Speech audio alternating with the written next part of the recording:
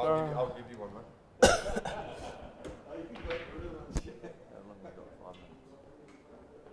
Alrighty.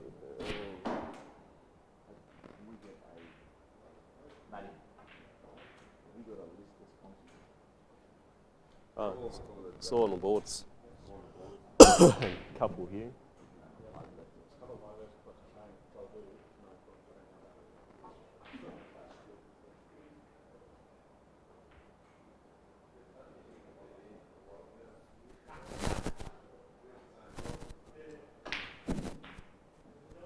Yay, there's only one person watching, which is me. So just going to speak to myself for a few minutes and listen in and get Josh to talk as well. Just to check how the sound and stuff's going. Who are you talking about? I haven't got it on yet. I just want to know. No, I just want to test your mic, Josh. Test, I'm listening in to my own self-talking so I could see how people on the other end. Right. Okay.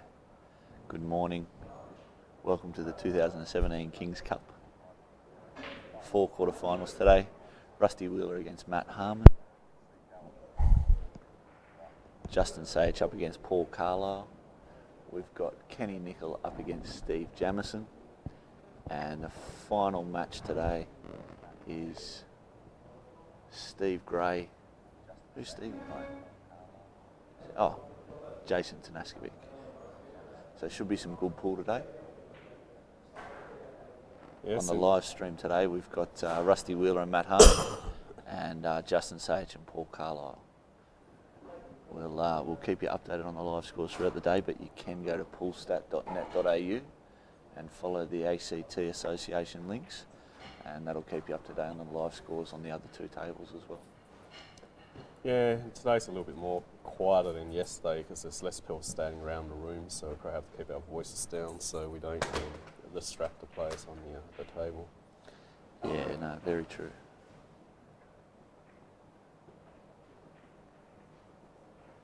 Alright, all works. I'm going to switch the mic off. Hopefully George doesn't post the entire thing with us just testing it.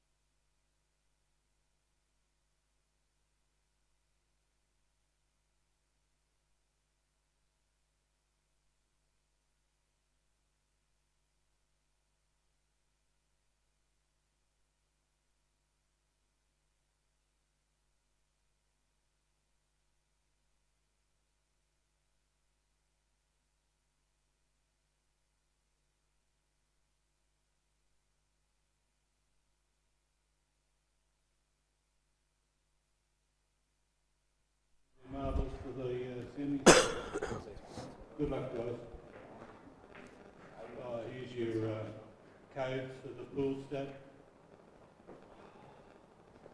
All right, good morning, ladies and gentlemen. We are live again at the Harmon German Club for the quarterfinals of the 2017 Kings Cup.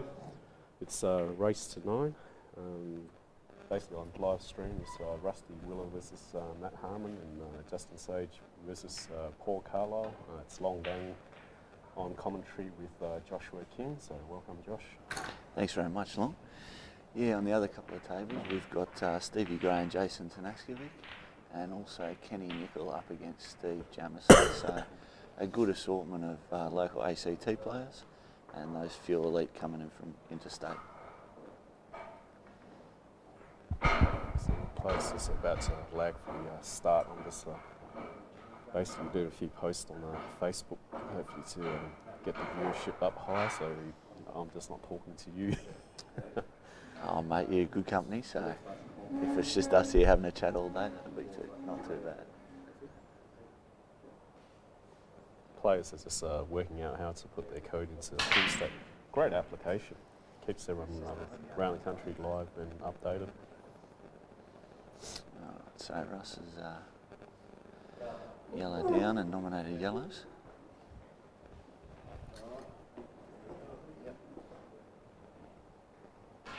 God, it's an eerie silence in this venue. Just trying to extract that there. Stevie Gray, you're down here, mate. Down here with Jason. Yeah, sorry, mate.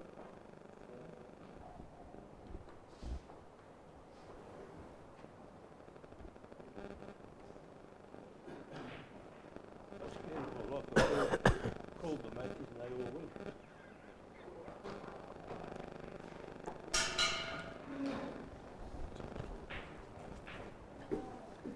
So it looks like Harmon's on yellows, isn't it? Matty's on the red ones. Russ sunk a yellow off the break and then nominated yellows. Oh, excellent. I wasn't watching, honestly. Just going to let Karen Sage know that the boy's been streamed, because she's always in favour. Yeah, she's a big fan of watching.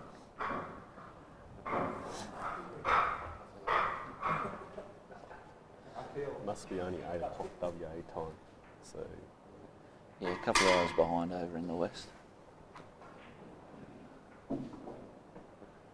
So bad a shot there from Russ.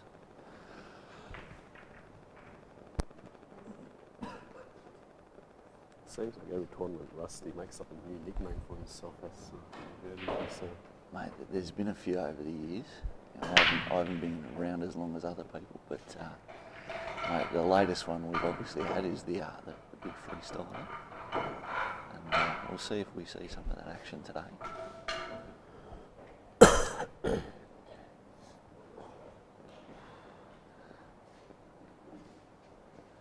This ball closest to the blacks, that issued ball. So if he runs this through, he should be able to play that bottom yellow back to the other corner. Okay, he's not freestyling yet. He mustn't be warmed up. I think he's saying yesterday that he didn't trust the rules of the tables, so he's just trying to figure it out in the early stages of the match. There were a couple of issues yesterday on these two tables. With they weren't subtle goals either, they were a few severe ones. We've had Mungle in this morning levelling out the table, so hopefully we can see that all have disappeared.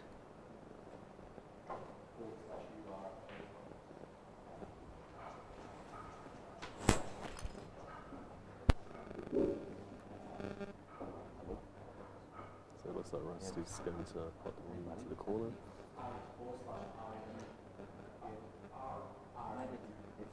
It's unlucky with this ball position to left the keyboard so close.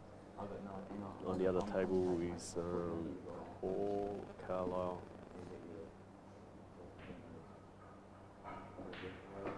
So I just got a call there from Brent Reid. He's requesting the link for the live stream. He wants to watch his freestyling champion. Right, so There's an opportunity here for Matty. You've got a fairly simple road map out here, and with just that single yellow, there shouldn't be too much drama. We think that's good potting. And that's probably Run a bit too far as that red to middle goes. yeah. Obviously, it's always a little bit harder with the angles here. Watching on the screen. Just lean on the table. Take this one up the top pocket. And that's we're not fortunate here with that red covering the yellow in that top pocket. Russ can probably take it to the other corner and run the white around.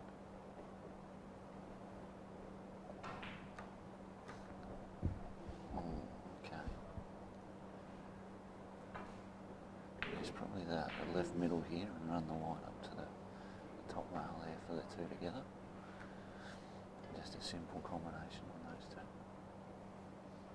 And then work your way down the table. Oh, yeah, okay, he's just push that up a little bit.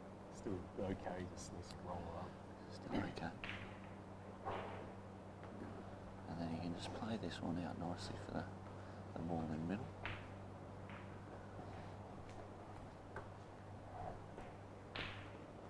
He's overplayed that a little bit. He's lost the angle.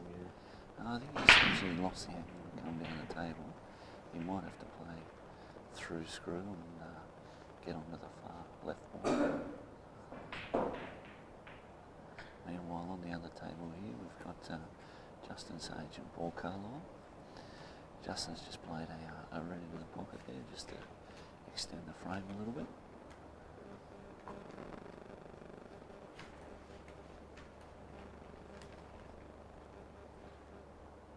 Paul's just going to play this yellow from behind to try and put that yellow in the pocket as well. He's played it a little bit short. But, yes. Meanwhile, Matty on this frame. He's got a black to middle pocket here for the first frame to go one up.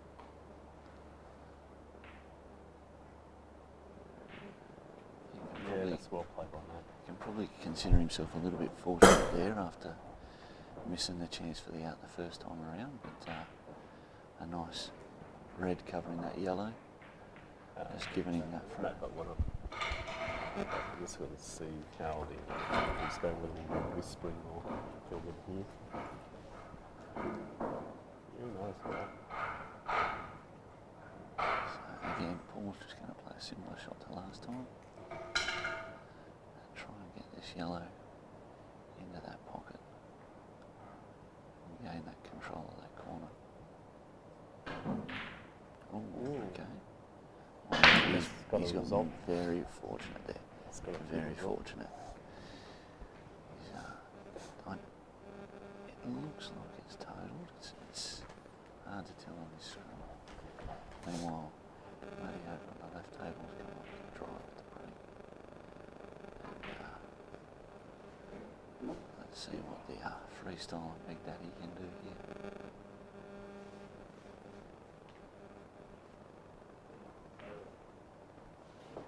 Now Justin's called a total. It's yeah, so Paul's given a total here.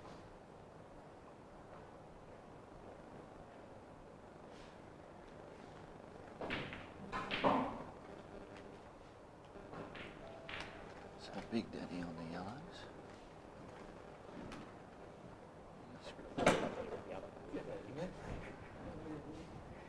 We're just going to play this yellow closest to the black spot into the middle pocket. Might even use the red to come off it. He's going straight in. Yeah, he will. He's just going to be careful.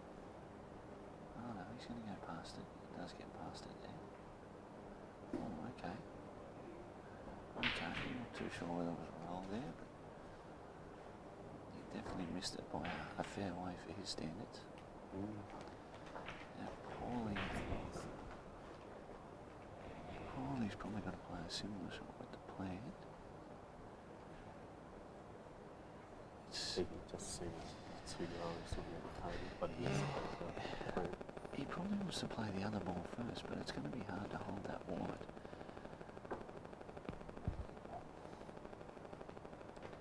His plan could go.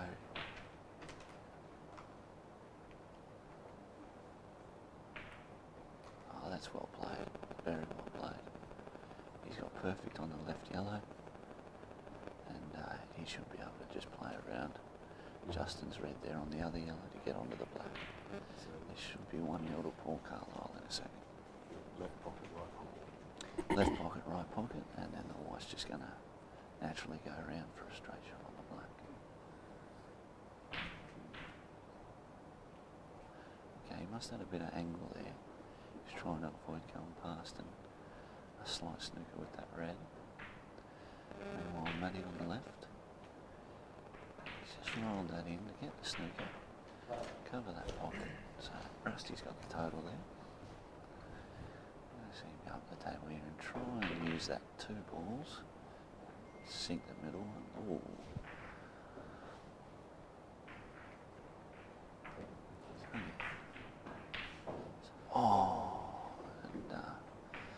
And he's missed that black. You probably want to be a little bit closer on the black there.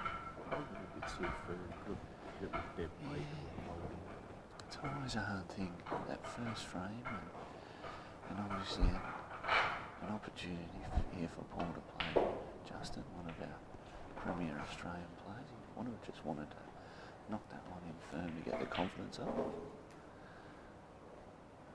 Yeah, Matty's striking very well here on the table. he is playing very well. He's run a bit too far there, but he's just got to figure out the navigation here.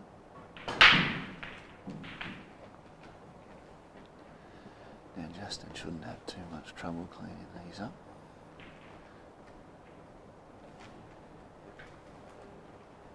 He's probably going to go this right ball in the middle pocket and send it around the table.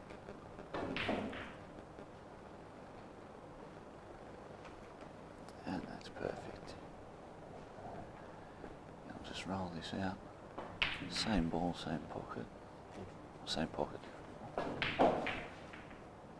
Actually, no, he's pulled up short there, so he's going to go the middle, and then he'll just follow this through and end up on the black ball rail. Alright, I lied. There was no angle there. But then again, that's why he's just as stage and I'm not. On the left here. Yeah. Got a bit of hilltop woods in the background there. Sage Tanaskevic's phone coming off there. 2-stroke penalty. Matty's played a beautiful shot there. Very nicely controlled long pot to screw back on that red. Now that red will go under that yellow if he chooses to play it to the middle.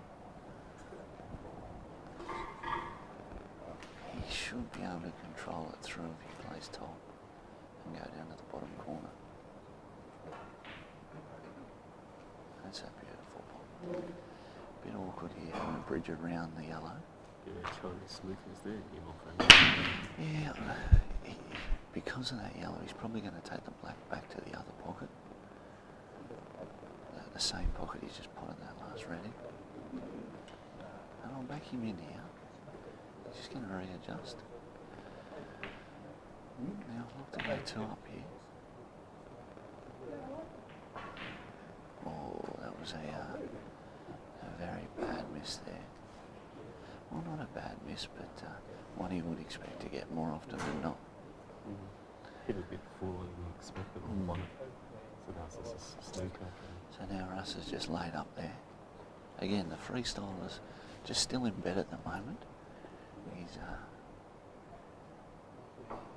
got a bit of a gap through those 2 yellows. Matty. He's called for the total. I think it might go through there. It's bloody close. So Russ has denied the total. And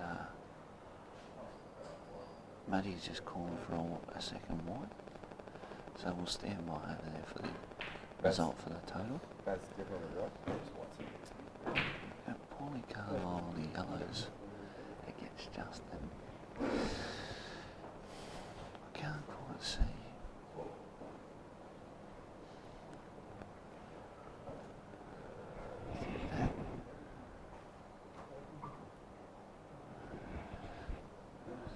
Not an easy out here by any stretch. And I wouldn't be playing this yellow on that black. It just makes it a little bit more awkward for Justin.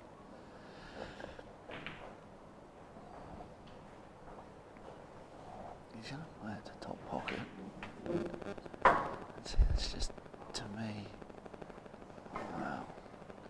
Even if that yellow had dropped, you're looking at really a shot to nothing, and now that black's completely free up. Justin's still got those two balls up the top. Obviously the left one's a little bit harder. Paul's now got that other pocket covered. So Matty's going to go at the bank shot.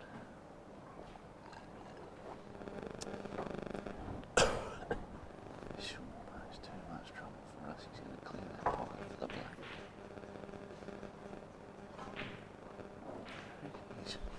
He's run through a bit far here. So, yeah, now this is just sort of straightforward. He could go either way here. He could play along with a little bit of drawback, or he can just run this centre through. He's going to get a long ball and bring it back a bit. And then he'll just roll through now off two rails and get plumb on the black. Yeah, it's perfect. Meanwhile, Justin's just played the reverse double. He's probably run through a little bit too far along. He would have wanted that to stop a bit shorter and use that right red on that top rail to screw back behind the other red and play that other red into the same pocket. Yep. He's going to try and kick it out here, I think. Yeah, he's done that well. Still pretty awkward. He'll probably... Yeah, look, he's going to run this down to the bottom corner. This will definitely test out those rolls we were talking about a little bit earlier. We saw a lot of yesterday.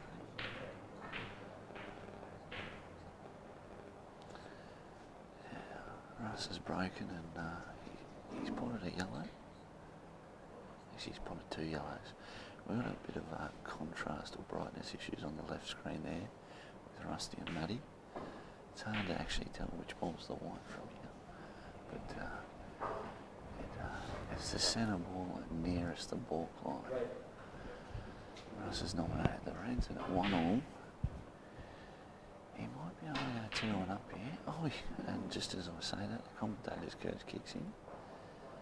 And we've got open table. Well, Paulie Carlile's back at the table here.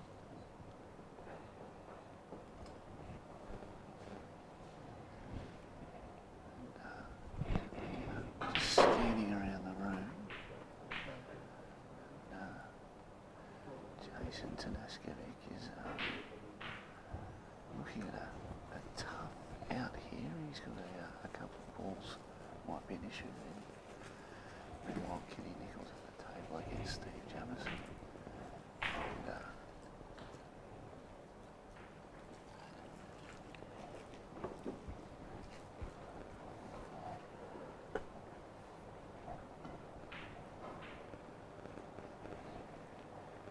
Let's do another shot.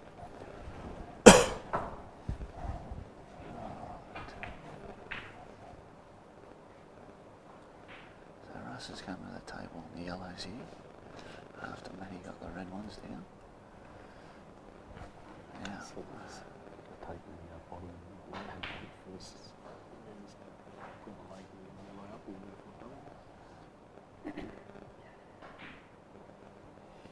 quite a simple double and advance that ball. Just a bit of check side here and shouldn't pose too much drama with the black. That's a, oh hang on. I've missed a yellow at the top there. Need to talk to George Nixis and try and get this colouring better on this left screen. That's all right, George.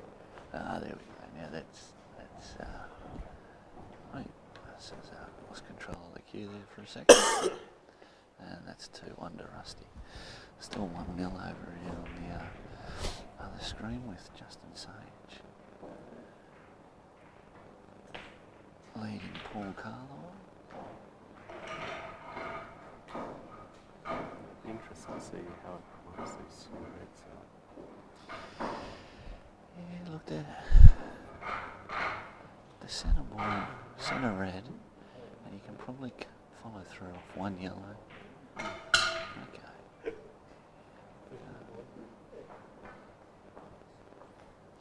Now this shouldn't be too bad. He's going to go the ball over the pocket, bring the white ball up to centre table. He's just got to be in danger that he doesn't pull up short on that second red, because then he'll have some dramas maybe running through and getting to the black. He's going to spin his back. Okay, so that red must go. See, for me this is a lot more difficult shot, but again, it's Justin Sage playing and not me, so it's he sees a lot of things out there that your normal player wouldn't see. Normal play would play off the rail, not the way he went. Just perfect, yeah. Just perfect. Class player. I think that's where the snooker skill comes in, because on snooker you often like drag balls back to Sage. Yeah, it's Justin obviously over the past few years has spread his game out over multiple disciplines. He sees himself playing a lot of international 8-ball and 9-ball in Sydney, now that he resides there after moving over from WA a few years back. Nah, not today.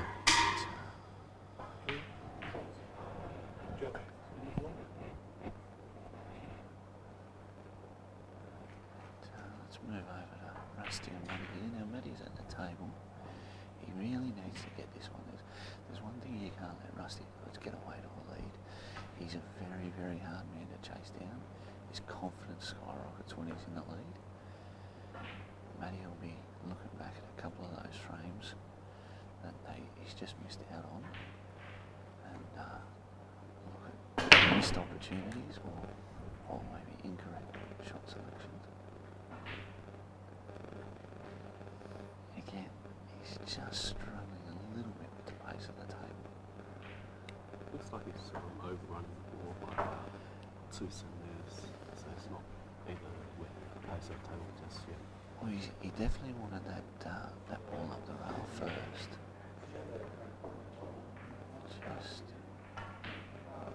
It's a good recovery shot there. It's a good recovery shot. Yeah. And bear with us, folks, we are trying to adjust the lighting on the second table. George really isn't having any luck with that. That looks a little bit better, George. It's a bit fuzzier, but it's probably better to see the colouring of the balls. Well, what we needed to do today, George, was you bring your set of Pro Cup balls and I brought my set of Pro Cup balls with the 2 team channels. That might have got a bit of a difference. I've got to be honest, me personally, I'm not a fan of the Pro Cup balls. I hate the colouring of the reds. Oh, now Matty's kicked the wrong ball there. He's pushed the black across, and I think he was trying to play that yellow a bit further down. And it's made it very awkward too. It's made it very awkward. He's going to play this yellow on the left in the middle pocket, and that'll leave him a shot to the other middle pocket. It's very hard to hold the cueing position though. It shouldn't be too bad. Matty's got a really good cueing action, and this is a difficult shot, but not as bad as it looks. Yeah, that's a lovely shot. Very nice. Now, depending on the angle here, he's probably just going to roll this in and back himself to play the shot down the rail. Look, he can do it either way. He can just play the black itself, or he can use Rusty's red to play it off the rail, which is probably the higher percentage shot, as it opens up the angle of the pocket and gives you a bit more access into the pocket. So I'd say he's going to play this into Rusty's red off the rail. Now Sajich is 2-0 up over Paulie Carlile, and again Paul's in the same situation. He needs to get on the board here. It's a bit hard when Justin's at the table, but now Matty's actually played it into the rail, but he's missed Rusty's red altogether, and even worse still, he's actually left that pocket open. So Rusty here now, he's only got that one troublesome ball up the rail, and let's see what he does with that. Not too sure. He can use that to extract it. So he probably, that ball on the rail, George has just pointed out that he can use the other red. Now he's just lost that opportunity from that shot, as he screwed a little bit too far. 2 seconds, guys. I've just got Chopper ringing on the phone. Georgie, do you want to have a chat to Chopper? Just tell him on the live stream. Okay. So look, he could just roll up and snooker behind it. I'm not too sure which the freestyler he's starting to break out of the slumber mode here, Russ. And yeah, that's lovely. So Russ is going 3-1 up there. Do you reckon you can just reach over and have a chat to Baz and give us an update on the other 2 scores? We've got them on Poolstat, do we? Let's get Poolstat up on the phone. And in typical fashion, Rusty punishes you for any mistakes that you made. So I think Matt's missed 2 shots in the games, and then Rusty's taken full advantage of it. Meanwhile, Paul on yellow is just hoping to run it inside the red and take control of that pocket. And it's funny, it's as you say there, Long, one mistake, and Rusty just completely takes control after that. Paul tried to cover the pocket with that yellow, but I think Justin has got an angle to run red underneath it, but still there's a bit of a gap there, probably pockets in the middle. First, and get the white a little bit lower.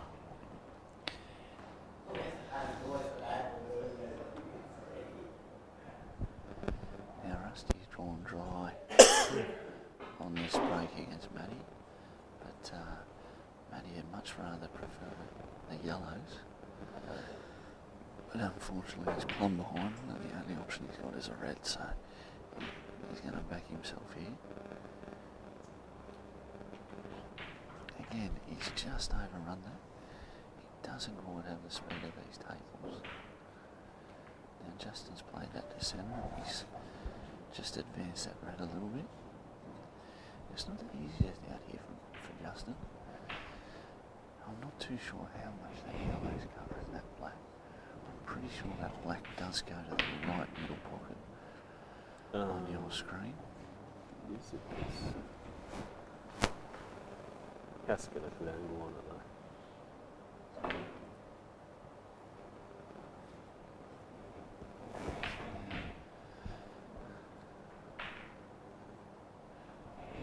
But I do not think it goes into the bottom left pocket past that yellow. And that's what he's looking at now. He's looking at getting position on the right hand side of the table to use that other red in the centre to kick that. Oh, okay. Okay. It's got out beautifully now. It's just He looks like he's landing a little bit too straight on this centre red. and he could just play this one in the bottom first.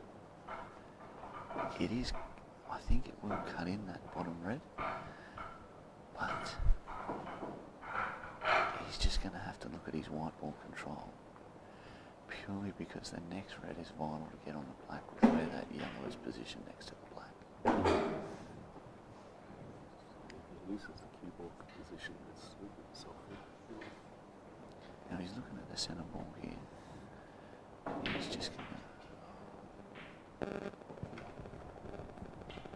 Now we've just got a comment in from Situ that they can't hear the commentary too well. We're being a bit soft. I'm just going to hold the mic a bit closer. I don't want to talk any louder, purely because, as Long pointed out before, there's not that many people here, and very, very easy to hear us from the tables. No, I think I... Situ, send us another update, buddy, on how that's working.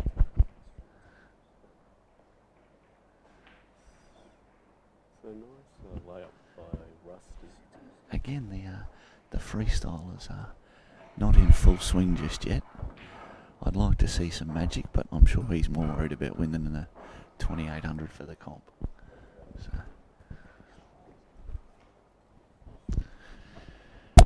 Now, Paulie's got back to the table here. I've missed what happened on that table after we were worried about the commentary. Sajich tried a double and just missed it. So he was on that centre ball. Now I saw the tail end of the shot for that centre ball. He was trying to send the wire, and it looked like the speed on it was very, very slick. Did he end up snookering himself or something? He didn't get perfect ball position, so he had to go for the double Right. back. He missed it, but it got a result with a leave because I think Paul's got a very tough out. It might even be touching, which is why he's playing it.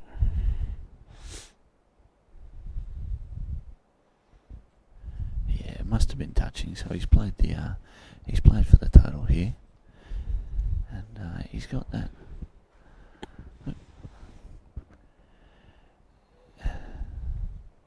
It should be a fairly straightforward out of the total here. Now Matty's just covered that yellow a little bit more, probably not as successfully as he would have liked. But Russ will just look at tying this up a little bit more and waiting for the opportunity again. Now I see Justin make one of these yesterday in a bit of a muck around. Oh, he's missed it. Now he's missed it all. Now I wouldn't have picked that. I think going for the pot there at the speed he hit rather than touching up on it. He's a bit of respect shown there to Paul Carlile, is that instead of just trying to play and avoid giving the two shots, he's actually tried to pot it, knowing that Paulie could have just made an out there with just the one shot. But he has got the two, and he'll look at using both of them here and getting hopefully on the board for ACT. Now, I was up to pull stat just to get some live scores.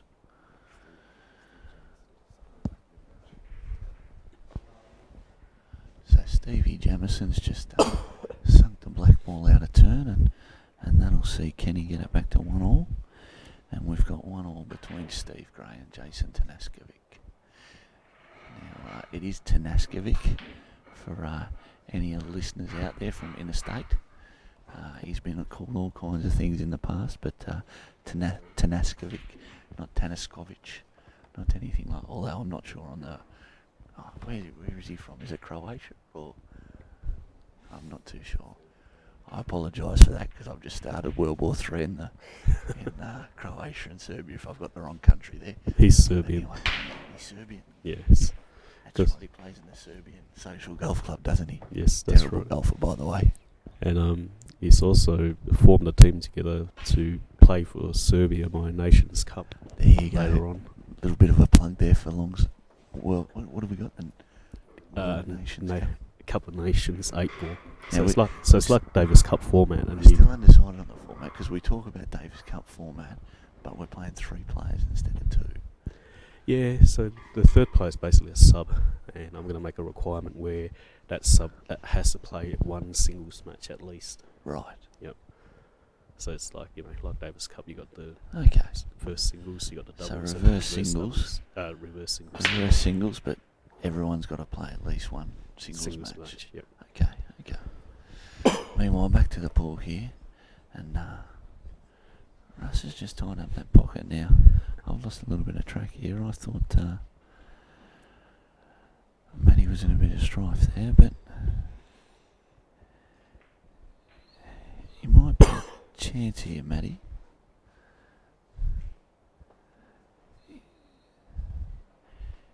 He's going to have to come up with something good. Now, Paulie Carlile's got the frame on the other side there, so he's got on the board, which is good for the ACT player. It's also good for his confidence as well. Yeah. So just gone yellows, and he's put it in the middle and promoted the other one out. Actually, looks like a. So Matty's played the snooker here, but he's also tried to put the red up table to. So Rusty's played a tactical foul. Yes, he's played a very tactical foul. They're pushing the red onto the yellow, and if they're touching, it'll be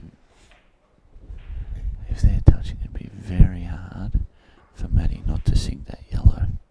He'll need a feather touch, but I really can't see Matty getting out of this frame with where those two balls are positioned. On the other table, I think Sage might have just ran the cue ball a little bit far, but he should be alright to the bottom or top left-hand pocket, or the middle, maybe. Table.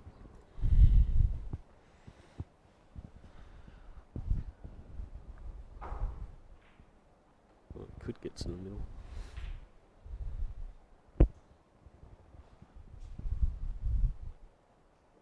So Matt's going to try and get a snooker in return. Yeah. He's going to have all his wits about him in this frame here. Russ might, he might just send this red down there, I think. Yeah, he's just going to play this down the other side of the... Okay.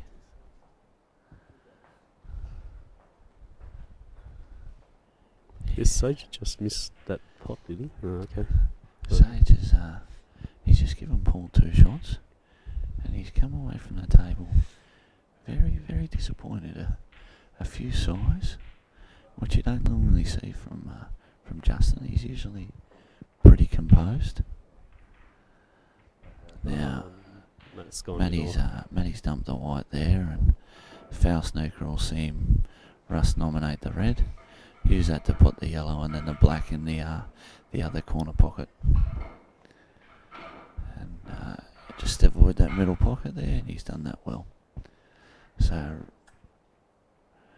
all of a sudden, at 4-1 up, Rusty's well on the way, and Matty, like we were talking about before, just needs a confidence boosting frame where he doesn't miss that position or miss that shot, and hopefully he can get it back on track. But interestingly, Matt was actually saying before the match, he's never played Rusty in a race situation.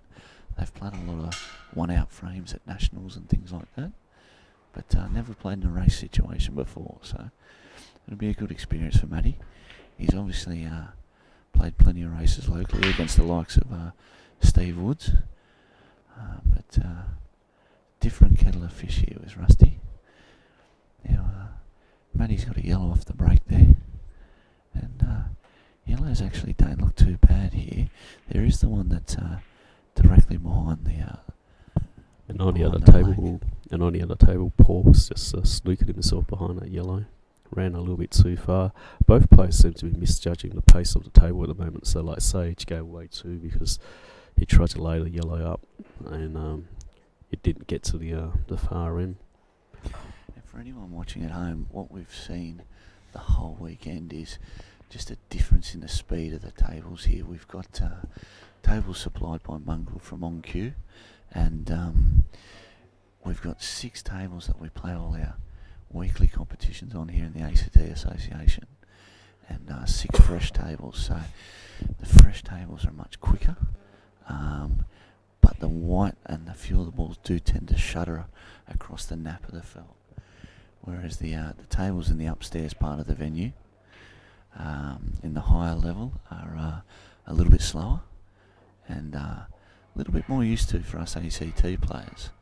So you can see Matty and Paul both struggling a little bit with the speed of the table. Now Paul's played a top shot there. Look, it's not easy here with where that yellow's just sat on the white. Look, I've got to be honest, I think for a confidence boosting shot, I think he's just got to pump this ball into the top pocket. And when I say pump, you know, it doesn't have to be smashed, but he just needs that confident stroke, and just into that top pocket, and it'll just check out perfectly for that red into the centre. He looks like he's digging into it.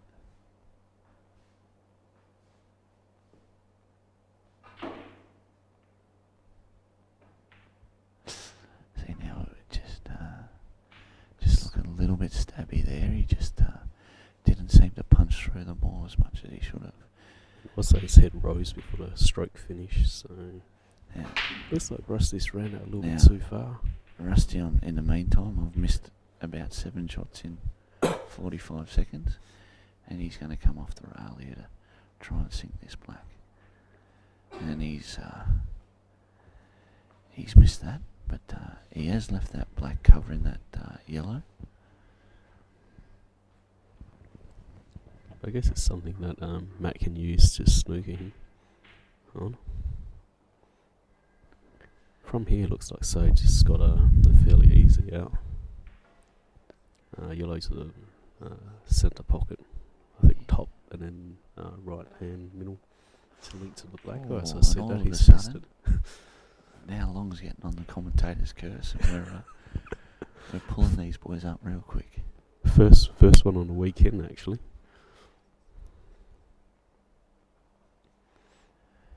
Now Paulie's got an interesting shot here.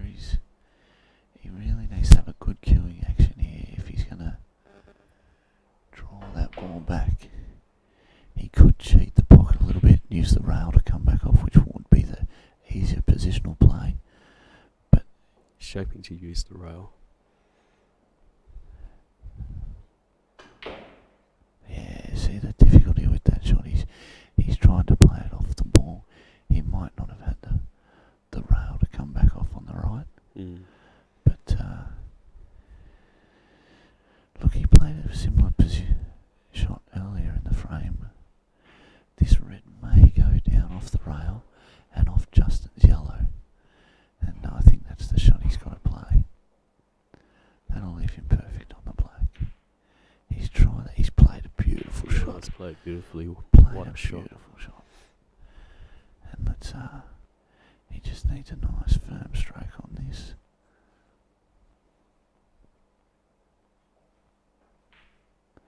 And that's well 2 all. So he's fall back here, Paulie, and we've seen a couple of weaknesses in Justin's, well, not weaknesses, but errors. But the body language from Justin isn't flash. It's not his bubbly self.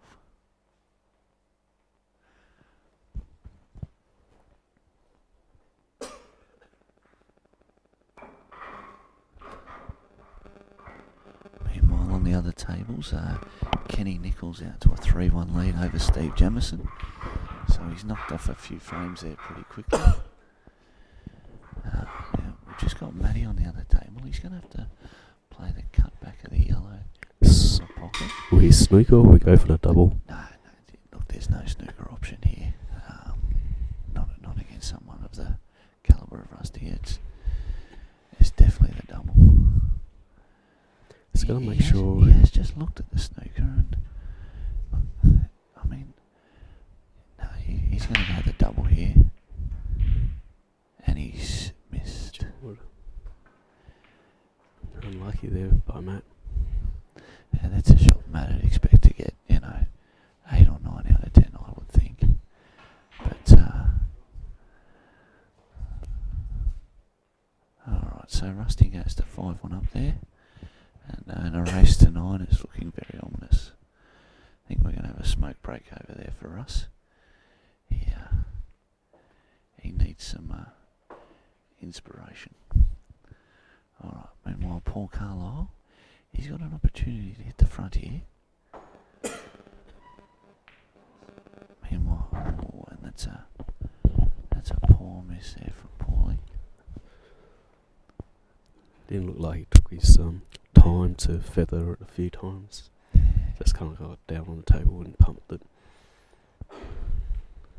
Meanwhile, Stevie Gray's got a couple of profanities going there on the other table. And Jason Tanaskovic at 2-all. He might have the chance here to go 3-2 up if he can pull out a 3-ball out. That isn't easy by no means. Meanwhile, Sage is very methodical, just walking around the table, mapping out every single ball before the black. Yeah, I've talked a couple of times about Sage's body language, and it's amazing how calm and composed he can just switch it straight away. It's one thing I've always loved about Justin's game, was that he never dwells on the bad shots for too long.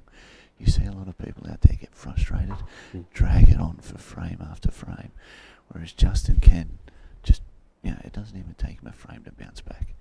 It's generally the next shot, so. Yes, I'm certainly one of those players who get very frustrated if I've done something wrong during a frame or whatever. I still kick myself, and it takes about 6 odd frames to shake off by then the opponent's well and truly ahead.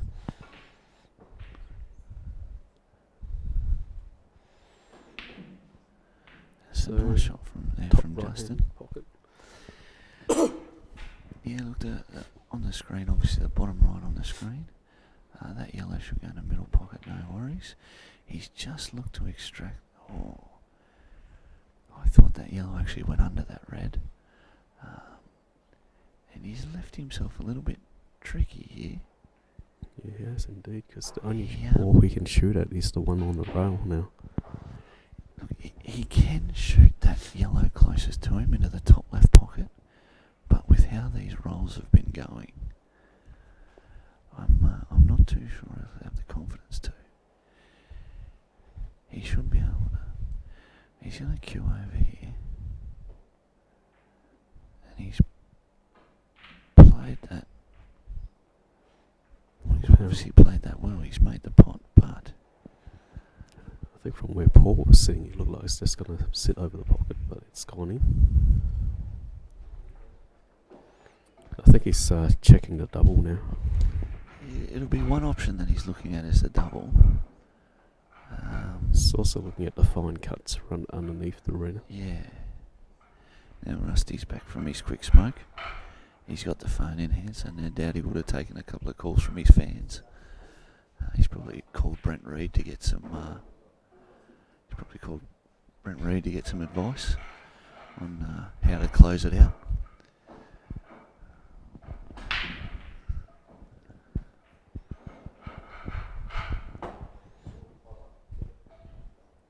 Now Rusty's just confirmed a score of 5-1. He bloody knows the score, but bit of head nick games.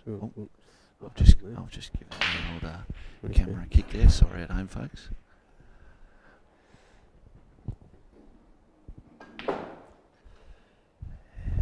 Once again, Paul didn't get good ball position. He's probably going to have to play the plant now. From that angle. Looking. Paul is a really, really solid local player. And I think it's just some shots like those just show that next level. That's part of the next level.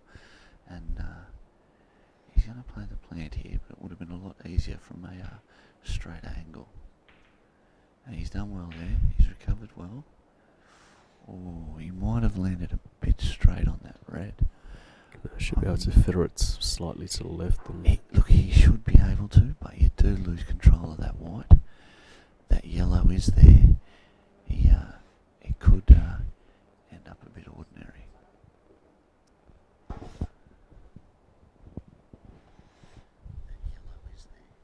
Now, meanwhile, Jason Tanaskovic got that last frame, so he's gone 3-2 up against Steve Gray. This has played this very well, Paul. This has got a fine touch, get past the black at least. He's going to go very fine here, Paul. Very fine.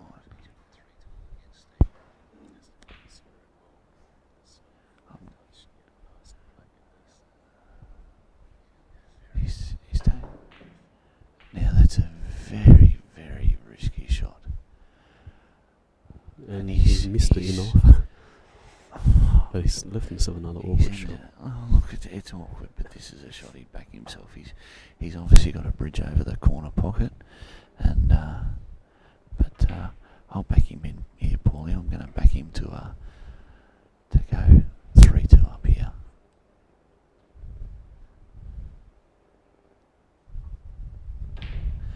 Oh, he's pumped it in. I didn't think the middle was the right shot simply because you get an awkward angle on that black. You should have gone long pocket. No, definitely not the long pocket. It was always the middle pocket. But I would have just played with straight through and just tried to run up near the black spot. It wasn't a shot you had to play firm.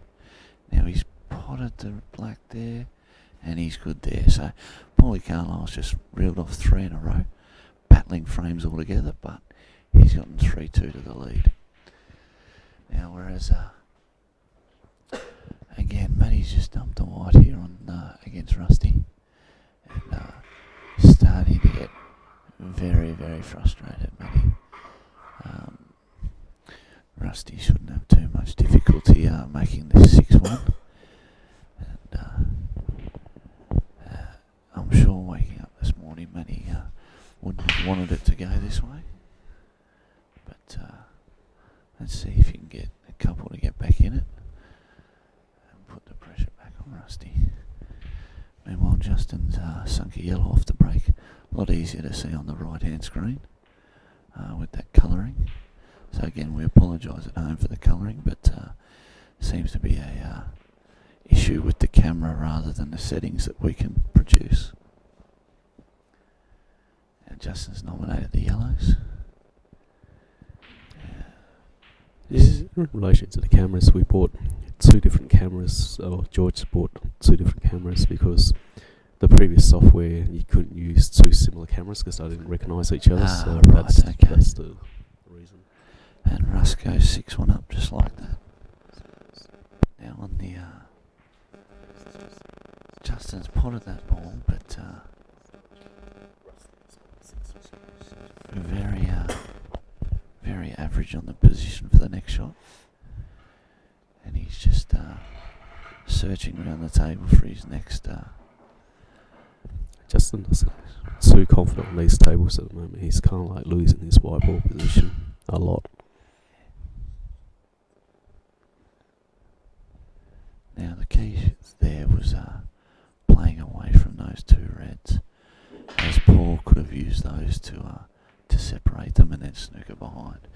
So a lot of players would have just feathered that and tried to put it behind the red, and probably would have been a mistake because Paul might have been able to manufacture a snooker and separate them. So he's got a little bit of work to do here, Paul. He's going to try the same shot, but from a different angle.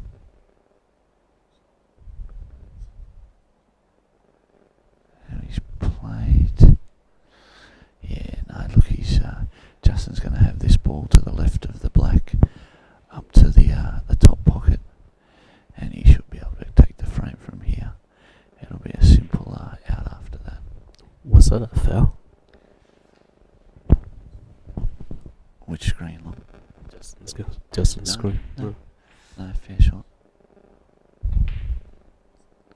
And he's missed. He doesn't look confident at the moment, Justin. No. I think he's doubting the table. You can sense that frustration again. He's, no doubt, like good champions do. I'm sure he'll bounce back. He'll expect to win this frame against Paul. They might have played once or twice at nationals level, but I don't think they'd know to each other too well apart from that. Whereas Matty's got back on the table here, and this could be what he needs.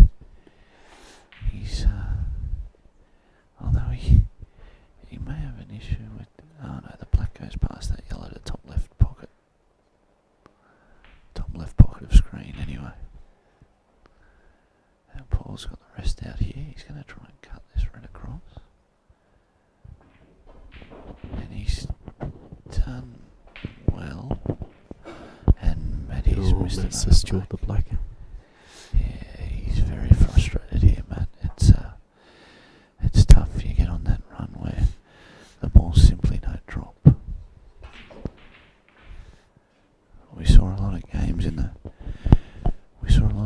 the first 2 days where people, typical of Paul, where you get out to that 5-0, 6-0 run, but the person trailing simply can't get that game going out of pure frustration. And Russ might have pulled up a bit short there, and we hear the get up from him, but much like his horses on Saturday, I don't think they got up too much. He's played a good long pot there, recovering. Very good pot, and that should get him back to taking this frame out. Slight screw back, that one into the far right pocket, and then the black back into the middle. Oh, and he's missed. Ram Call it by a Rusty. kick, call it a twitch. I'm not too sure what to call it, but for Matty it's an opportunity. He's got a cut here in the middle pocket, and I'm going to back him in here. Come on, Matty, get another one up, son. And there it is. So Matty gets it to 6-2, and Should restore a bit of confidence. Yeah, it should. Meanwhile, like I said before, Justin on the other table is just overrunning the white. He's still not judging the pace of the table at all. Justin's struggling lock, and Paulie's got to take a lot of confidence out of this. He's right in this match.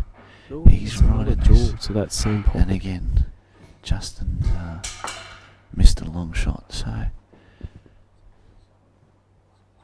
he's not seeing the ball well today.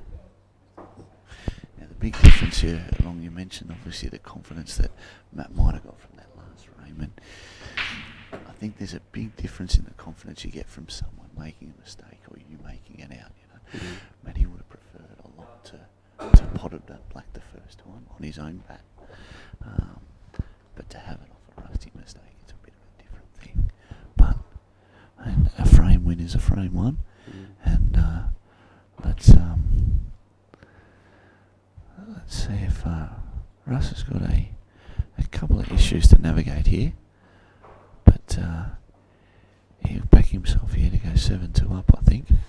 I think confidence can work in both ways. I've seen sometimes when players struggling, like when Timogen Dixon was playing Paul Clack in the Victorian finals. I think Timogen was down 4-0, and then Paul Clack just made a real blunder to give Timogen a frame to get it to 4-1, and then Timogen was able to then build from confidence in that and win that match 5-4. So you can go both ways because.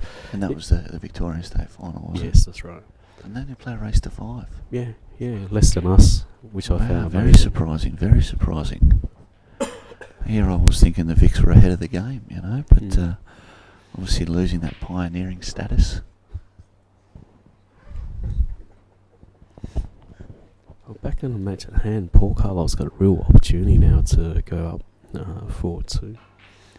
He's just got to play a light drag shot here, and he's played that well.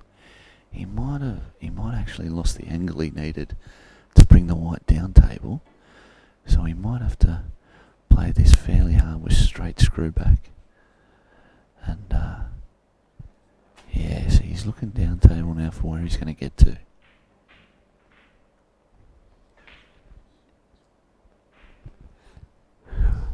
with the right shot is to still play that red up to the top right pocket. I don't think he can leave that till the end. Yeah, look, it's definitely that shot. He wasn't looking at a different shot to that, but he was looking for his next shot. So he's going to play this with deep screw and try to bring it back basically to the middle of the table.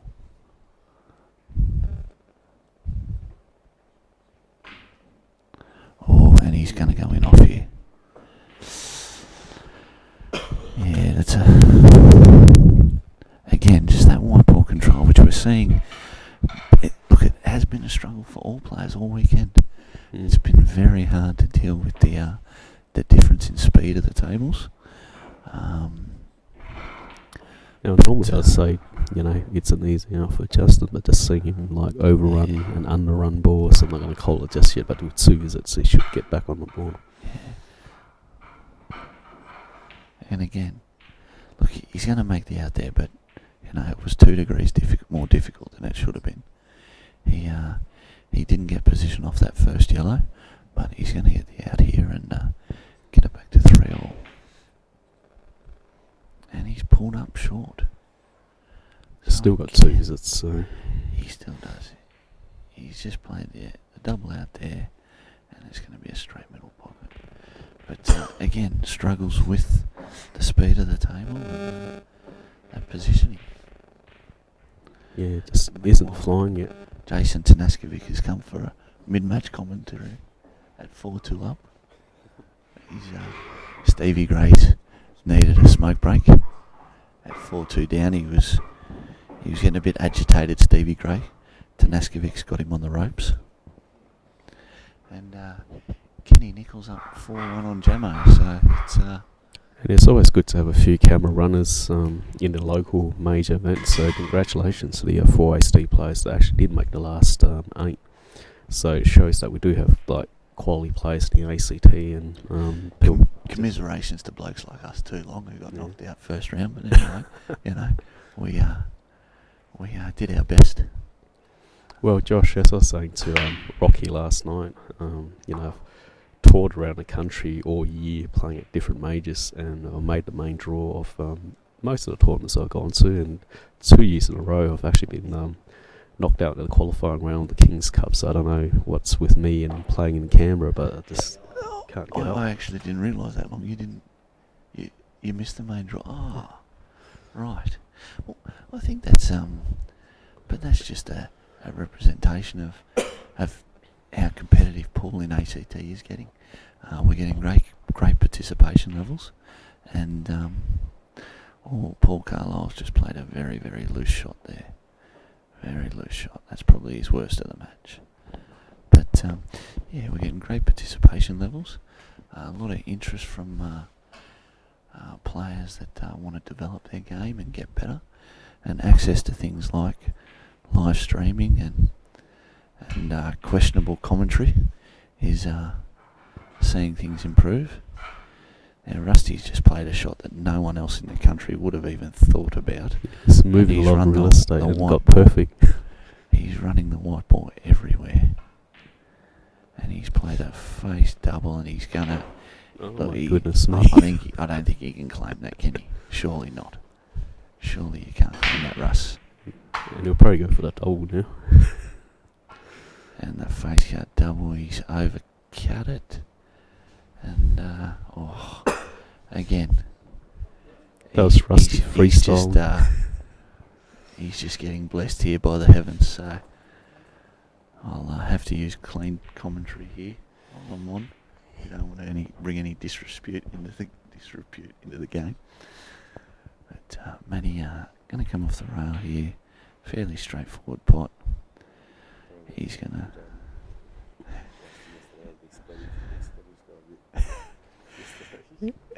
We're just hearing Rusty's commentary yesterday was a bit colourful.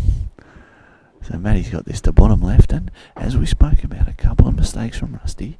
Long was... Oh, we're giving that a kick again. Long was onto that. A couple of mistakes from Rusty, and Matty's just got that confidence. He's moving around the table a little bit better, and all of a sudden it's 6-3. You know, there's still light at the end of the tunnel here for Matty. He can get this back. Well, I've watched Rusty play against Jamie Stevens in the Anzac final, and like no disrespect to Jamie Stevens, but Rusty at certain stages just started freestyling, played a few loose shots, and let Jamie Stevens into the match. And there was a stage there where Rusty was unable to pay, unable to make Jamie pay for some mistakes. And so when you play a match against Rusty, you do get these periods where he just seems to lose his focus a little bit. And now and again, if you get concentrated, you can actually run a few frames. So Matt's not out of this just yet. 100% wrong, 100%. I think you've hit the nail right on the head there. And as Justin misses another one and storms to his stool, mate, Rusty, that is the weakness of the freestyler, as he would call it, is that you can miss those big shots that you go for and open the match up to your opponent. But more often than not, what you've got to avoid is being 6-1 down before he does it. So. I think the problem with Sajich may be that he didn't come out partying with us in town last night, so he's not as relaxed and loose in this game. Mate, apparently we slept on the couch together last night because he's into a bit of that. But mate, when I got home at 4 o'clock this morning, he said my snoring kept him up the rest of the night. So he was just lucky he didn't come out and went to bed at 10 o'clock last night and got a solid 6 hours sleep. But, although I'm surprised that Justin hasn't taken a break yet just to recompose himself. Like most players you'd see, if you're not like feeling the table or you're not feeling your shots, just go splash some water in the face and go look in the mirror and go, what are you doing with yourself? And then come back and fire up. Something I do. Yeah, 100% long. We're definitely due the mandatory toilet break soon, just to get that confidence back up and right the ship.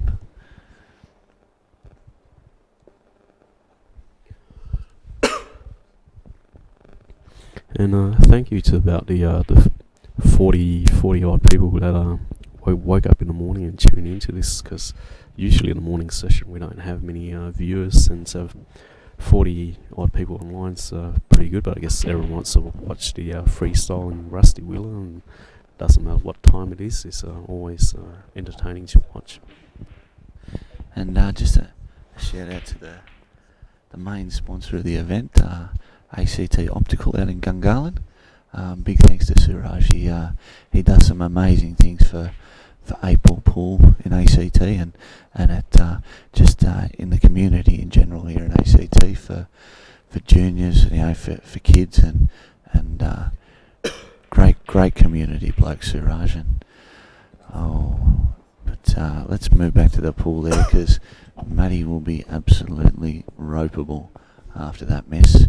That was a very, very poor error, and Rusty could make him pay for this, because 6-4 in a race to 9 is, without saying, a lot more respectable and a lot more easy than being 7-3 down to Rusty Wheeler. Now Rusty won't have too much trouble with this. Yeah. And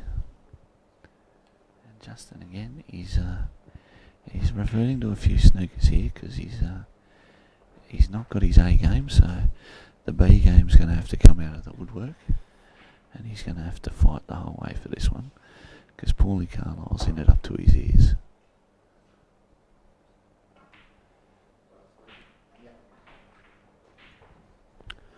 So Paulie's called for the total, which has been granted. Great ball position by Rusty there. Yeah. He just needs to roll up onto this yellow ball. He doesn't want to get... Oh, okay. He's actually... Oh, now, Paulie, that is a very, very good shot. Rocky Hammond, you call him, but I can't answer. I'm on the commentary.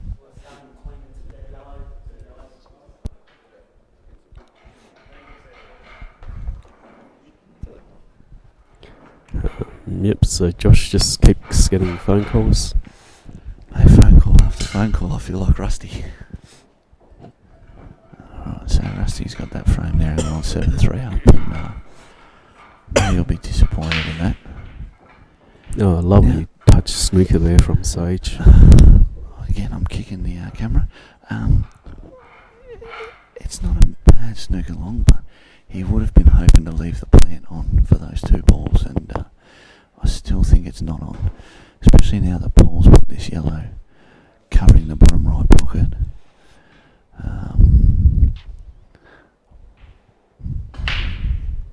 Paulie's just got to figure out exactly where he wants to go.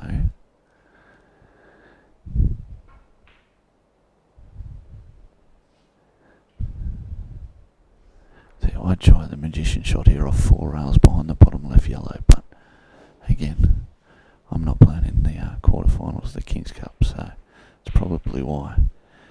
And there's a foul there, and this is not going to be good. So he's left that red on the bottom left, and I'm pretty sure then that other red goes to the middle, and it's just a case of manufacturing those 2 reds in the top pock. But like I said again, his body language is not as confident as I've seen him. 100%, and that had to wipe its feet to go in, but long you're spot on there. Under most other circumstances, he'd be $1.01 from here, and but he's not playing his best today, Justin. So we'll see how he goes here with this plan. If these are touching, and depending on the angle, he could use the front red to throw the second red into the pocket. Okay, no, that was a fairly tight angle. Again, slightly awkward for him, but he's got a chance to. Like he can probably just run into the other red and push it out over the other middle pocket, or he can play deep screw and challenge himself a bit more here and have to go around a couple of rails. Probably probably go for the bottom left rail pocket. I think trying to run the cue ball off the cushion to get back to the middle was a little bit tricky.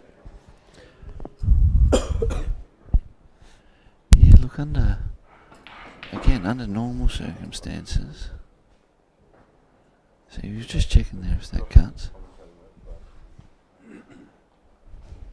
Yeah, just really surprising how yeah, he's I just, thought it was just gonna he still hasn't adjusted. still It's a got good cut. Yeah. Obviously, I didn't see that angle here from the screens, but Sage got that one. so 4-3 to Sage.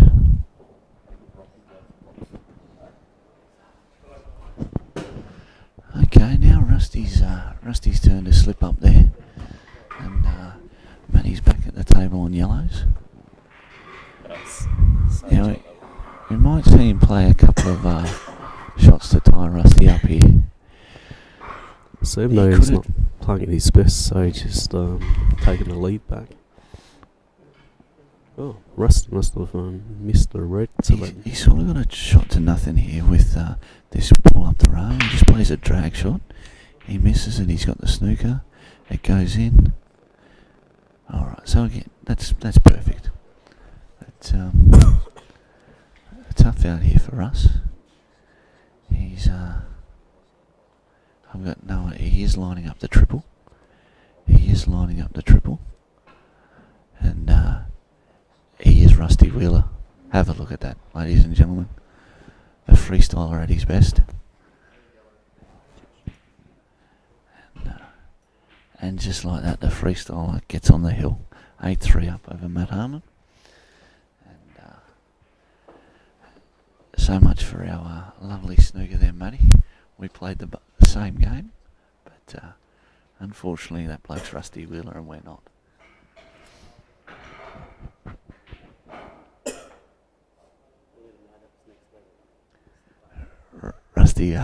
Rusty wants us to know that was next level, that one there.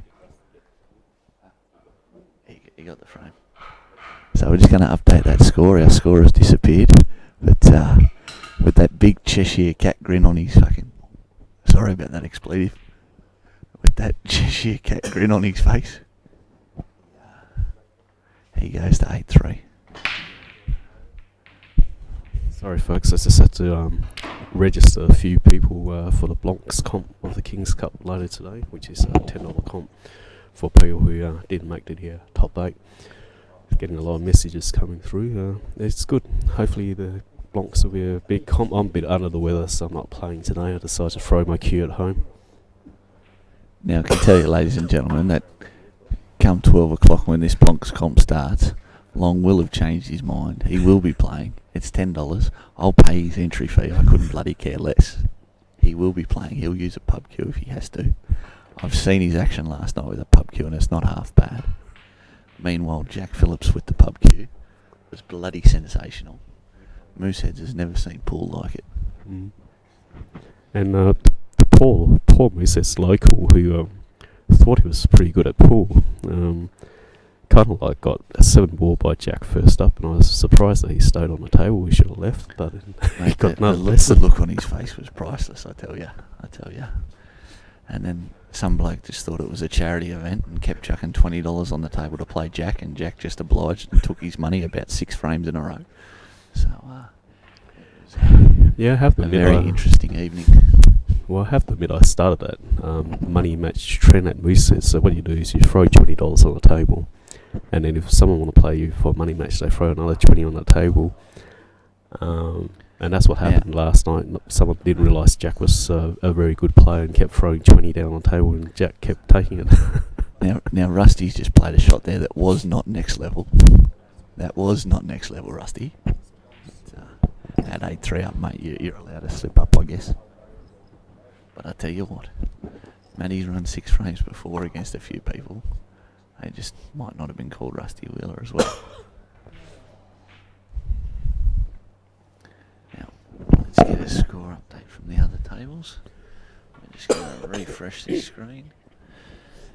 And, the Vicks have got a frame back each, and Tanaz is up 4-3 over Stevie Gray, and the same scoreline, Kenny Nicol over Steve Jamison. It'd be good to see a couple local Canberra boys make it through to the semi-finals. It very much would be. I'd love to see these interstate blokes get knocked out. As good a blokes as they are, I'd love to see the local contingent get up, but we'll see how Matty's just rolled that in beautiful. There's a very confident shot that we see Matty play a lot. Hey Josh, who actually won the first Kings Cup? I know Sage did, but who did he beat? That's a good question, mate. Was it Jezza Maguire? All I know is that one of the 2 years he beat Woodsy in the final. That was last year, 11-8. Last year. Shout out to Woodsy up in Cairns. Couldn't play this weekend because Heidi's got him on the leash. And Sage has just played a gem there. An absolute gem. Now he's just got to get this angle right. He's got to avoid this red near the yellow at the top rail when he screws back for it. It looks straight enough that he can just go straight into that red. He may pull up short of it just to avoid it completely. He's gone the whole way, and he's landed plumb behind the red. No, he hasn't. Very frustrated. He's very, very frustrated. Meanwhile, Matty's got another frame there to get it back to 8-4. He's left it short, so I think the only thing that Sage can do is just leave it over the pocket. That's 8-4, Rusty.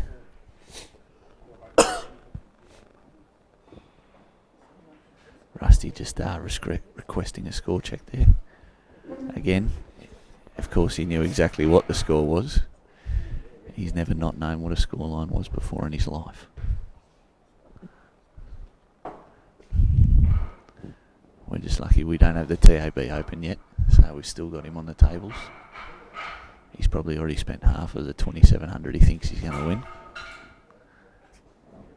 Semi, if you're watching, I apologise. Your husband hasn't done that.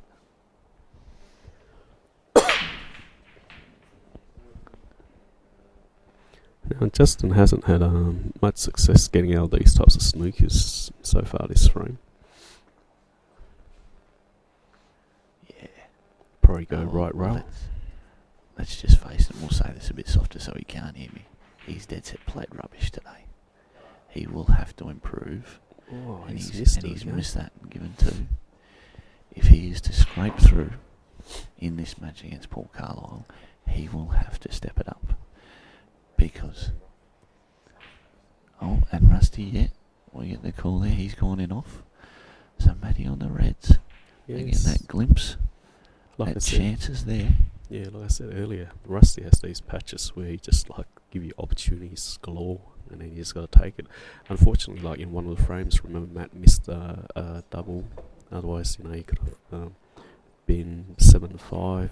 Yeah, look, I think there has been a few frames where Matty has missed, and Paulie's got away with that there. I think he was hoping to come back a little bit further than that, but he should be able to use this red just to advance that red on the rail a little bit more, and then play the ball across into the far pocket. Now, I do not know what's going on there. It's We've still got two he does visits still there. have two. He does still have two, but he's made that unusually hard for himself, and it's a good recovery pot Yeah, there. it is. Because the worst thing with that Now, one was if he had wasted a 2 there. He's going to play this into the top pocket, but the danger is that yellow. He'll want to make sure that he pots this, if not leaves it as far over the bucket as he can. Okay, now he's pulled up here. He may choose to use his 2 shots here on this ball on the rail to avoid going up to that top pocket. He's just going to tap this out. Yeah, this is a good shot here. This is a good shot here. He's got the same. Oh, he's overplayed it. All right, so He can still recover. he can. His plan would have been to put the other red in the right-hand middle pocket, but now he's probably going to have to come around and use the left-hand middle pocket. So just a natural angle here, maybe a little bit of left. A little bit of left. And he again. He's overplayed that a little bit. So what we're going to see here is playing in the middle pocket, and he's going to play this fairly firm so that he comes off the bottom rail and back out to the middle of the table. Or he can run it in, and then he can just run the black up to the top pocket. The black's fairly open in this kind of situation. Just worry about the pot. So he's going to play through and play the black into the top pocket.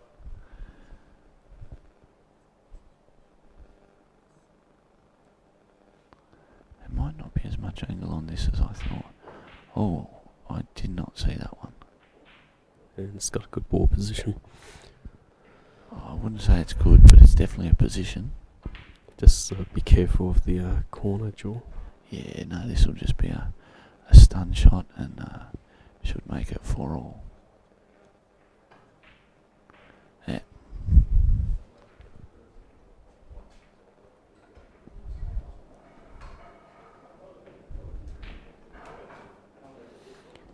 Meanwhile, on the other table, Matt Harmon should just be able to cut this to the middle and run the cue ball through a bit for the black to the left.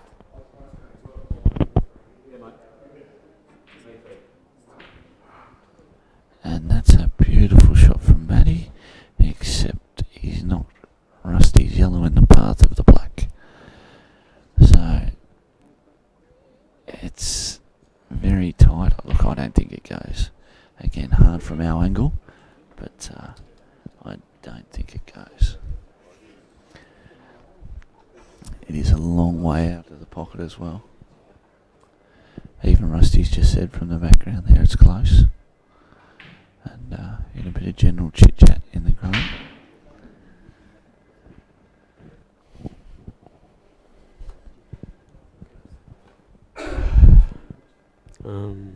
So I'm guessing you're going to cut this to the left.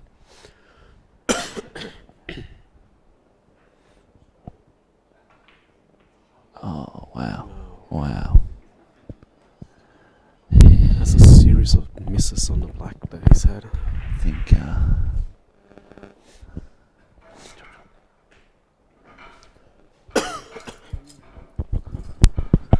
okay, so 4-all and Rusty looking to wrap very.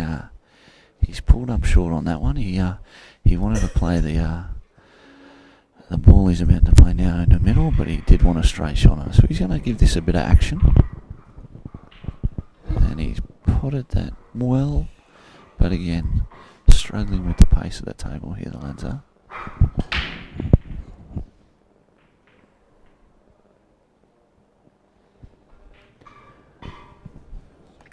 Still getting a lot of people contacting me for the Blancs, which is good. So we do have a Blancs comp starting at 12 o'clock. So if you want to put your name down, just message me and I'll let Barry know. I said 12 o'clock earlier. I got no idea what time it actually starts. Does it start at 12?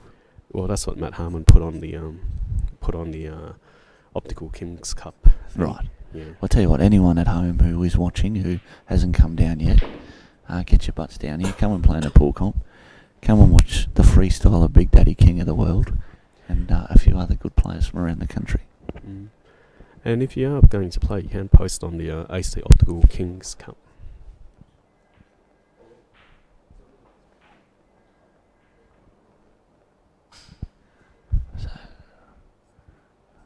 So Rusty's and Matty's got that black and he's good. So Rusty's just requested a score update from Paulie and Sajich's match.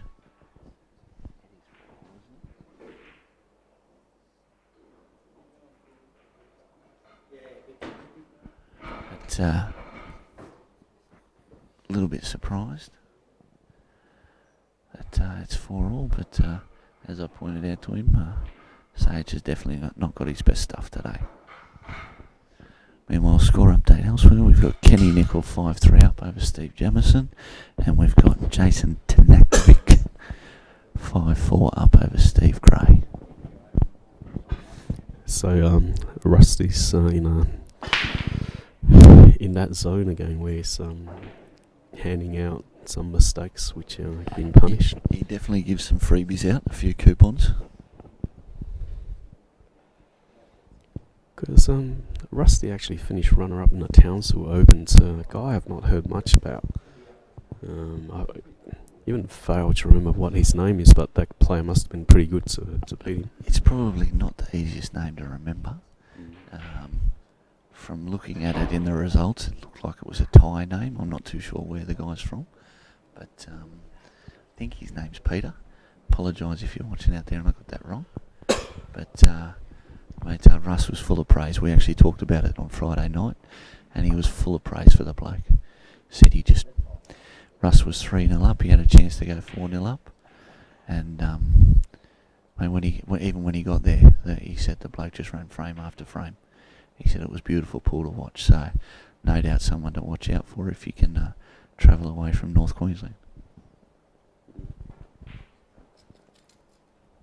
Yeah, I wonder if he plays in the Queensland trials to try and make the Queensland team, or is he just like another money player like Joel Younger?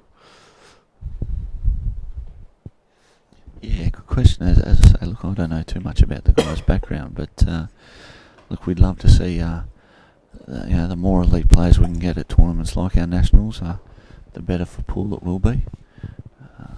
So Justin Sage just has come back from his break. Looks like you'll see how it goes after it. That mandatory toilet break we were talking about, he's needed it.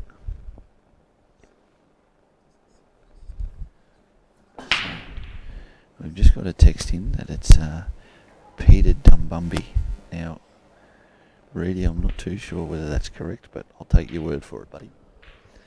And Matty's just played a good red up the top there. It did wipe its feet to go in, but he should be able to pull back off this red. And the reason why he made that gesture, I think he's jawed 4 shots in this match to that top corner, so I think he's saying finally one went in. He's left himself a little bit tricky on this red, just being the white so close to the rail. But he should just play through for the black to the opposite pocket. Oh, and he's again wiped his feet going into that door. But you get to 8-6 here, and we might see Rusty unleash on this next break.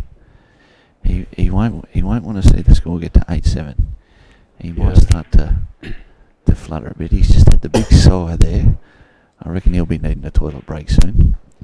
Well, in terms of, I think Rusty's probably going to try and his best to sink a ball off the break in this frame, but he may actually pot the white ball. Look out for it.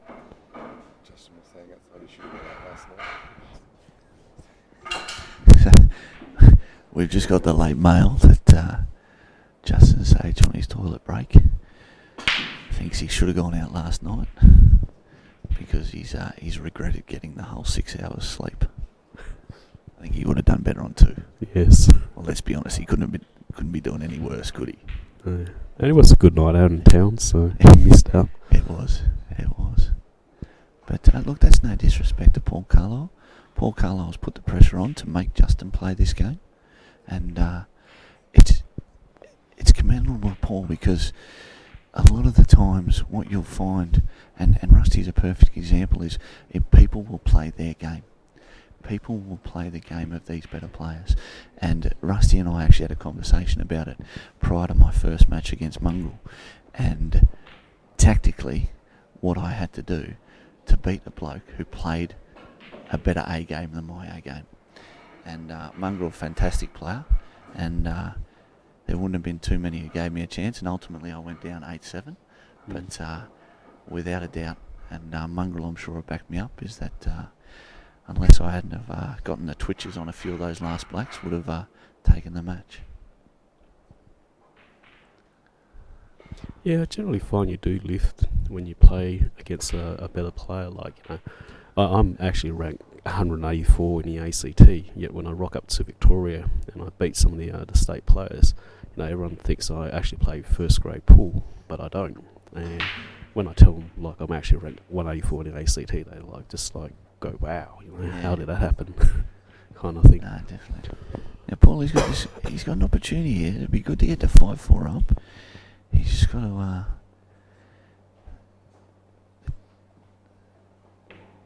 to roll this red in. The difficulty is going to be getting position on the black here. That red looks to be deep in the pocket, and if you can avoid the white on the knuckle, he's only really got. He's played that well. He's played that beautiful. Perfect He has position. played that beautiful.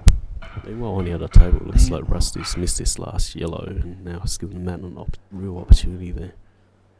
So Matty's probably going to look for the snooker here. I don't think he wants to cover the pocket by playing the plan, because Rusty will just have a simple face cut double back. So if he plays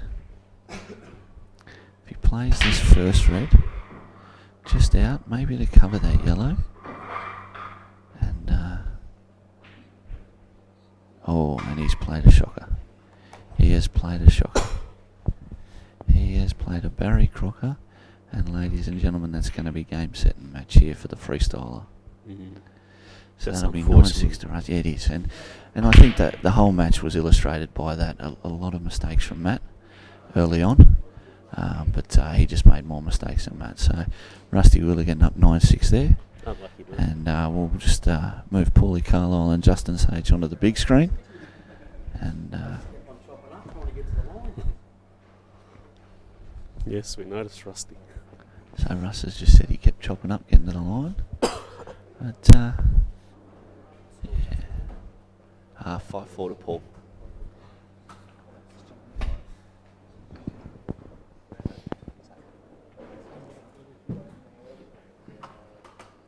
Alright, so we've got one match over. We've still got the other two tables going.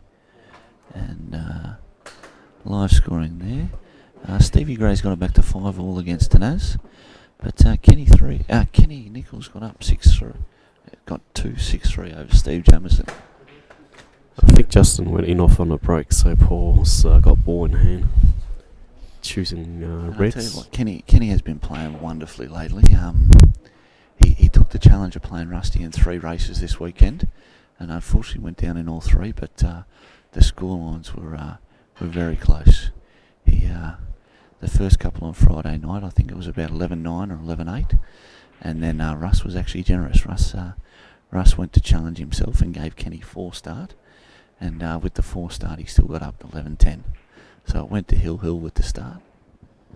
But, mate, Kenny's game has come back beautifully since his long time away from the game, and he's putting a lot of effort into his game. Yeah, very underrated player. He's kind of like the Michael Scurry of Canberra. Like, no one rates him, yet he makes like deep runs into the tournament.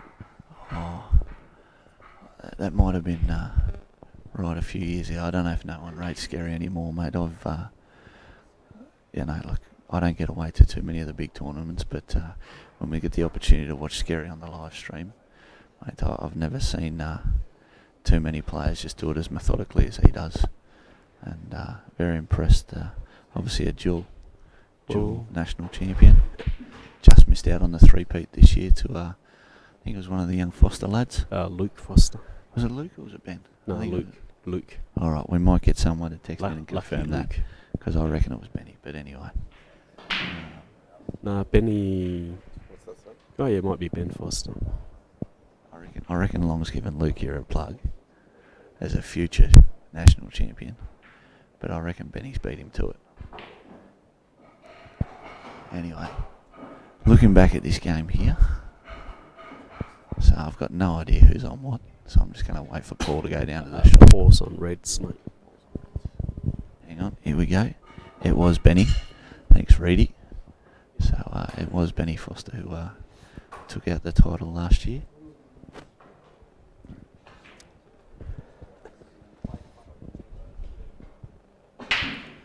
Well, both Foster boys are really pretty good players, but they live in WA, so don't get to travel to these kinds of tournaments. We won't hold that against them. Mm. And the great Brocky Hammond graced us with his presence this weekend. Very amusing fella. And I said I'd put him up for a bet, and I didn't realise he was a bloody pommy. I didn't know enough about the bloke. I would have said no otherwise.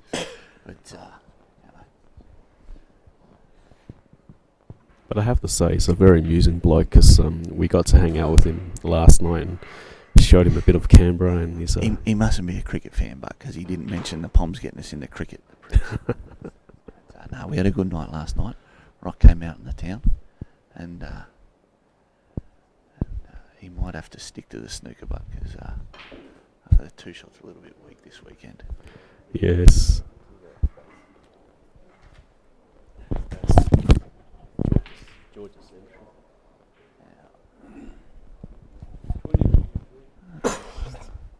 Bit of an awkward shot there from Paulie. Not too sure what he was trying.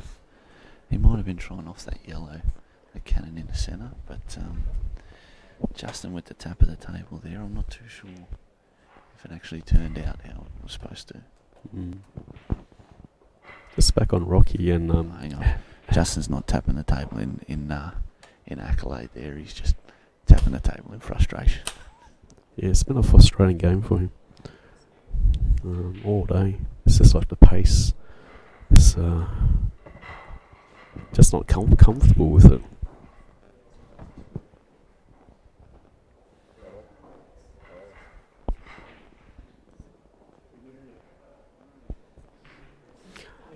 I did have a frame with Justin last night before he left the venue, and Paul Carlile was watching, and I was just basically blocking pockets, making it hard for Justin to pot out on me.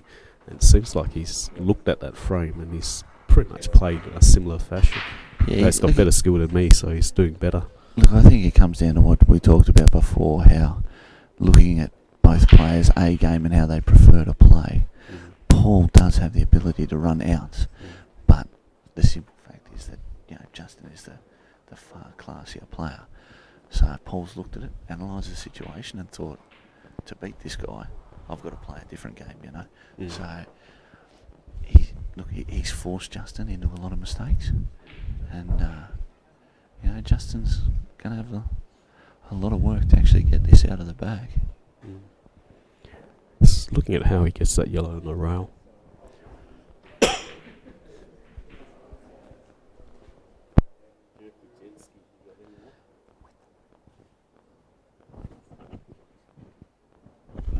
We've just had the jerky king of Canberra walk in the door, Mark Jenkins. Jenkins, the jerky king, and he hasn't turned up with any. I'm devastated. I barely got one piece yesterday. the greatest jerky you'll ever taste. Mm. He should market it, but he's just a bloody terrible metal worker. It's so delicious. He could actually make a company out of it. He could probably quit his full-time job and just be a jerky king from Canberra. Now over on the far table, Tanaz is at the table and he's got a tricky ball on the rail that he's actually just spun back for to play the double. And this should see him move 6-5 up. Meanwhile, Jamo's got one back on Kenny to get to 6-4. Oh, and Tanaz has missed that easy double. So he'll be disappointed with that one. And We're a just shake of the head. He needs to get back under control here if he's going to stay in that match. Otherwise, Stevie Gray might get away from him. Lots of experience under that greying head of Stevie Gray's. And Paulie has missed that one there. Not the but that's worst alright. Got a result. result. He covered that pocket. Yeah.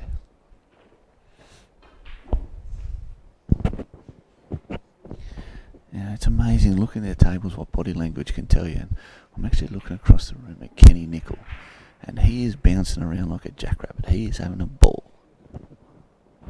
I'll tell you what, losing 3 races to Rusty this weekend hasn't dented his confidence. He might have a crack here at the title this weekend if he can get past Stevie Jamison. Well, cheering for JT and Paul and Kenny now, because like I said, it would be really good to get to at least one run from the AST in the semis. Knowing their luck, if we do get 2 through, they'll probably draw each other in the semi. And, Well, at least actually that makes it wouldn't one be a bad get thing. We get into one the in final. the final, wouldn't Yeah. we? So,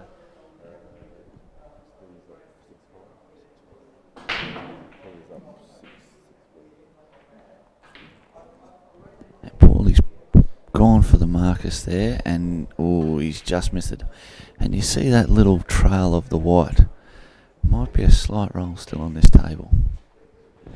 You know, Paul's a very good player. I've only really come across him because he joined the commentary for a money match between Mick Norton and Kenny Nicol. And then in calling a game with him, I realised, oh God, this guy's actually got a really good brain. Yeah, a lot of knowledge about the game of pool does Paul. He's been playing it for many years, and always at the top level in ACT with a lot of our elite level players. So no doubt he's seen plenty of ways to move around a table before. It's actually quite funny to watch Rusty on the other table watching Justin and Paul. He's prowling like a predator. He's probably got half the Calcutta, mate. Mm.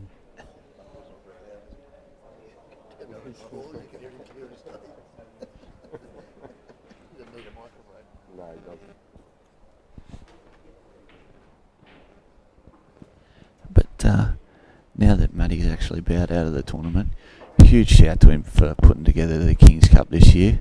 Baz, the old man, had come down pretty crook over the last sort of 12, 18 months, and Matty took charge of the comp, and obviously it bears the family name, but it's very much a credit to him, Matty, for how it's been run and the turnout this year from so many exciting interstate players.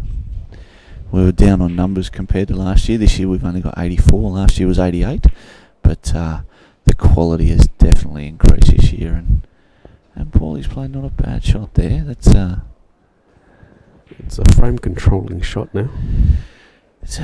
Makes it really tough for Justin.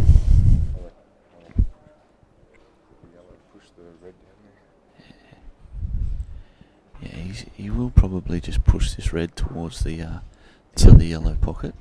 Yeah, on the rail or something like that. He wants to take the angle away from either of those middle pockets for that red.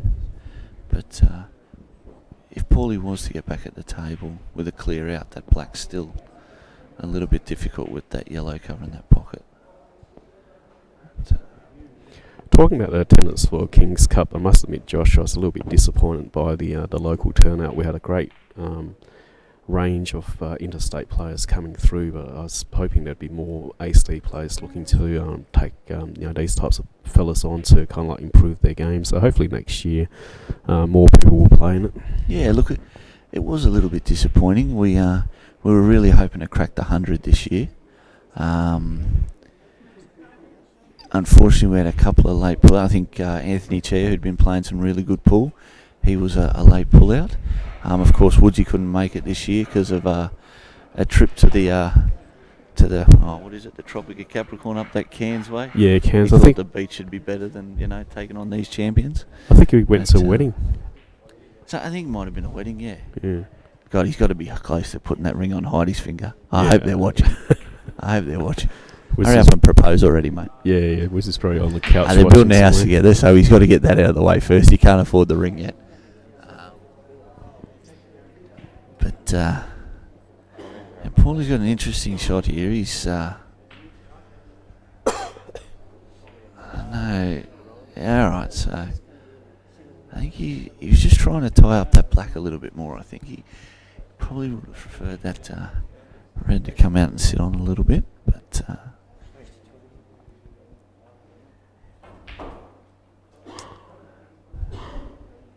It's a bit of a stalemate in this game because I don't think Justin's got the confidence here to go out with one shot. He's just not playing well enough at the moment, as the scoreline would suggest, with Paulie leading 5-4. And yes, his body language is the most tense I've seen him. He's usually a very relaxed, calm-looking guy, but you can see the stress on his face. Yeah.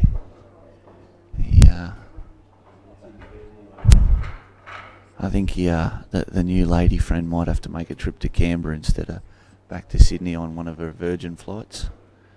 She's a lovely young girl from all I hear, a wonderful flight attendant, and flies him around the country everywhere for peanuts. I did meet her down at one of the New South Wales pool competitions. Actually, I met both Karen Sajich, who's probably watching, and also Justin's girlfriend in Sydney when I was playing in the 9-ball competition down there. Now, Paulie's walked away from the table there with big wires wide open. I don't think he meant to miss it that bad, but anyway. Still tricky. Tell me, Long. Give your streaming thing a plug. What are we calling it again? It's the ACT 8-ball live. ACT 8-ball live. So now we had the opportunity for George Nitzis, the chief technical advisor, to go down to Albury this year and stream a few matches. We've improved since then. We've got a second camera, and I should say that George has created a GoFundMe page for people to donate and make a contribution. Because we were previously streaming to livestream.com, and you had to log into that. So because the Kings Cup's Canberra's major tournament, we decided to acquire Wirecast Pro, so we can directly stream to YouTube, so a lot more people can tune in without having to kind of log into something. And the GoFundMe thing was to raise $1,500 so we can actually buy Wirecast. I think we are at the 600, 700 mark. To go and donate, it's www.gofundme /8 hash. Oh no, what do you call that symbol? The straight line. Hyphen. Yeah, hyphen ball, and then you'll find our page. So feel free to donate if you like watching 8-ball and like feeds like these. So www.gofundme / There's no .com in there, mate. .com. Okay, so www.gofundme.com / or / whichever one. 8-ball. All right. So anyone feel holy. Oh, right. Move the real estate there. I can't believe it, and he's potted it almost. We got another message from another call from one of our attendees to last night's festivities. The Musketeer. So Matty's obviously woken up just before midday. I think he would have pulled up pretty crook. He might have been asking to register for the Blancs Cop, mate. Oh. Matty, pal, hang on. I'll get someone to call you back, Matty.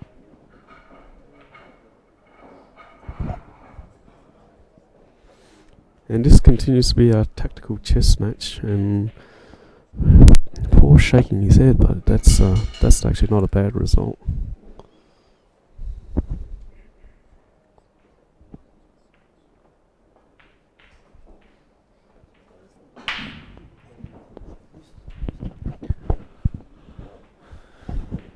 Press that call phone.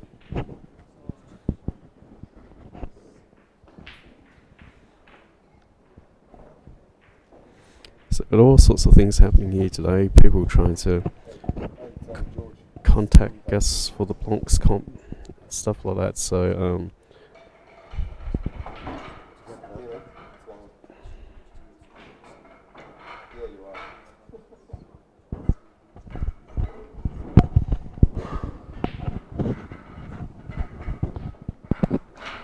what happened there? We're just getting a few calls, people. Sorry. Hello.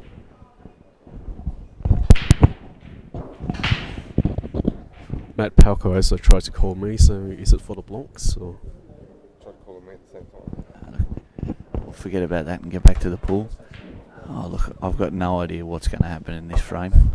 I'm not advanced enough a player to be able to predict this.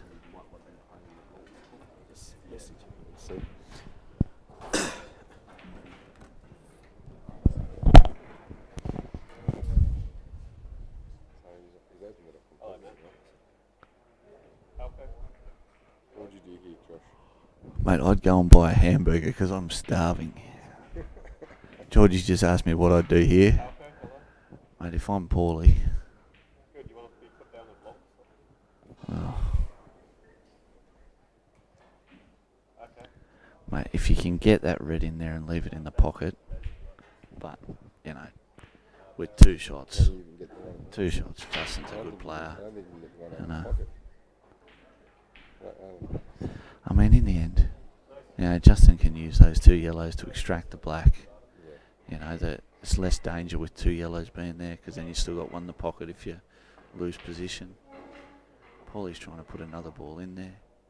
But unfortunately, the speed of the table again has dumbfounded him. Justin's just checking for the frozen ball here.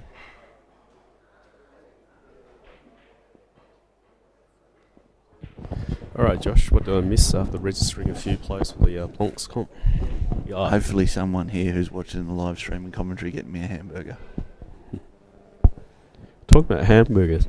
I'm noticeably starving. dry on drinks. I might get George to do a drinks run with my card because the German club, every time I seem to come here, the ATM's not working. I'm going on a drinks fund right now. Nah, Georgie's denied the drinks run. Might have to flag down good old Danny Marlowe at some stage. We are missing the commentary of Brent Hampton this year. Unfortunately, we missed his presence at the weekend. He's down in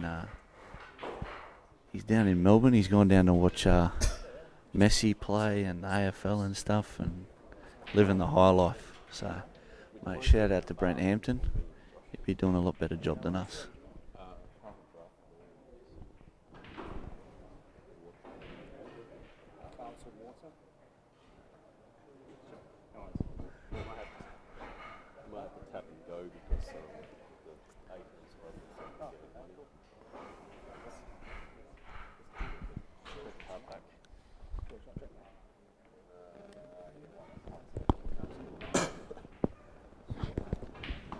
Now, unfortunately, we don't have the ability to move the cameras to pan to the other frames, but we might just get another score update. I think we've had a couple of others. Whose phone's that? Update. So Stevie Gray's got to 7-5, and Steve Jamison has fought back to 6-all. How did Paul pot the black then? I think it's 7-6. I think he just got that one. Oh, And Paul so it's 5-5. Paul Carlile has just potted the black out of turn there, and all of a sudden it's 5-all. So that marathon frame's just finished, and hopefully we can start seeing some better pool now. Yeah, it's 5-all. We turn our attention away for a little bit, and something must have happened because I think Paul actually sunk the black ball before time on that frame.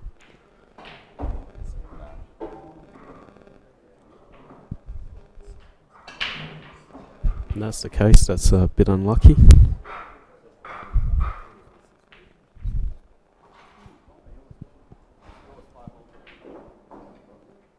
Yes, 5 all.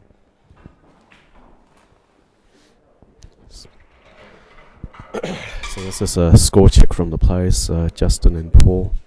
Paul to break off in this particular frame. Probably after that last one, he's probably looking to pot a ball on a break and get a confidence boosting run out.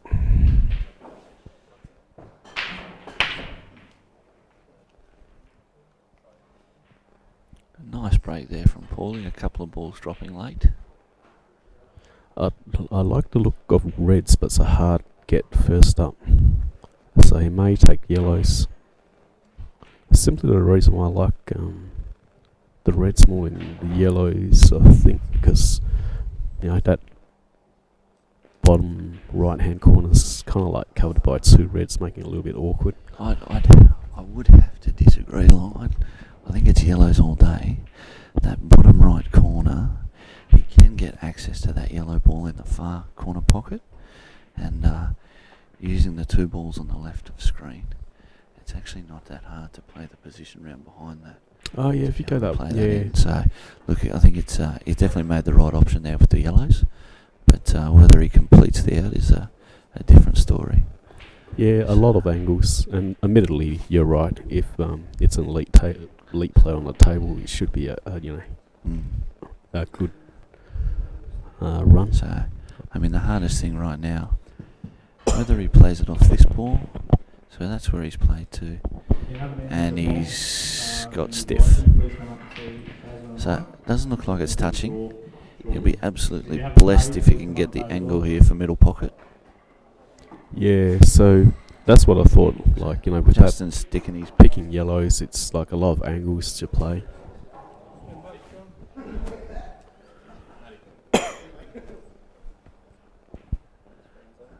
We're just about to kick off the blonks here.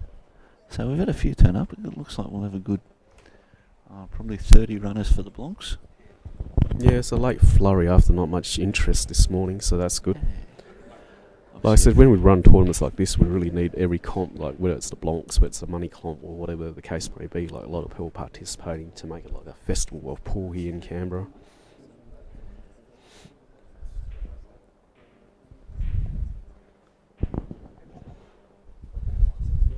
But we had some good money matches on Friday night. It was good to see a packed house of people playing for a little bit of coin. There wasn't too many big money stuff. I think the largest we got was about $1,000 money match between Matty Harmon and JT. And Paulie has played a massively risky shot, being that the white ball just travelled 1.6 kilometres around the table. And he's got a result, because he can actually he has got a result. Lay the yellow to control the pocket, even run the white through to get to the middle. But again, I think that last shot purely a reflection of how hard it has been for the players to adjust to the pace. I mean, we're 10 frames into this, and neither player looks any more comfortable now than they did at the start of the match. Mm.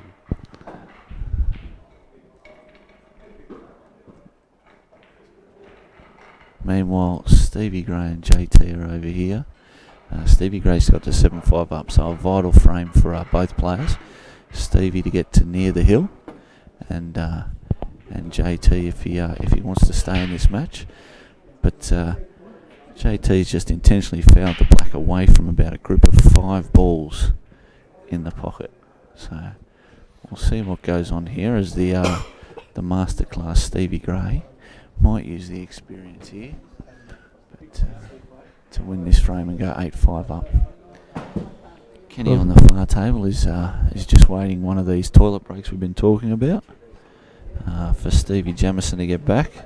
So they've finished another frame, and Kenny actually won that, so he's 7-6 up now. So all these 3 matches nearing an end. Obviously, Justin Sajich and Paul Carlile finding it a little bit harder. But as you can see there from the screen from Justin's body language, he's So he's probably just going to like gently lay a red over to cover the yellow. yes. Yeah. At some stage he'll run the black ball up as well, because Look, in the end, the red that's in the middle of those three looks like there's a fairly big gap there. So I'm sure he can use that to extract the other two out. Paul doesn't have access to that yellow now, so I'd say that'll be Justin's plan. But every one of these frames has been a tight one. We haven't seen anywhere near and out yet. there's been no master breaks in this particular match. So No, and from memory, that wasn't in Rusty on Matt's game either. So obviously, again, some struggles there with the speeds of the table. That's also the pressure. Paulie, this is a very smart shot from Paulie. Is potting this and taking away that opportunity that Justin had to extract that ball. Yep. So, very, very good shot. It's there. also probably forced Justin to play that red closest out, unless he does one of these snick shots. He will. I'd say he might just snick it on the right hand side and just run the white ball up a bit, and then push the same red back in there. Yep. Or somehow use it to extract it. So it's still on here for Justin to get that out. It's just a matter of him figuring out exactly where he's got to be for all these shots. But with how he's been going so far today, it doesn't look easy. Now just checking the score there, and Stevie Gray's got to the hill, so he's 8-5 up. So I'm pretty sure Tanaz will be disappointed. He was 5-3 up. And Stevie's rattled off 5 in a row, and that steel grey look on his face and the hair, he's in the zone. But he's gone dry off the break, so there's a chance for Tanaz to kick back. And our lovely drinks representative's just arrived, and I'm on the waters. And thanks to Dan Marlowe for doing a drinks run. Probably invite him back to commentary at some stage after the Blancs comp.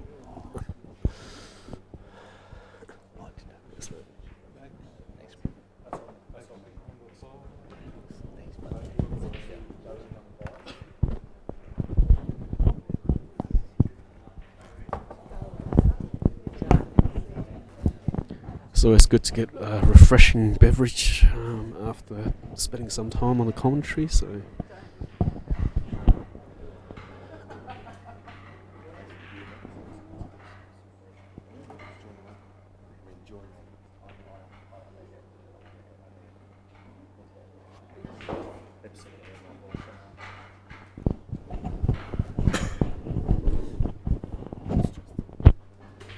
just on some Reds. So there's another tactical chess match. I don't think Justin enjoys these matches as much as Scary does. Scary loves these, Justin doesn't seem to. Yeah, tactically he's obviously being the level of player he is, he knows plenty of ways around the table. But I'm sure his preference would be for a much more open, free-flowing game. But I should give a shout out to Tim Dixon because he won the Bernie Partridge Cup, played at the Potter's Pool Hall. I think Scary and Robbo and all of them were down there playing in it. So he's done well after winning the Victorian State title. And it's always good to back up a big title win like the Victorian State titles to get straight back on the winning run. You see, you're seeing a lot of professional sports. It's hard to string those wins together. And although pool, very much considered an amateur sport still, definitely a lot of professional caliber players in Victoria.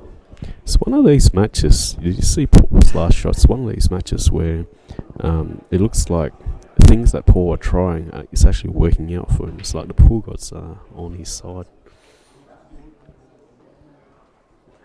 And that was So a foul. Justin's just fouled there, and we're going to get a foul snooker and a nominator red. And Paulie's going to go 6-5 up here. So go ACT. And Justin looks ropeable. Absolutely ropeable. So Paulie's just got to shave this. He's just got to be careful not to hit it too soft. He's got to make sure it gets that yellow. I know that's a silly thing, but and he's played that very hard. It's played perfectly, so should be able to get back for a shot at the black In the opposite middle pocket, yeah. But, just with the speed of the table, how it's been, I just thought, oh no. Oh. And he's just been kissed on the you-know-what, ladies and gentlemen, because that red has stayed up. Remember what I said at the pool gods just a moment ago? Right. There, Josh? Justin must have done something wrong last night. He didn't come out, that's what it was. Because they have looked down on him today and said, you better do your best, because otherwise you got nothing. So I'm not the best player, but I notice a lot of things about players over the table and, mistakes they might make or how the table's going.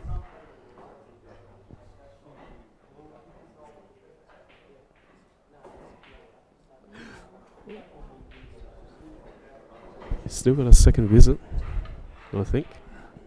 I don't think he realised for a second there, but he does have the second visit.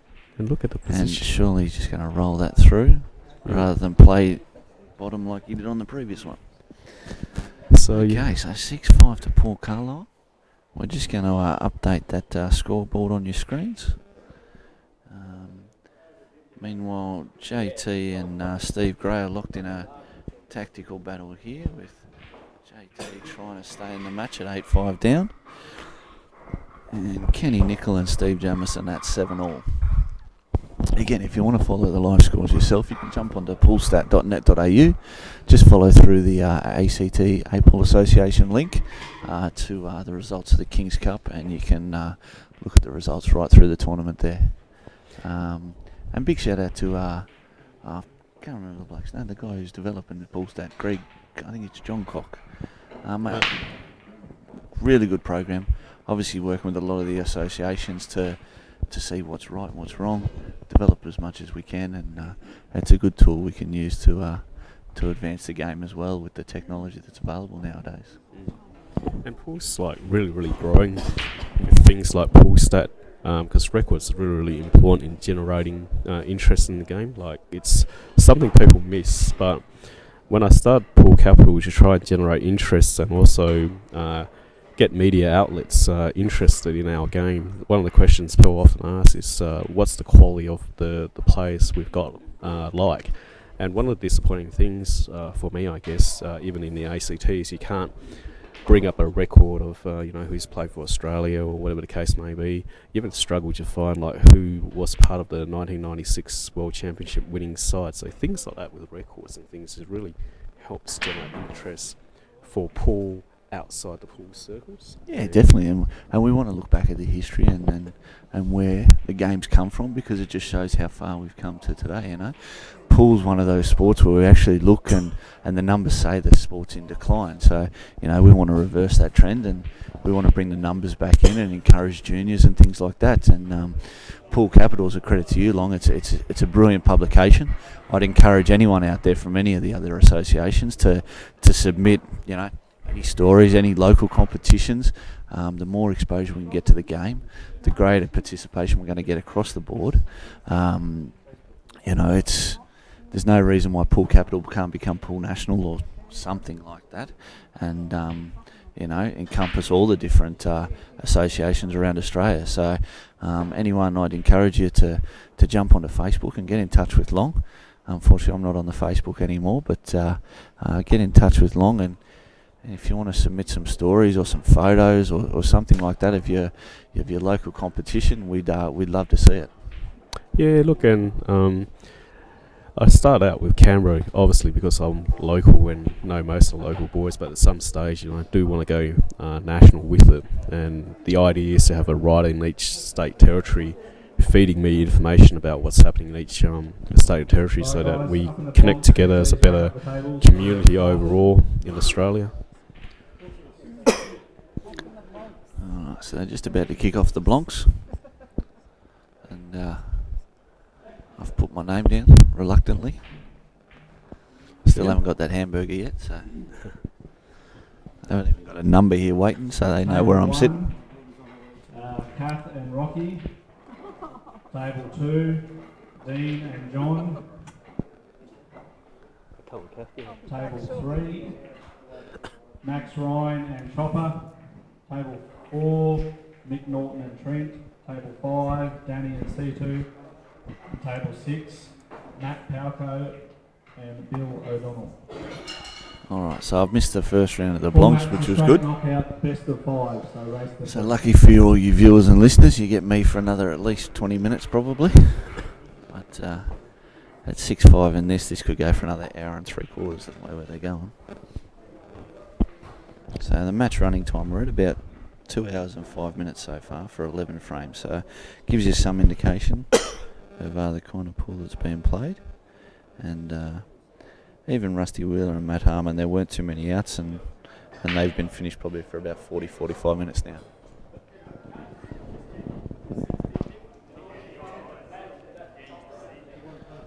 So Stevie Gray still up 8-5 over Jason Tanaskovic. Again, a tight frame. There has been a lot of these all weekend long. So now for Justin's confidence, he really wants to be able to take this frame home, but I think once again he's run the white ball a bit further than he expected, because I was thinking he was going up for the top right hand rail after that shot. Yeah, look, you can see the frustration on his face as he scopes around the table, as he does. You know, he's just going to draw this back and play both those ball into the... Oh, okay. I think that's a bit... Yeah, look, it's just... The uncharacteristic shots for him, you're not going to see this kind of shots too often from him. He's probably going to use this red in the top pocket and the yellow ball closest to the white to sink that, and then probably try and get position above that yellow. Unless he gets past this, I'm not too sure if he gets past that first yellow. Okay, so he's tried to cut straight in. And it's sat there. It's not too happy with it, but it's not the worst result he could have had. I mean, if he potted that, I think he would have got the frame.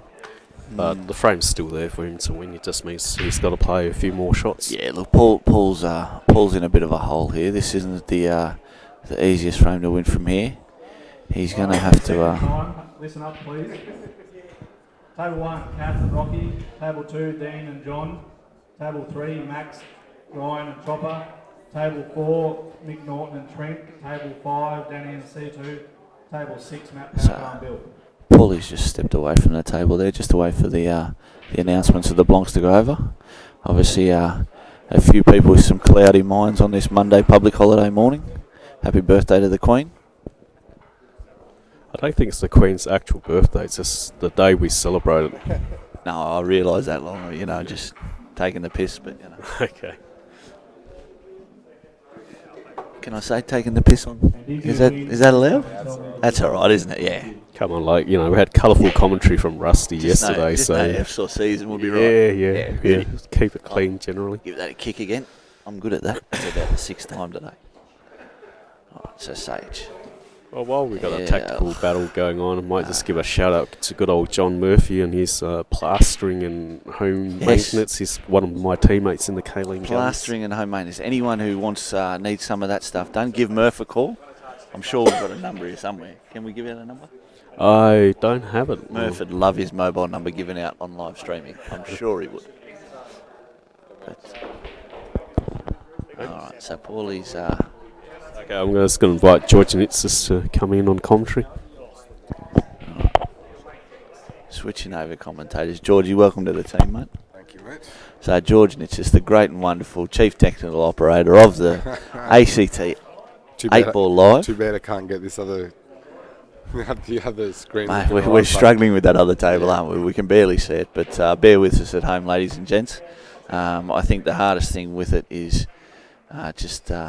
differentiating between the yellow and the white, the yellows and the white ball. But We'll see what we can do throughout the day. If we can get it any better, we definitely will try to.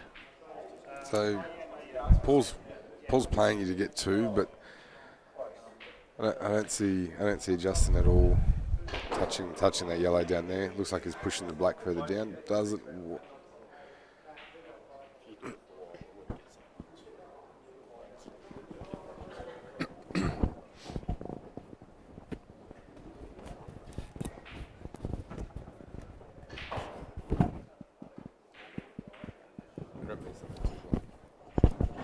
All right, so Long's heading off to get that hamburger I was after. So I will get fed after all.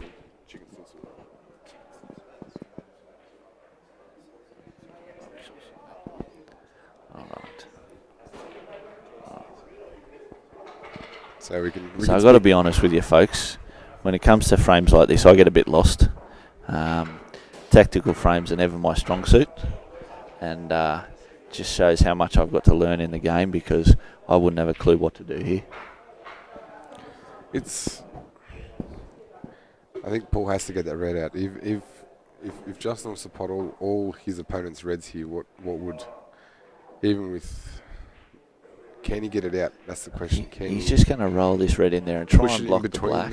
No, he's in it. All right, yeah, so look, in all honesty, he probably would have wanted the black to be flush on the red.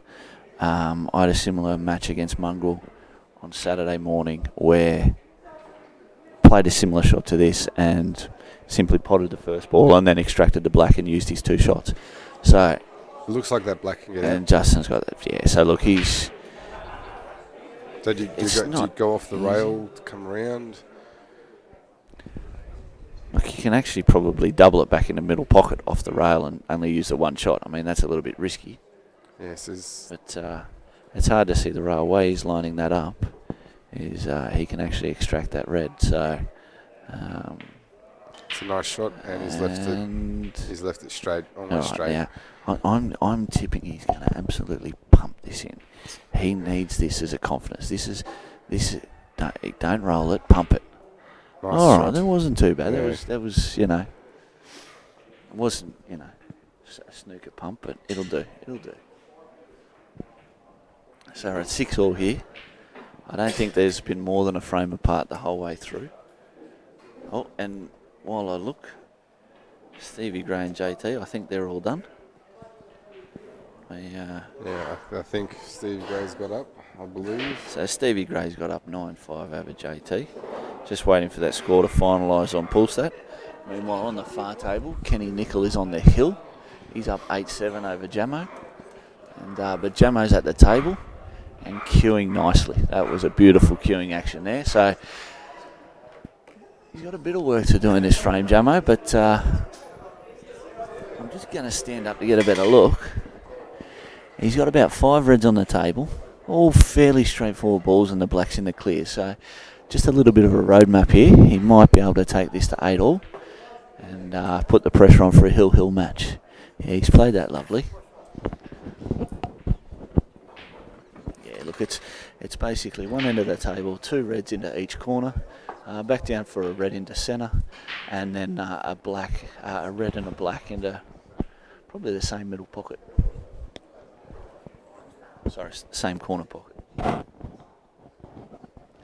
So he's made that first corner. He's just going to check this down, runs it down for the middle, and he's just going to leave it centre of the table for a very, very simple red into the corner pocket. And he's probably just going to, as I say, draw back and for the black into the same pocket.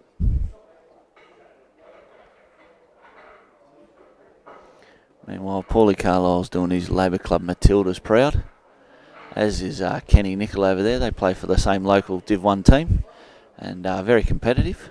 But unfortunately, the embalmers and the hammerheads have had the wood on them the last few years. And as I've called, Stevie Jamison's just about to put this black into the same pocket. And we've got a hill-hill match, ladies and gentlemen. So I'd love to get the camera on that over there. But just with the angles, there's not much chance of us doing it. So Paul Carlile here with the break at 6-all. He's got a red down. And fairly open table if he's He's a couple of. He's just got to be able to manufacture this around the table, which we haven't been able to see either player do so far today. So I can't back him in with any confidence here whatsoever. But for the ACT, I hope he does it. That was probably the most difficult of his shots, so he should be able to just draw this back for middle pocket. And just trying to figure out this roadmap myself. I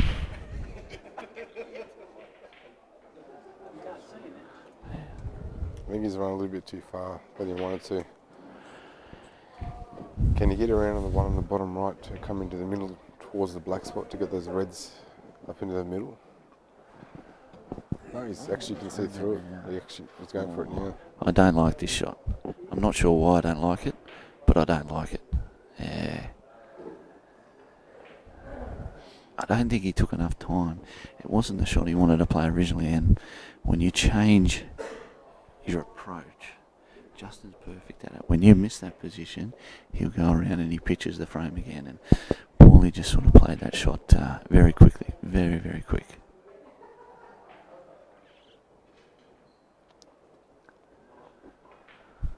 So he's having a hard look here.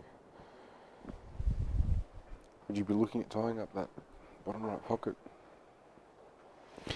Oh, look, I think with where the balls are, I think Justin's the type of player, and especially with the way the frames are going, he'll want to get the out here. That said, he's just about A bit too far. Again, just really, really struggling with pace. He's run that through probably about 8 inches too far, and he would have wanted to play that bottom yellow into the opposite corner pocket, and then it would have been frame out from there. But whether it would have been frame out, it still would have been difficult. But I don't know if that yellow goes in the bottom right. If it does, you can still get. It's just so he's just tied up the black. He's just put that yellow onto the black just to tie it up, and we're going to see another marathon frame here, ladies and gentlemen. Although we haven't got any pockets covered really, so hopefully it's not another 20-minute frame. I think this next frame is very important to both players. If you have to get to the 7, then you know you only one away from getting on top of the hill. So there's still.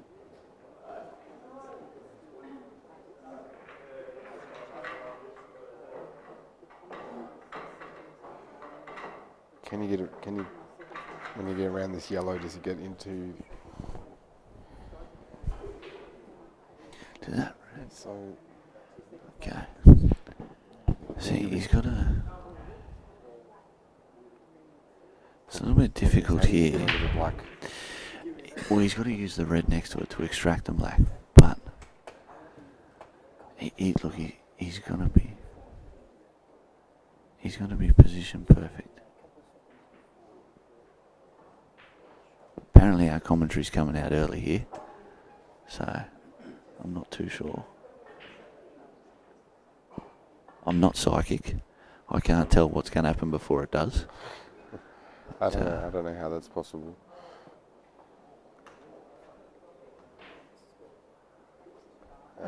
Nicol.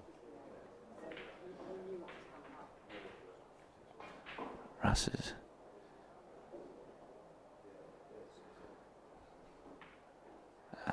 Yeah, I see. Okay. Now this has got to go in quite firm. Oh, I just can't see this shot working. He's going to play through.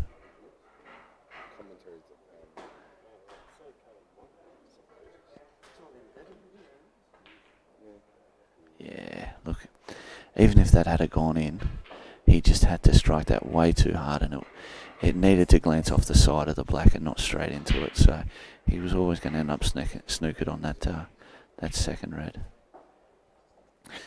And hey, shut up, don't be down.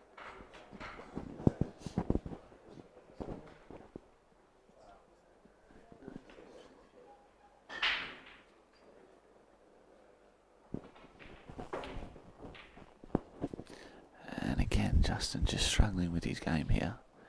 He's trying to separate those two yellows, and he's missed completely.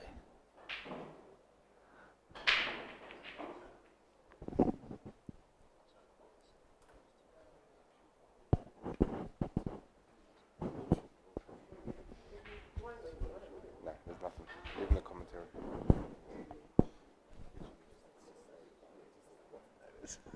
That's right. Alright.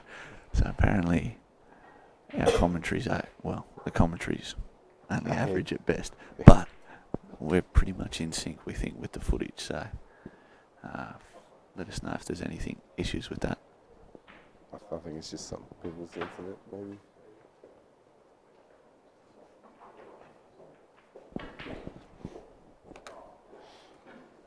Have we got Mark Ferdinand coming in today with the photos and the? Has he got the? Where is our cameraman? How did he leave last night? He left at about 4:30, or 4 o'clock with the rest of us. Yeah, okay. No, actually, no, we left at 4. He was still there. He was good old Mark was having Don't a tell good Sharon. time.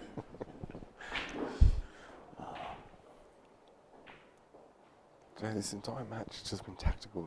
No one's really been free flowing. Yeah. Now, this would be a magical shot if he could pot it. If that white goes past that yellow, look, he's got to play it with right hand side, pump it in the middle pocket from that angle.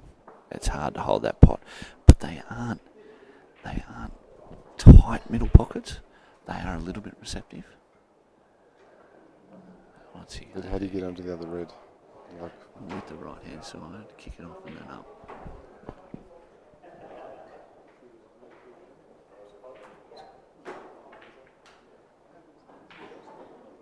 He's tried it. he's trying it. He's tried it. Yeah, look, it was a pretty tough shot. But with what he had there, Justin was always going to go the out afterwards. And Normally with certainty, I would say Justin would finish it here. Look. But the way these games have been going lately, you can't really say it's gonna. normally Justin could do this left-handed with his eyes closed. Yeah. Today, it's not a certainty by any stretch. That's a nice shot though, I think. Ron and Mongrel in the Blancs on whatever table's available.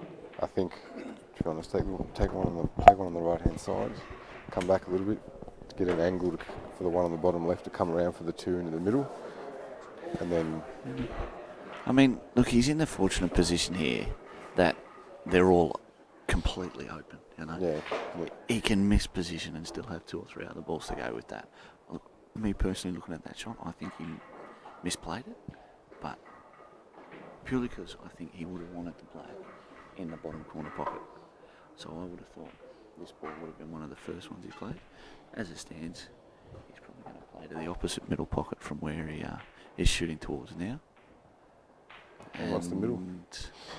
Again, you know, it's not a straight, but it's nothing too difficult for someone of his calibre.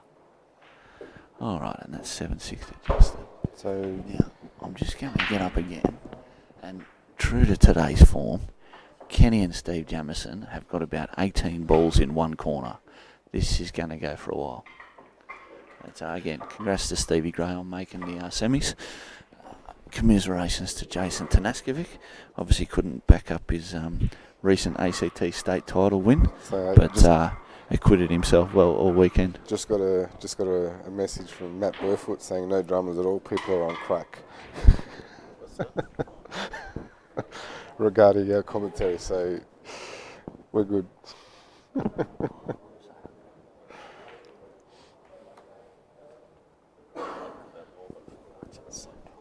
So Justin really needs to do something here. Look, I know he's up 7-6. He only needs 2 frames for the win, but he's just struggling. He's just completely struggling. So I'm not too sure what he's going to do. If he does scrape through this match, he's going to have to go away and regroup or something. Maybe do a few shots over the bar or something, because and there's a big crack. Get one on. Yeah, And he's at a late yellow. So actually, this could be all over here. This could be yellow's look at gem. Yellow's looking an absolute gem here. The only one is the one nearest the black spot. I don't think it goes past that red, so he's going to have to go to the opposite corner. And then obviously that one on the rail there. But I tip him to finish out the master here and get to the hill. I think this is the frame he needed. Okay, so he's rolled down. What's the wrong a little bit more? Again, just that speed. He is just having an absolute speed battle. You're going to see him pump this one. Oh, can he get past that red in the bottom corner? I'm not too sure. Yep.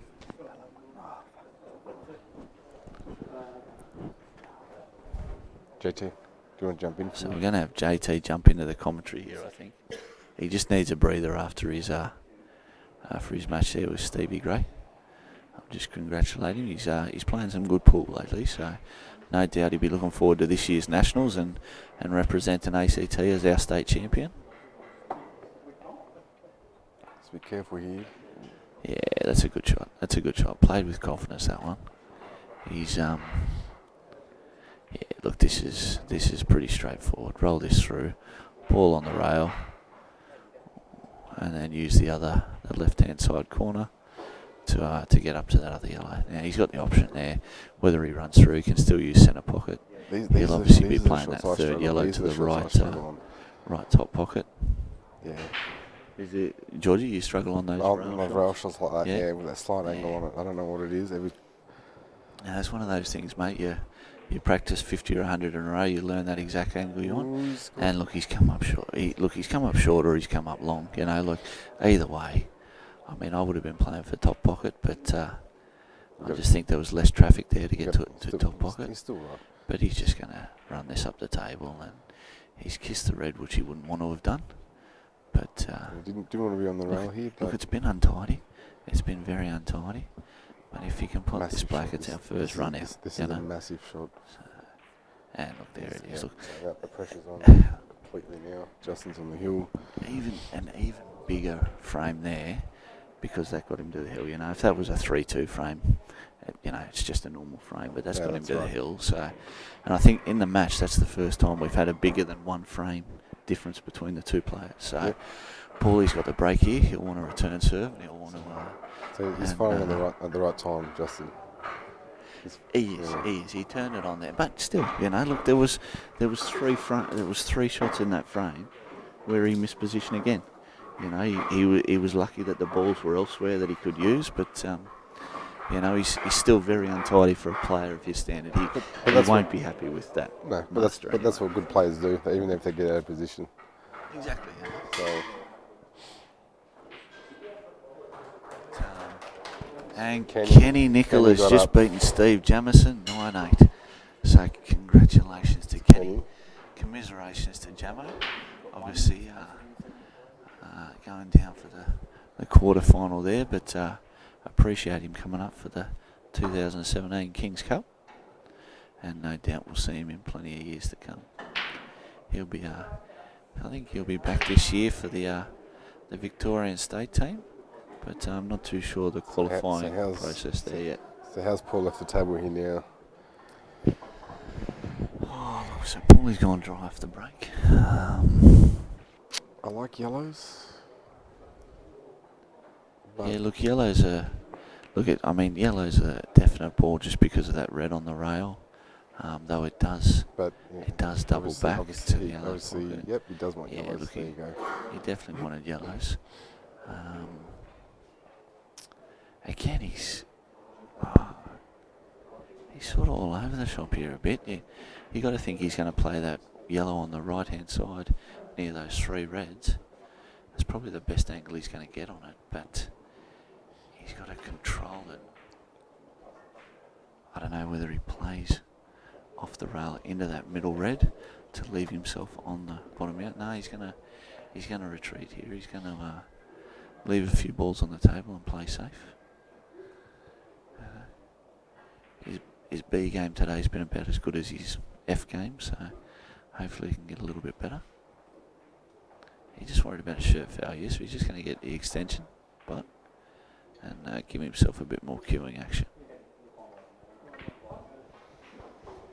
So just this frame to go, and just repeating for anyone who's joining us now, Rusty Wheeler had a win over Matt Harmon, as you can see in the bottom of the screen there, 9-6. Stevie Gray got Jason Tanaskovic 9-5. And Kenny Nicol has just beaten Steve Jamison on the hill, 9-8. So we've got one ACT player in the quarterfinals so far. Paulie Carlile's going to have to reel off 3 in a row here to get back in front and make it 2. And he's got it all in front of him here. Actually, I just realised Justin was up 2-0, so it was.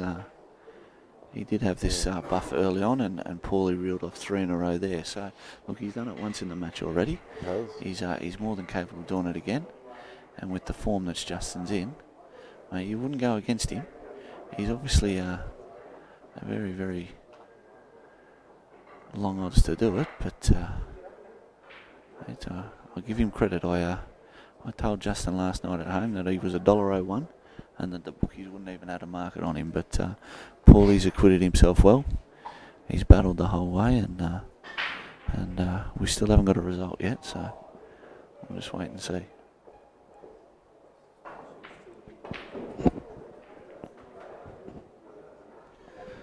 So the Kings Cup format, what we've had this weekend for any interstate viewers, we've had a round robin format on the Saturday where we had 2 time slots. We had half the field playing at 10 a.m, half the field playing at 2:30. Oh, a poor miss there from Paulie.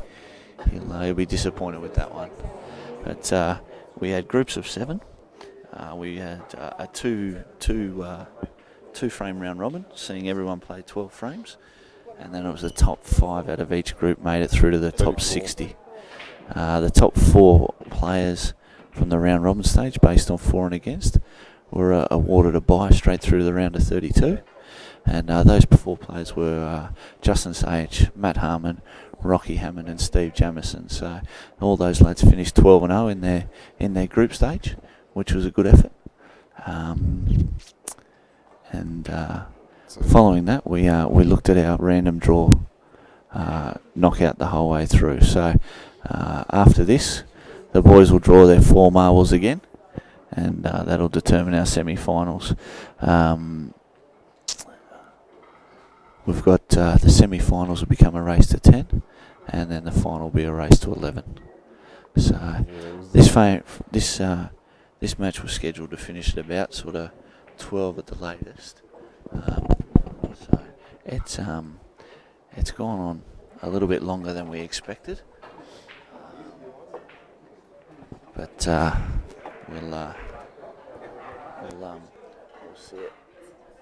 we'll see it get a little bit better. Okay, so lunch has just arrived. So excuse me making a chirp. I reckon JT.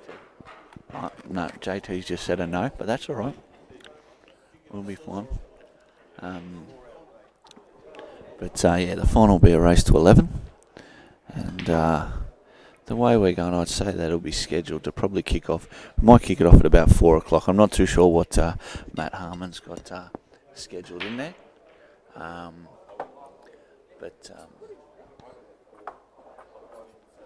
Alright, Long's just ordered the half-metre sausage. Usually it's the ladies he sees eating that, but Long Dang by name, Long Dang by nature, no doubt. Even Justin's having a good laugh at it. You want lunch?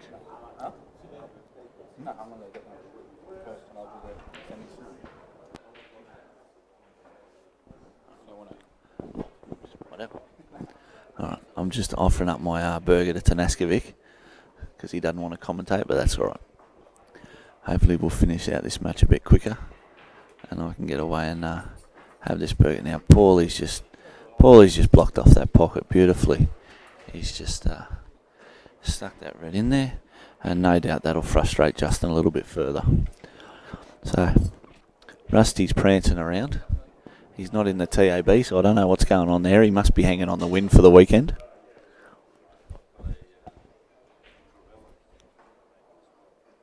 Now Justin's just going to get that yellow out. He's obviously, Paul's still got that red down in the left-hand bottom rail, still covered.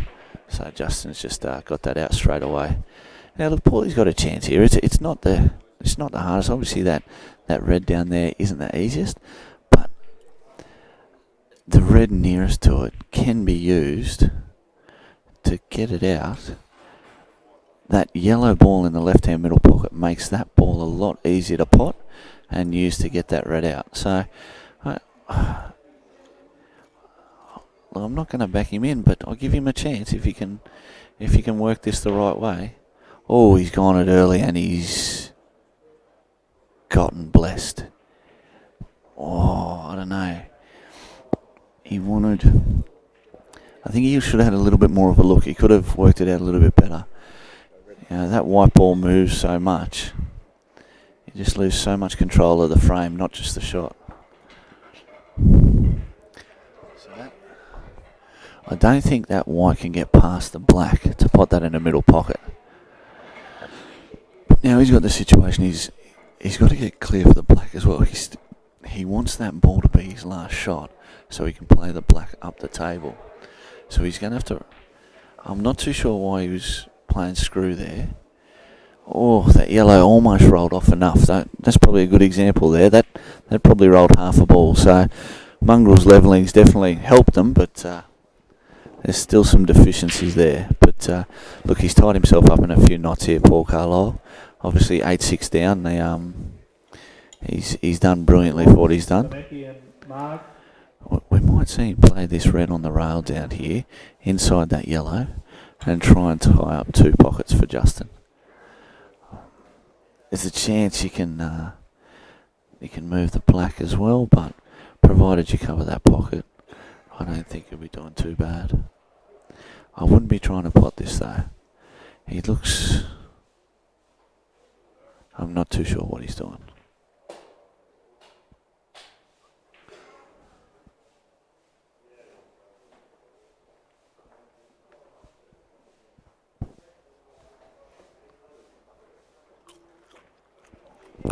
Okay. So he's played the shot I thought he would, but instead of covering the pocket, he sunk it. Now,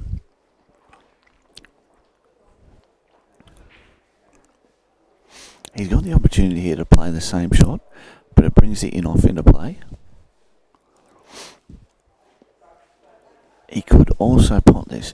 Polly and Brent in the Bronx, and Enzo and Jeremy in the Bronx.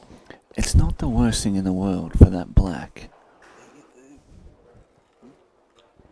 Oh, look, I've got a saviour here. You going to commentate? I've got the one and only, the great Mick Norton here, so I can eat my hamburger. He's going to take over the commentary. I'm out. You're out, mate. Eat that food before it gets cold. Oh, so I've come into the last little bit of this match. What's the score? 8-6. I don't know. What's Paulie got? Oh, that's a great shot. He's pulled a blinder off. He's covered the pocket. If he did drop that, he wouldn't have had much. But I think that might have been kept him in for another shot. How's the food, George? Good. So Kenny won the last match against Jamo 9-8, was it? Steve Gray won his match. Rusty won 9-6. So we'll see what Paul can do if he can come back. Justin's on the hill. He's probably going to... Okay, what's he doing here? He's going to just knock it out. The black's still in a reasonably hard spot in that yellow, so... I don't know if Paul's going to push one over here. He might push the black over here.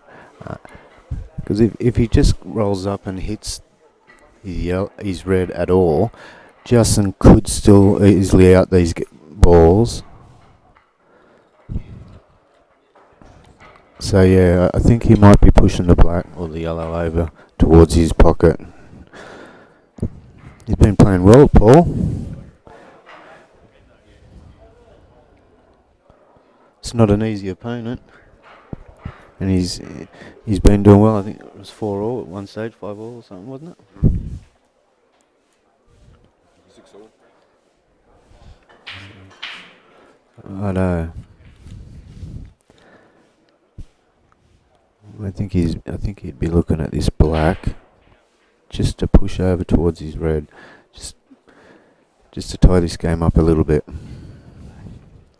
You're back, Josh? Good, because it's weird talking to yourself on this thing. Mate, I'm back. Yeah, good on you. The So old what do you- hamburger. What do you reckon here, Polly's? I went the tomato sauce. You didn't go And, barbecue? mate, I hate the barbecue, and they put barbecue on it. So, look, I couldn't even stomach it. So I've taken it back, and I'm getting a new one. Oh, wow. Lucky I had 3 chips before I took it back. Lucky So they like you here at the German Oh, club. mate, they love me here at the German club. Right, he's looking. What's he going to do here? He needs a miracle, mate. He'd be pushing the black over, wouldn't he? Or is he putting his ball? Oh, that is That's a massive shot. massive, yet massively unlucky as well.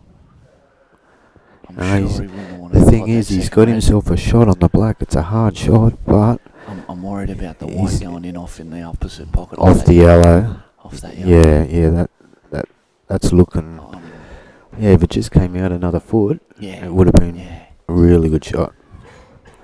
But it's up to him. Fate's in his hands now on the And it's black. funny, I was talking to Dean Welsh earlier in the tournament, and he reckons that these tables down the bottom here, though they're faster, up and down they seem faster, but across table they seem pretty slow. Oh, okay. Just the nap of the cloth just seems to be that little bit iffy.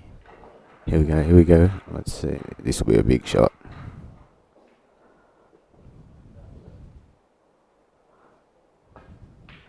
Oh, he's missed by a long way. Oh, And Justin's at the table now. He's still got that yellow at the top, but if he gets on it beautifully, he'll plot that. But still, he'll be And the commentary, the viewers and I think the it- listeners might be sick of me saying it. I think. He's played absolutely shithouse. Oh, today. okay. So Okay. I'm not backing him in. Well, But, 8-6 up. I think he's going to have a go to finish these off. He's going to blame it sleeping on my couch and the hard mattress on the floor. But if he had come out last night and stayed out till 4 o'clock, he would have been right. Ooh, And that's there we not a go good again. shot. He's just. I think he's going to tie this up. We're 15 frames in, and he's still struggling with the speed.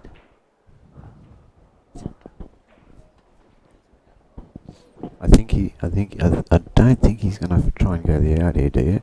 If he does, he'd be trying to play for the top yellow right now, wouldn't he? Yeah, He'd look, be- he just. I mean, look I at think his he's gonna body tie him language, up. He just doesn't look confident. I think he's going to go a snooker. I mean, look. He's going to try yeah, and look, screw he's this gotta go back. the snooker, He's going to right? screw this back. Just to stop shotting to the rail. No, Yeah. no, I think he'll screw it dead straight and just screw it back 1 inch. Yeah, that's one. So that bottom middle ball. He just doesn't want the yellow coming back onto the white, No, so he's going to make sure of his angle. he can't really use any angle as the white's going to kick out and Yeah, give Paulie a shot. So it's got to be just a straight screw back. Yeah, he But, doesn't want to use the angle the other way because he doesn't want the yellow hitting the other yellow. Well, he's playing top. No, he's going up. Okay. Yeah, he's gonna going back the out. himself, He's going the backing out. himself. Look, I don't mind him backing himself because he's played the whole match with no confidence. Yeah. And you got to get it from somewhere. Yeah. You know, the only way you're going to Yeah. get it back. And being 8-6 up, Yeah. You know. it gives him a, This is his chance. You know. If he gets this, I think if Paul was on the hill, it would have been a different story. Definitely. So here we go. Again. He's got the angle. No, he's got the great angle here, but it's just got to be He probably it's hasn't gotta gone too far. Yeah, this is. No, this is nice perfect 3 off the rails. 2 rails. 3 rails. If he uses the top one as well. I think he will. Oh, he's dropped pulled up that short. Yeah.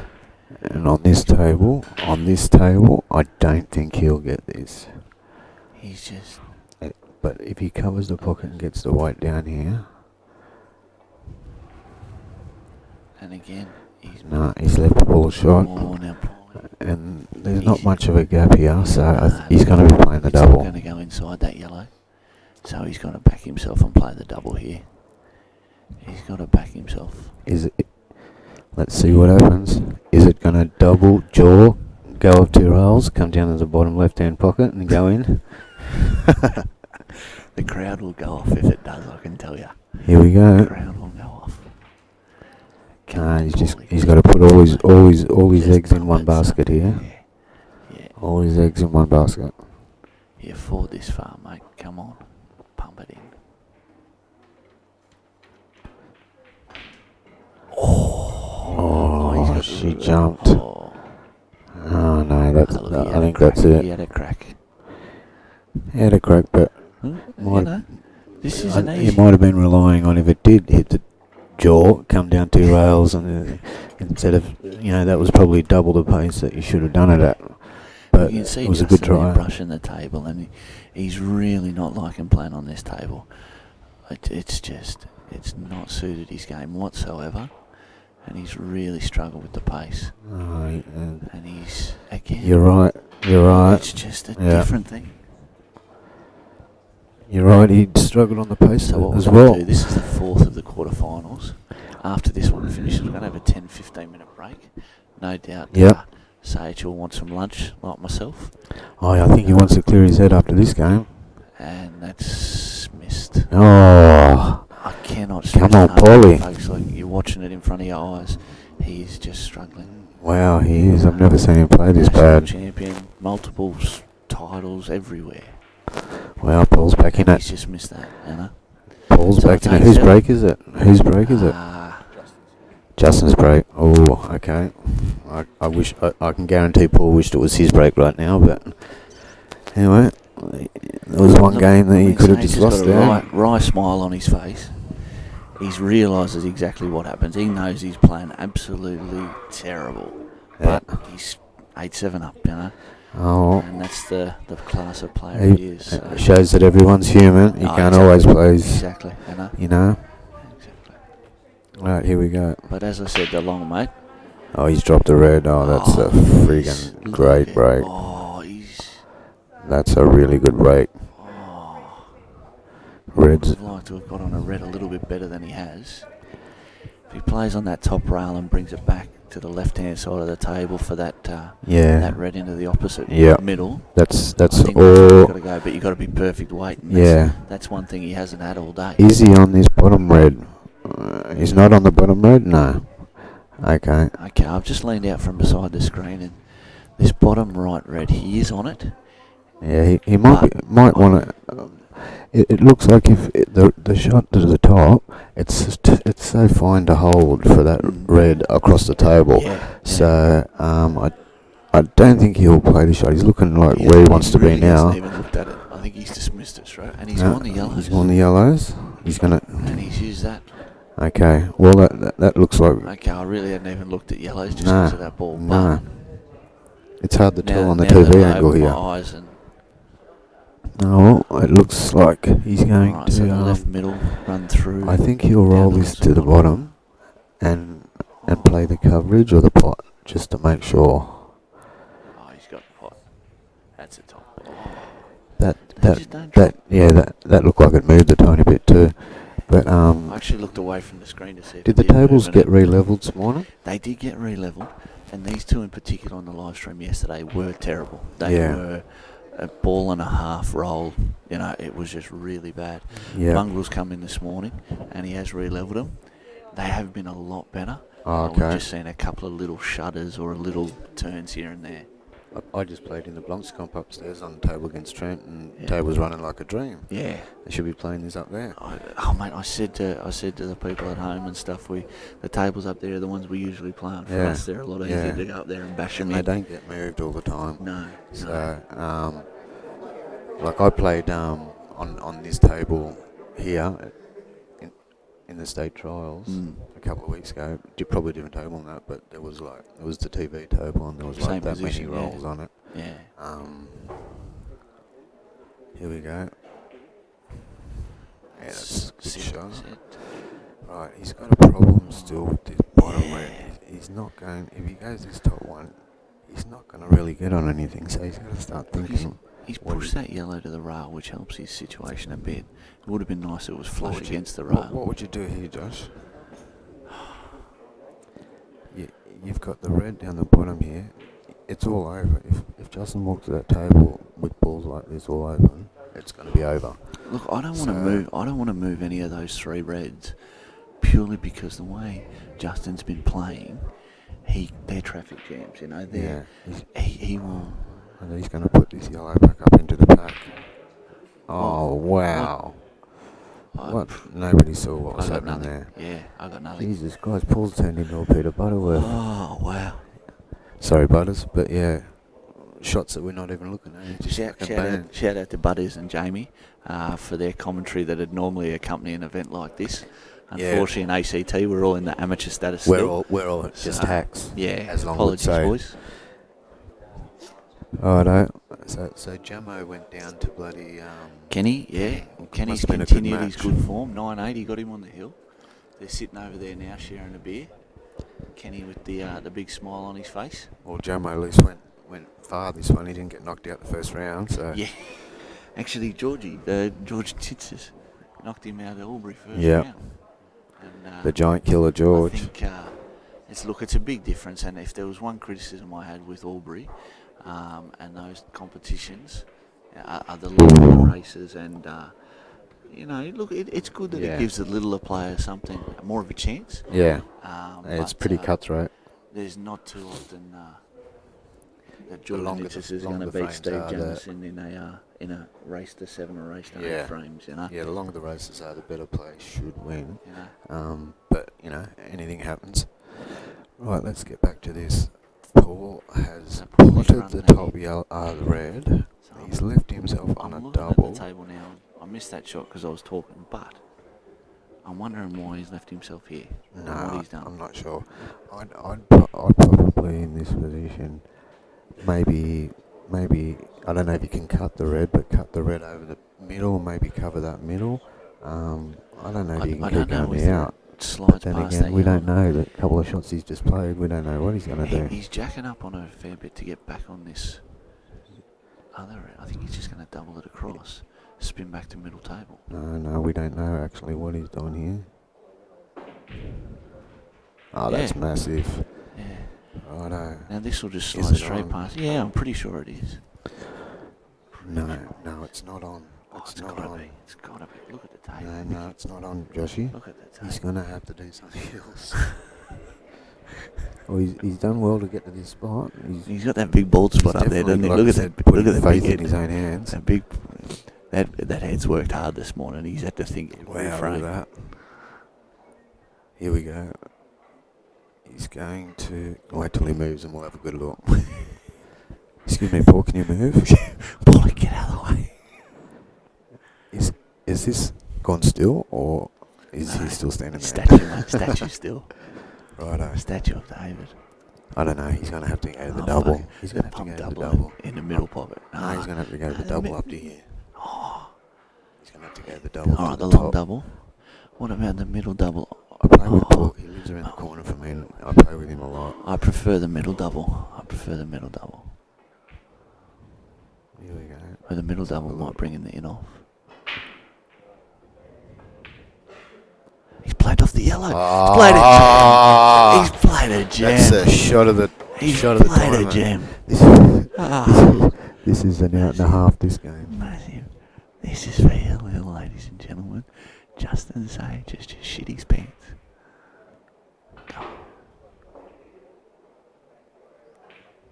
And it's in. Yeah. Well done, Paul. That was massive. Hill, ladies and gentlemen. I still haven't got lunch. But this is sensational. Justin's got a big smile on his face. I reckon there's a toilet break in Justin right now. There he goes. Yeah. There he goes. Yeah, the toilet break. Paul's the just toilet break comes in. Himself for the last game. Refocus. His break. Paul's break. That was a massive Paul 3 balls by Carlile. He's looking at it too. Those 3 balls, they were massive. Carlile is not impressed at all with this toilet break. He is very dirty. Justin has pulled a Swifty here. He's made Paul wreck the balls. Yep. Get all the balls out of the pockets. Ladies and gentlemen, ignore your screens. It is 8-all. We've got a computer there where we can change the score, but we've got no idea how to do it because Mick Norton and Josh King haven't got a clue. This would be one of Match here between Paul and the defending Toby and Justin. I didn't call it off the yellow. Final winner. You got your new steak sandwich now. You made him make a fresh one. You didn't want to have the touch of Mate, sauce on it. Barbecue sauce. No I must be barbecue allergic sauce. to it. No. Tomato only.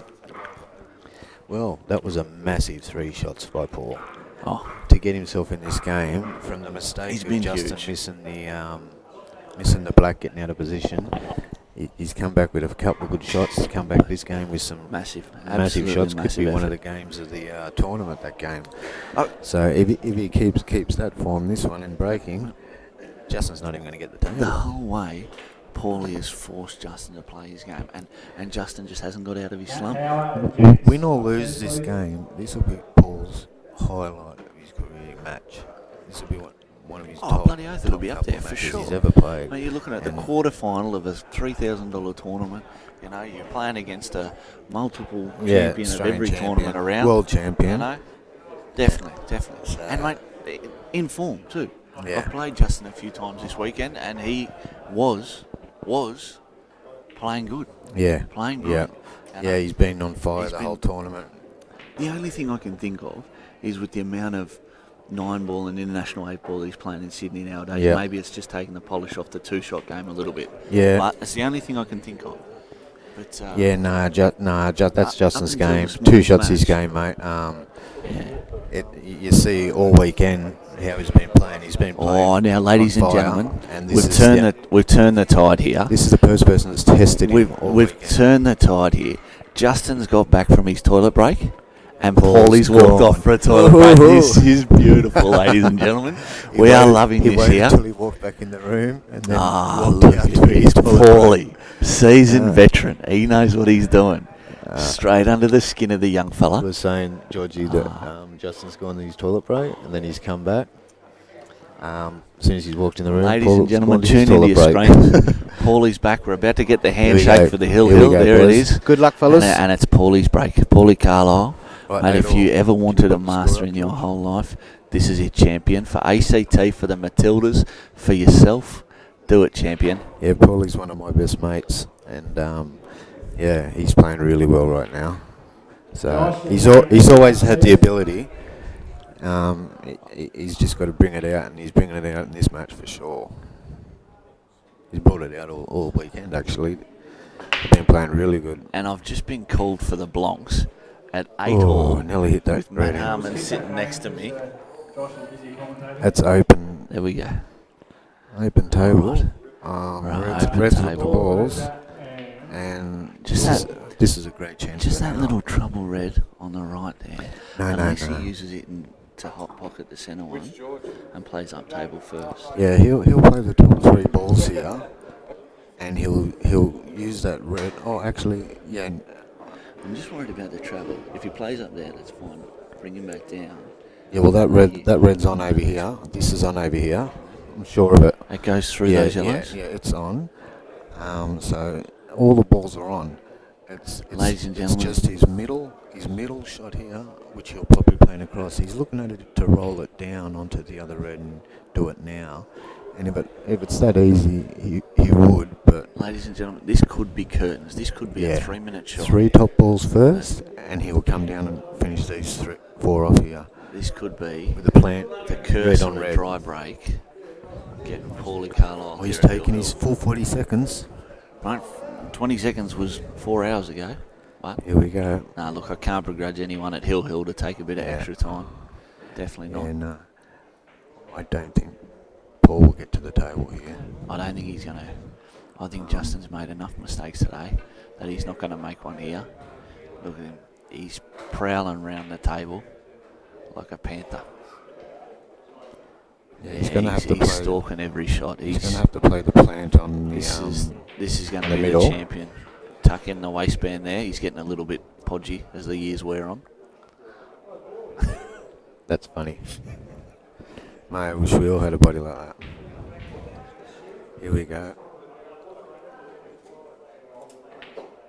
Righto. Okay, so Okay. he's going to be playing the red down behind the yellows now. After this, the red next to the black will be after this ball. Yeah. And Red then next to the and black. then he'll play the plant Yeah. and have the angle to come out You for play the. the plant. Yeah. Well, how else are you going to get that red in the middle? Yeah, no.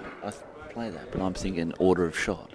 Yeah, it'll be. That's your last 2 shots. Bang, bang. No, that will be his second last, down the over the yellow over the pocket, and he'll have the one over the middle last for the black. He's been playing though, I reckon that'll be a mistake because it just for him, traffic's been getting in the way. Yeah. So No, I for me, think. I've got 1, 2, 3, and then cut, and then Matt pick Dunn up. and Sean Reed Yeah. upstairs. Well, And he's I just. don't know what's going on there because he's gone completely elsewhere from where both of us thought. We might have to be a bit quiet here because the whole room's got quiet watching looks this. like it's the red next to the black last now. I think he's going to play the now red that's next the to the last black ball. last, Yeah. which I wouldn't have done, but he knows Yeah. what he's doing. Oh, Perfect. I wouldn't. No, Nah, it's no. perfect. I would have played. I would have played that ball the previous shot, but he's Here we on a go. different He route knows here. what he's doing here, I think. Yeah, actually, and look, he just plays out to middle Just- table. Just Just no, a no.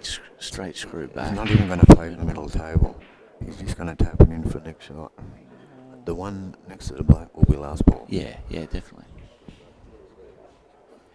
But the thing is, he's left himself the opposite angle a little He bit has, here. yeah. Oh, look, Which in is the end, unusual. He's usually in the end- pinpoint like that. even if he only just brings the white back out to where he is now, he's going to naturally bring it Yeah. up just above that. Yep. Yeah, look, I can't see him missing No. this at all. No. I know.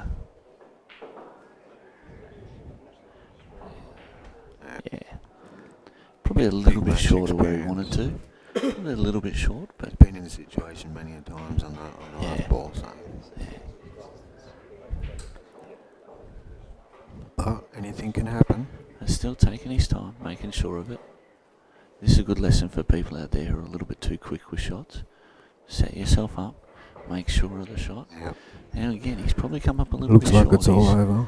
I know. Oh, no. He knows. He gets this Know the way. 19 out of 20, Oh, 29 and out of then 30. some, and then some, Yeah. Unlucky Great effort by Paul. the boys. We're going to go offline Had now. to be a But, master. Had to be a master to beat him at the end. Paul huge just effort. Huge effort that by was Paul massive. and Justin. proud of the young fella. But yeah. But we're going to log off. And There's going to be about a 10, congratulations 15 minute to. break. We'll draw the semis, and then we'll put it back on. Yeah, I'm out of here too. Righto. See you, boys.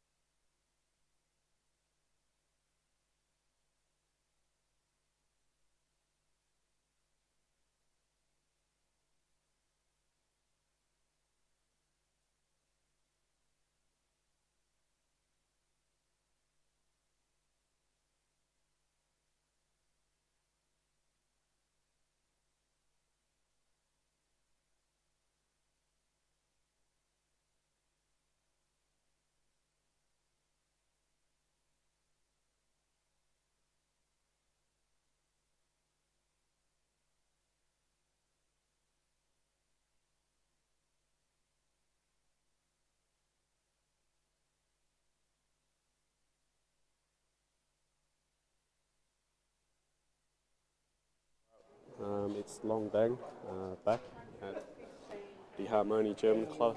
Just take you through this brief spell at the moment. We're waiting for the competitors to arrive, or I should say rusty, because we do have the Semi-finalists confirmed, which is John Rusty Wheeler, Justin Sage, Kenny Nicol did well.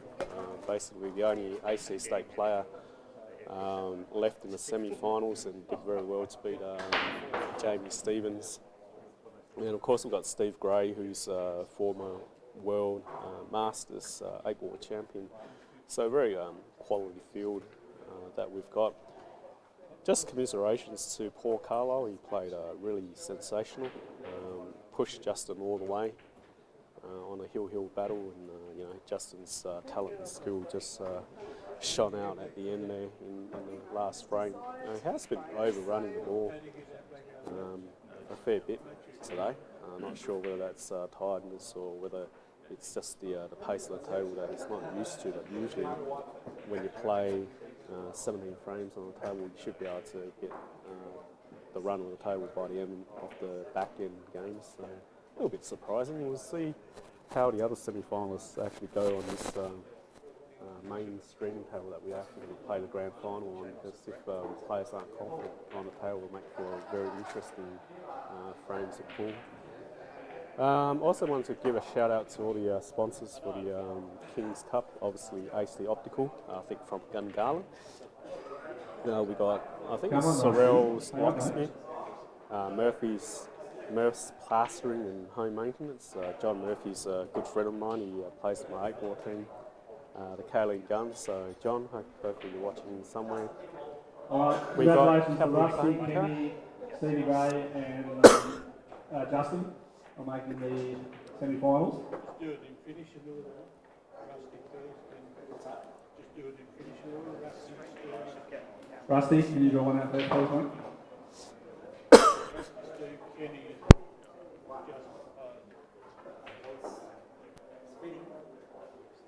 Rusty, number 1.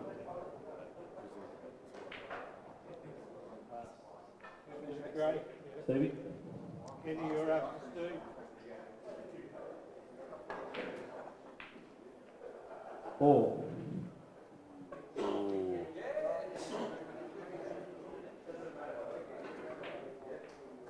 Ready?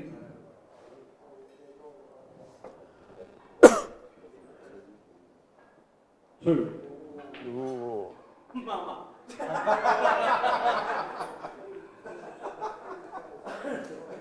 Okay, the semi-finals. Rusty v Kenny, Justin versus Steve Gray. Just 5 minutes or so, and we'll get kicked off. So Kenny Nicol's drawn Race to 10 guys. John Rusty Wheeler, and Kenny's played 3 money matches against Rusty during the week. He lost both matches, I think it was 11-8, and then Rusty gave him a 4 start, and Rusty still managed to get Kenny 11-10. So by now, Kenny should have a fair idea of half a metre sausage. Yeah, pork. And then in this other So then in the other semi-finals, we got Steve Gray versus Justin Sage. Pretty good matchups today. It's going to start in a few moments. Steve Gray, yeah, Gray. No, Gray. So yeah, Gray.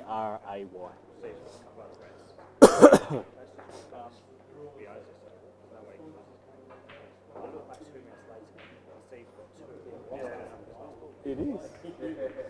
Well, Rusty's played Kenny 3 times already, as I mentioned. So this is the 4th time that Rusty's playing Kenny this weekend.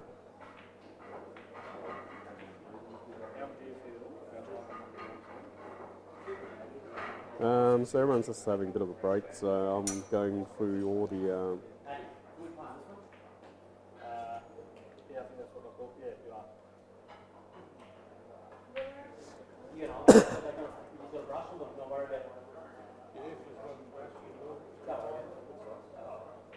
So Rusty's just asked Matt Harmon to block and brush the tables, which I think.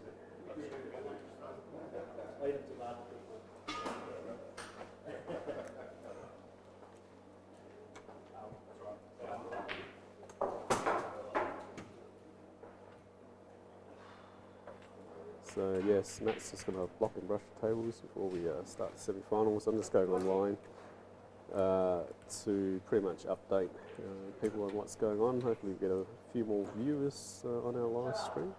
Follow it through.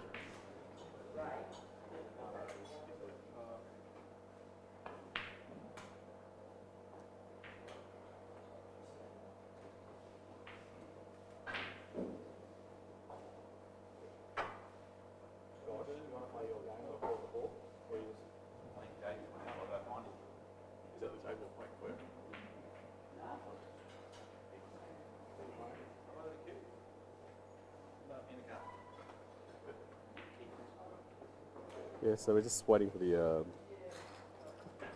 semi-final Josh and matchups JP upstairs. to start. So just updating people on what's happening on Facebook and keep you guys some news, I guess. Seems to me as if someone must have bumped the camera while I had lunch. The second table is slightly angled out. I'll get George to fix that when he gets back, obviously.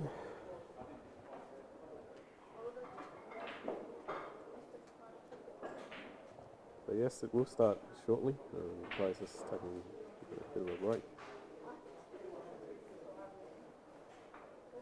If you've got messages, feel free to leave them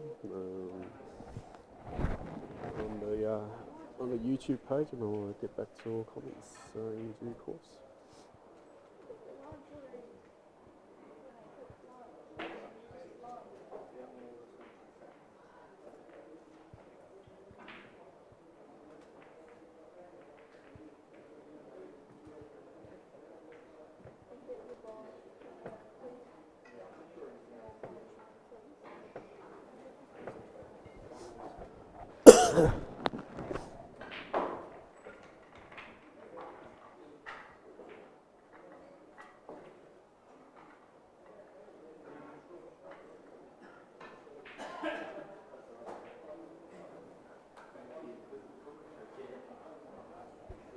Good luck, Kenny.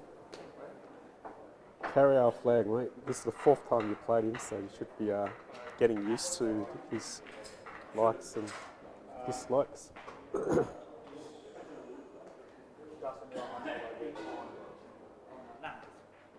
You move away from your favourite table there, Just. Didn't seem like you were enjoying the run of the mule over there.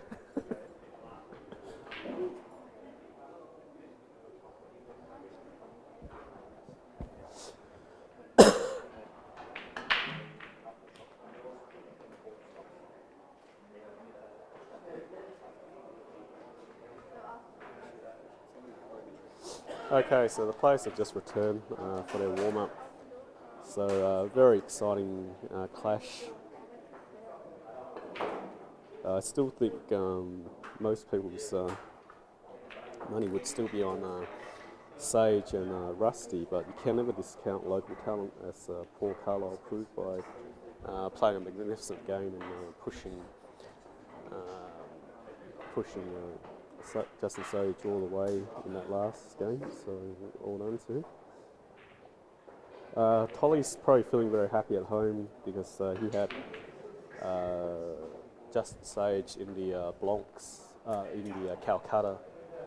And I think Mark Ferdinand, if you're listening at home, you'd be pretty happy as well because you've got Rusty Wheeler in the Calcutta, and I think Kenny Nicol belongs to George Nitz's. Hey Tolly, you'll be happy with the Calcutta because you've got one of the players there, don't you? Is Josh playing? You'll be pretty happy with the Calcutta because you've got Sage and he's in the top 4. Yeah, I was helping. But then I also had Paul as well. I'm gonna see if Steve Jamison wants to commentate with me.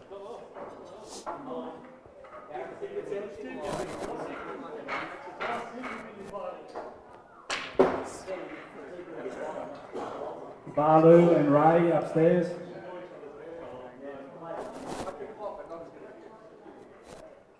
So players still just going through the pre-match warm-up, as you can see. I'm just going to wave to Steve Jameson to see if he wants to join me in commentary for this blockbuster semi-final, and he's already said all right, so that's awesome. Great character, good wealth and knowledge of the game. Commiserations today going down to local boy Kenny Nicol. I think we're going to have to hold the mic because it's a very quiet room, so probably have to hold it today. It's close. Yeah, I'll listen to us talking actually and see if it'll be all right from. Good afternoon, everybody. Just going to do a bit of a testing. Can you hear me? It'd be good for me to actually play it. Maybe if Dan Lynch is watching, can you tell him, message me if you can hear me, Danny?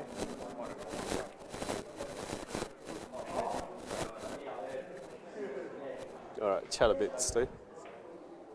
So we've got the semi-finals, Rusty Wheeler versus Kenny Nicol, and Justin Sajich versus Steve Gray. Matt Harmon just doing a brush on the block of the table. He's organised this tournament very well this weekend. And a very impressive event this is. If anyone is thinking about playing next year, it's well worth coming up here. The people are amazing in Canberra. It's my first time in Canberra. Oops. I hadn't had your mic turn on, Okay, Steve. So. Thanks, Dan Man. I've just been informed that the last 2 minutes of my chat has not been heard because the microphone wasn't on. I was just saying how I've been quite impressed with Canberra as a place. It's scratching a bit. Scratching, is it? Okay. I'm just going to hold the mic a bit higher. So how's that? Testing, 1, 2. Testing. It's a bit of delay, so just waiting through.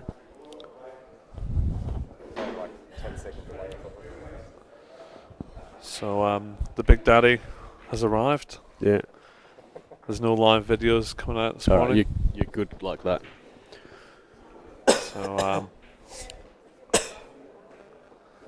So Rusty Wheeler said he was going to win the tournament easily, and he's cruised through to the semi-finals, where he'll play Kenny Nicol, and we've got Justin Sajich and Steve Gray in the other semi-final. These guys are playing for $3,000 or something like that, or the winning prize money. And I think it's 1,500 runner-up or something.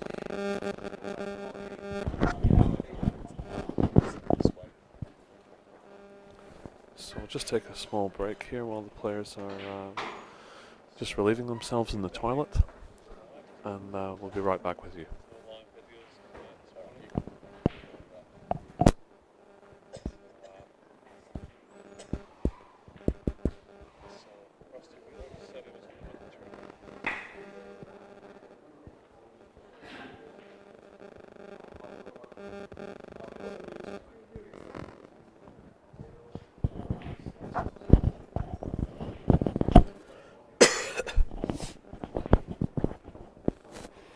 So I think everyone's just had a bit of a break because we obviously don't have much action on at the moment. So I'll let people know when we're back.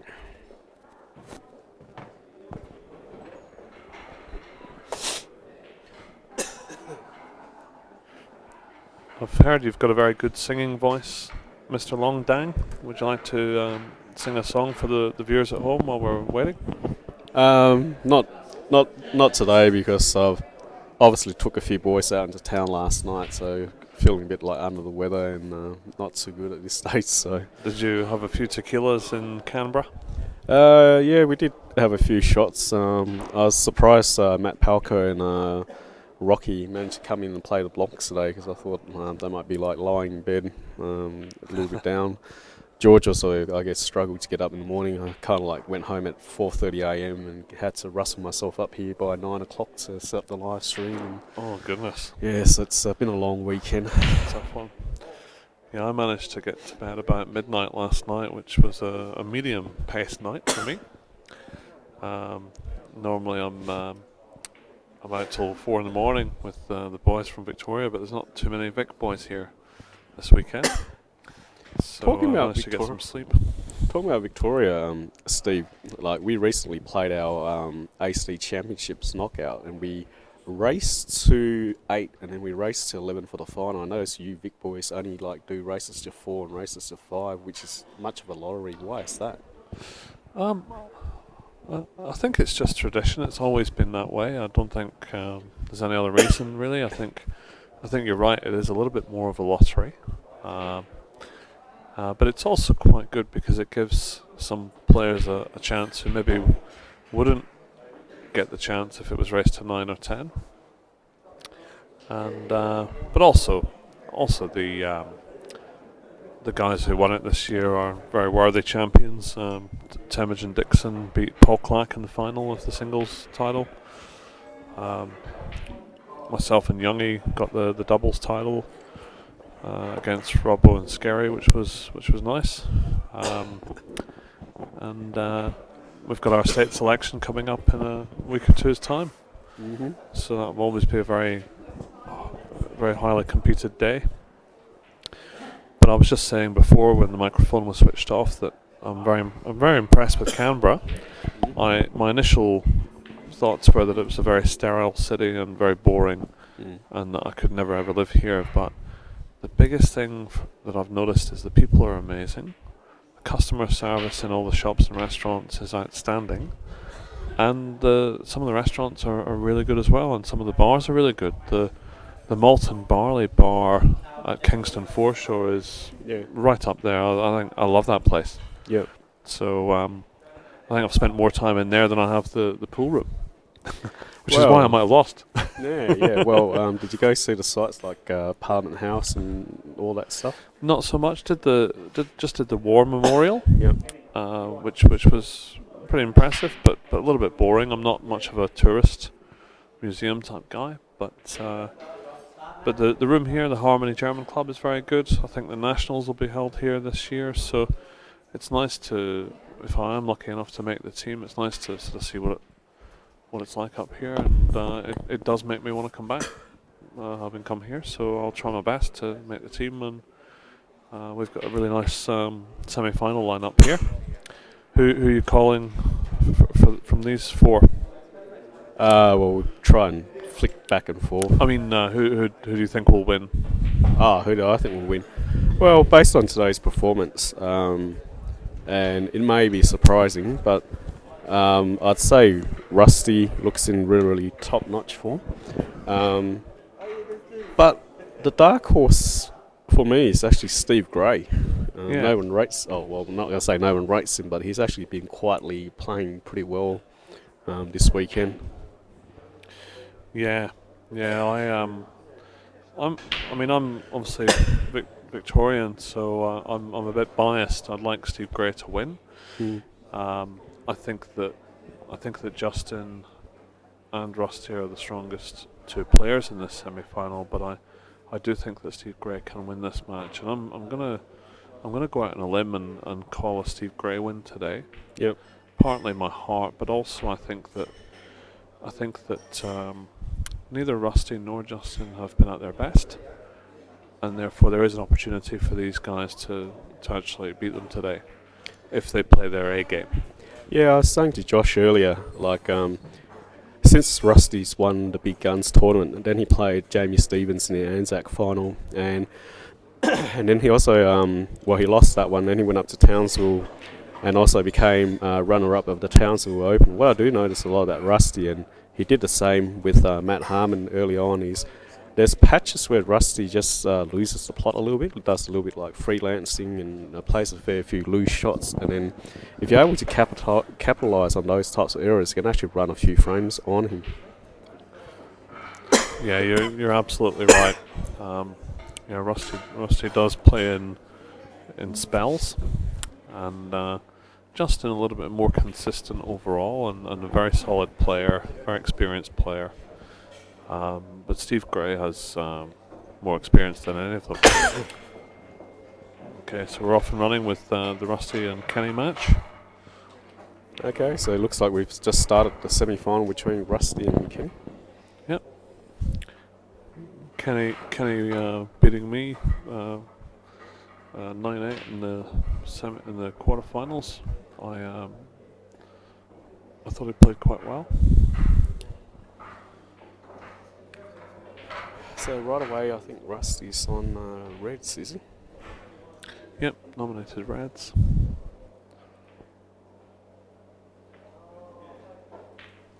And didn't want that in, I don't think. Thought he was just pulling up there. So he might just decide to have a dip here, and he's got. That's a great pot. And he's landed perfect for the cannon here. So he'll just softly screw this off the red and promote the red that's on the rail. Oh, that surprises me. So it obviously goes in its own right. That's a cut shot, and he's got about a foot of table to land in here, or actually a couple of feet of table to land in here, and he's just not playing that very well. And that's It's left a bit of a gap for Kenny to run underneath it. Yeah, this yellow does go, I believe, and a great chance to put some early pressure on Rusty Wheeler here.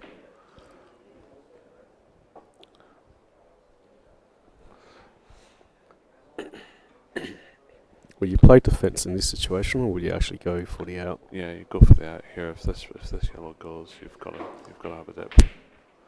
Ooh, Okay. How's it looking? He's had a It's good got a result there, massive result there. And yeah, that'll be a bit frustrating for the big man. It's a bit of a nervous start there. So, yeah, nice. It's a lovely shot. Maintains the pocket, but also promotes the red to, I think, a potable position. There's actually still a chance for Kenny to. I was going to say there was a chance for Kenny to run the yellow underneath the red with potted one in the middle, but he's elected not to do that. He's played a very good shot there. Yes, I'm going to invite Jason Tanaskowicz to come in and commentate with Steve Jamison. So welcome, JT.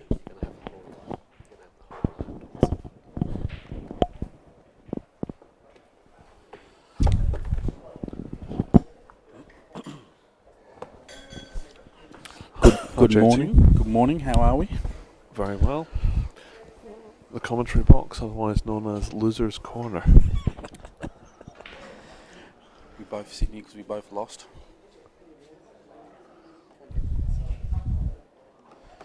All right, so get to this game. Rusty's on Reds. That's a fantastic shot. That is so shot. good. That's one of the best shots I've seen all day. Do you think Kenny will play this one in the centre, then try to cover that bottom pocket? I think actually, even though that was such a great shot, I think the yellows are on. Yeah, yeah.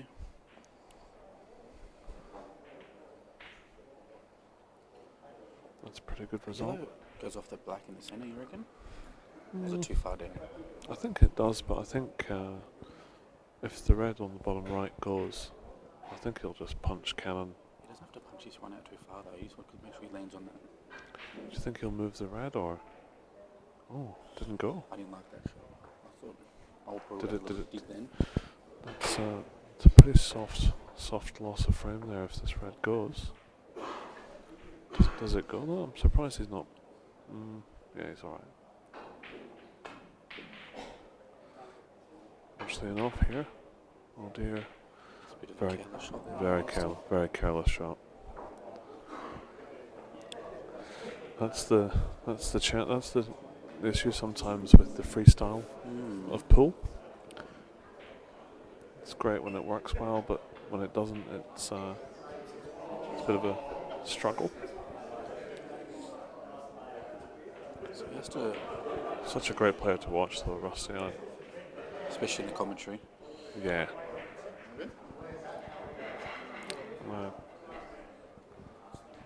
Great chance for Kenny here to capitalise on Rusty's mistake.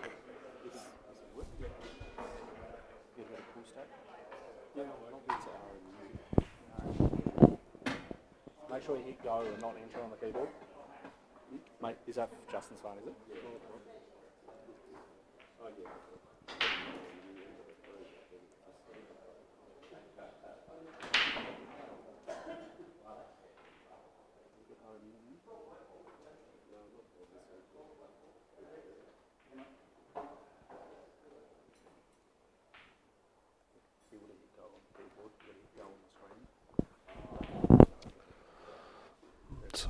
Nice snooker there from Kenny. Bit of distraction there.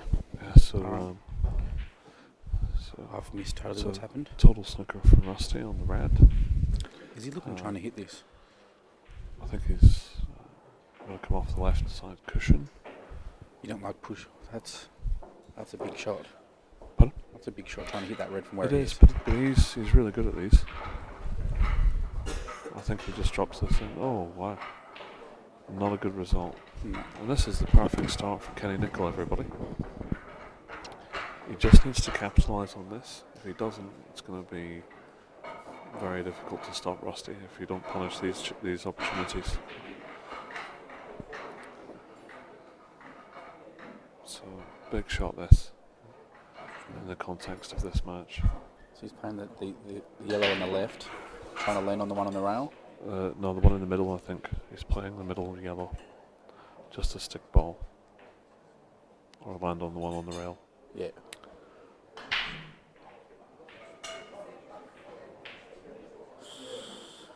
A bit of a nervy start from both players. And Nicol has to play the top one now up to the top corner. If he can, yeah. I think he's on this one now. May as well play it now. Pulling the white back with a bit of safety in mind. That's pretty good. Oh dear. I thought it was. He snooped himself. Does that yellow pass the black into the centre? I don't know. I'm assuming it does. It must. He's just such a big frame, even though it's just the first game. He's very close to getting that yellow. That's a good shot. Yeah. It was a very difficult shot. As they say, the most important frames are the first and the last frame. That's right. And even though it's just the first frame, this will give Rusty a bit to think about.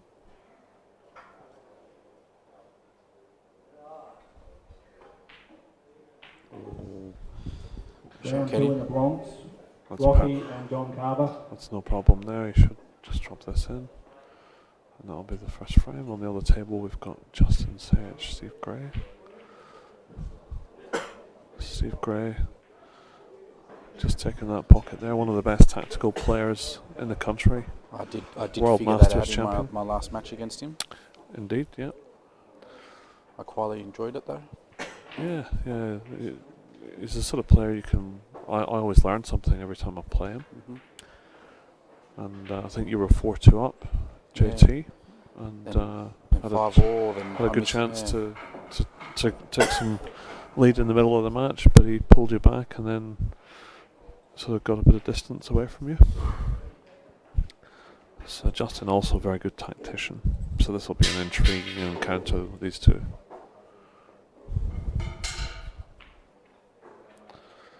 So Kenny Nicol breaking off the second game. He broke very well against me today. Something Kenny's been working massively on his game, his break. Was he?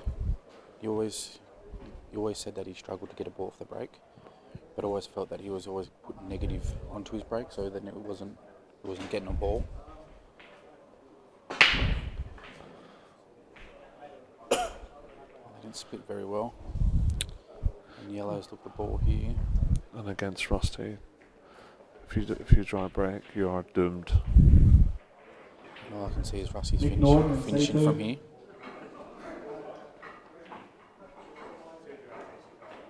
Some of these yellows are tasty. Which is your last yellow you're using to get on the black ball? Probably goes the into one the to corner in the centre. the one on the right hand side, I think. Between the two reds? The middle of the right hand three Oh, okay. yellows. Yep. Sorry, the middle of the right hand three. So the second last one would be the one on the right hand side. Okay, he's gone a different way. I'm not sure I like this way though, frankly. He's landed a bit straight here, so it's. I thought he would have gone up for the ones up the top. He's not happy with himself. No. So just looking for a rest or a spider or something. Do you think he's going to sit over the pocket or he's going to pot it? So it is. I find it is actually hard to actually control covering the pocket. I think he'll put it over the pocket because even though there's not a lot of value in going for that here, I don't think he wanted that in. I really don't. He has to play the long cut in the centre. I think it's a long plant Yeah, right. because he'll lose the white if he cuts it in. I think it's a plant, yeah. And he has to play, and if he hits it right, the plant will come out Yeah, for he'll him. dig a lot of right hand Yeah. side into this white ball. Try and hit the sort of top of the table in the middle. That's a good shot. Yeah, it's a great shot. Yeah, Yeah. that's really, really good recovery. Great recovery. Well, that red between those three reds, that yellow between the three reds, I thought that was going to be his last Yeah. ball. Just Yep. if you could let him where he is now, it's perfect. Yep. Sometimes you Yeah. try that little bit too much and you just bang. Yep. That's Yeah, it's a good that's shot. pretty nice. Coming straight into the line, Yeah, so perfect shot. it's, Yeah. yeah.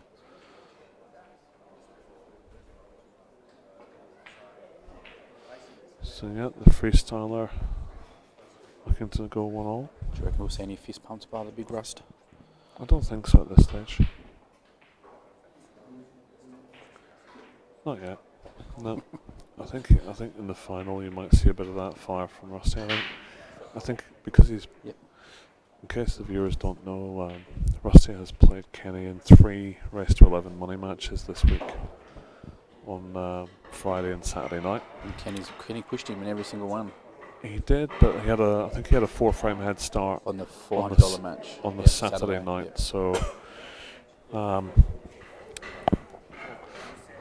Rusty will be a huge favourite there, and I would also imagine that Rusty would be more dangerous in an actual tournament game than a money match which I don't, even though he would have tried very hard, I don't think he would have focused 100% on those matches. That's a massive break there. Look at that. And yellows are looking the boards straight away. Yeah. This is what Rusty can do to you. You can just finish frames and it's look back and it's 3-1 already. And the positional shot here is massive. If he gets on another yellow, and he hasn't, that was the key I there. thought he could have just rolled that in, but So I think he's going for the chop here. Cut this on. No, he's playing safe. yeah, it's not a bad. Yeah, not bad. But that red still does pass up to that top corner if he Yeah. does want to open up for that other. Yep. I think Kenny will should try the red in the middle, bottom right hand red, to leave himself the left hand side red under the yellows. Okay, he's gone double. That's a good great shot. Really good shot, yeah. Do you play this one in the centre, play this other red to the centre and run up to the red, or are you trying to get this out and open it in the pocket? Kenny's answered it for us, I think, here. He's just going to try and chop this up under the yellows now. And that's not good. And Rusty Wheeler will absolutely Handed a strawberry with 2 shots. He'll eat these up for breakfast. So with 2 shots, he's got no problem there. So we'll go at the other table. We've got Justin on yellows against Steve Gray, who's on red. Reds look like they're in a bit of trouble. So Stevie, big trouble here on the reds. Yeah, don't see really what he can do. Stevie Gray loves these positions though. He does. I tip he put another yellow safe here, JT. Yep. And give 2, but no. I think Sage will clean up from there. I think there was more value in putting a yellow safe there. Killing another yellow. Because Yeah. to hit that without going in off was quite tricky. That's what I was talking about. Yeah, Rusty just giving Kenny his opinion on the choice of his out in that frame. Kenny said, "You can keep your opinion to yourself." I thought it was a little bit rude of Kenny to say that, but he's normally a really nice guy. I'm just kidding, folks. He was a gentleman as usual. So Justin with 2 shots here. He's just thinking about how to take these yellows out. He's just going to waste a shot here and Yeah, it's not bad. So just one good pot in the middle pocket here. And he's should got be a bit fine. of safety too. He's Yeah, playing the top one. yeah, Oh yeah. that's nicely done.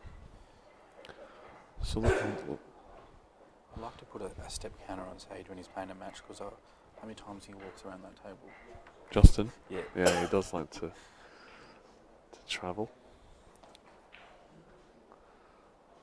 Always thinks of all the different options before he plays the shot. He's really smashed that. And these tables are really fast if you're not careful. You can lose the white quite easily. I did that a lot today. So this is a pressure shot now for Justin.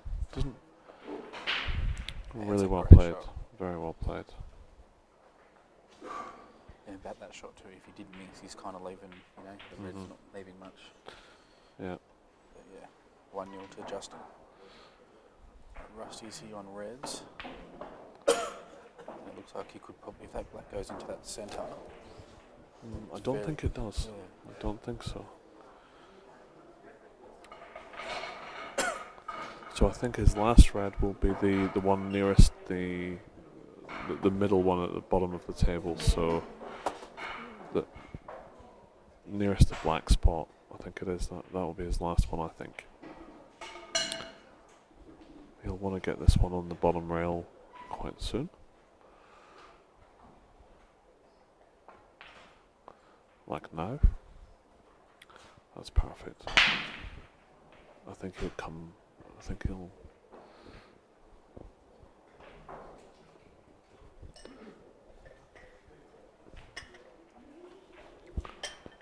Okay, just a little bit of a miss there. Kenny's a big chance here. Yeah, He's just got to take his time and just relax a bit. Yeah, definitely. This. They're all there. If the first, You just. If the first one goes in the left centre, he's looking good. And I think he has to clean up that one in the middle between those two, just to. You could even develop.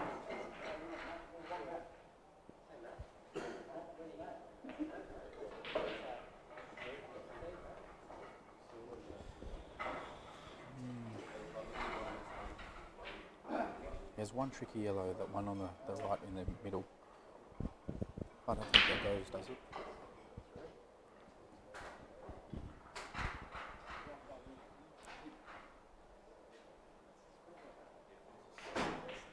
That's perfect. Nice little angle just to come under it now. He's got a nice angle to come cushion first and then hit the yellow full ball.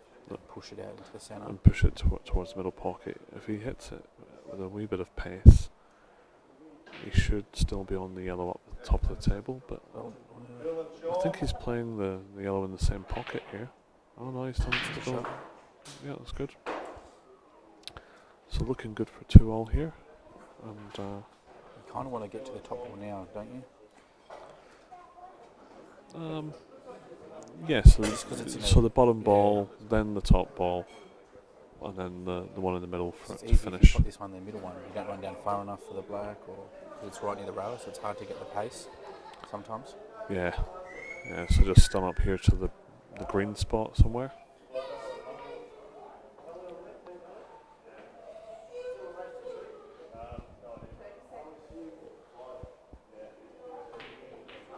I'm not sure about that shot, to be honest. I don't like it. It's harder to get on this yellow from here than it would be if you'd gone up the table to the right around the brown spot or somewhere. The pace of these tables is so fast, you can lose this white quite easily. That's good. Played it well. That's a good shot. he's a couple of inches. So you come off that bottom rail. He's a couple of inches shorter than he wanted, so there's a chance he could snooker himself here.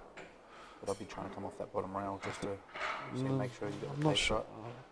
No, I thought he was cannoning into that red actually, and that's why I didn't like it. That makes queuing on the rail. Yeah, that was a misjudgment there. And this is also an in-off. Just comes down to This, Kenny this now. is this is an in-off shot here, and he has to hit it hard enough to reach the pocket with the white as well. Yeah. I don't like this at all. Oh, And that was the problem. So disappointed, but can't afford can to. the Rust Bucket freestyler mop up? Yeah, I can't see Rusty missing from here. No.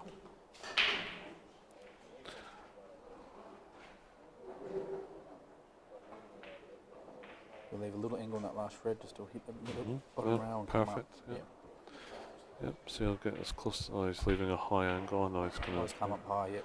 Yeah. It's even better. It's not bad. Screw. Just done up to the the green spot here. That's it. He likes to land nearly perfect, so And I'd missed what happened on the other table. I think Justin took a 2-0 lead. Am I right? Yep. Kenny need to take those chances if he wants to stay in this match.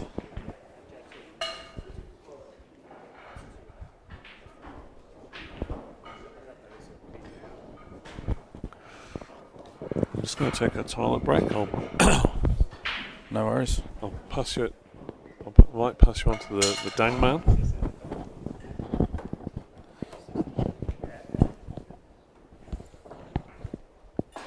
Welcome along.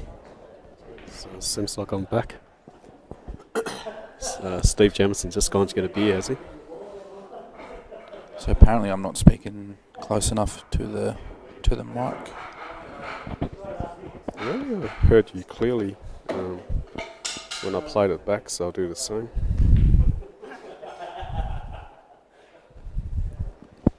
Sometimes people just joke with their commentary, I found. Rusty's running around laughing. Kenny's not too happy about it. The last frame before that, Rusty suggested a bit of advice to Kenny. And Kenny said, keep your opinions to yourself.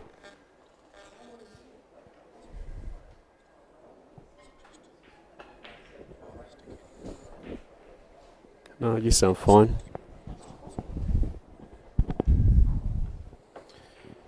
Yeah, I can't see Rusty missing these.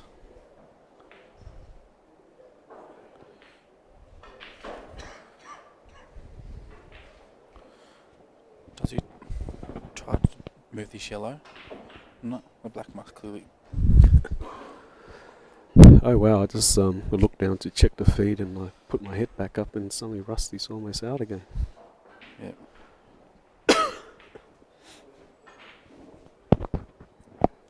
So how many viewers have we got? We've got approximately 40 odd. 40 odd. Close to 50. Hello everyone. Feel free to leave some comments. What's that, a master break? Yep. Kenny doesn't look very happy at all. So who's your tip to win it, JT? I think Rusty Wheeler. He's starting to get a bit of momentum, and when he gets that momentum happening, lucky to see he's just running rack after rack now. Yeah, of all the four players, he seems more confident on the table, that's for sure. Does occasionally provide you with gifts sometimes by playing fairly loose shots. Not seen it so far.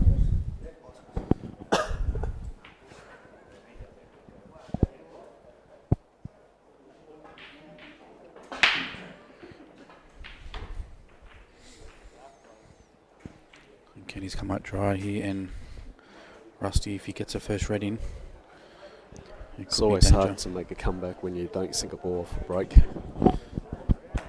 Especially if you're splitting them well like that.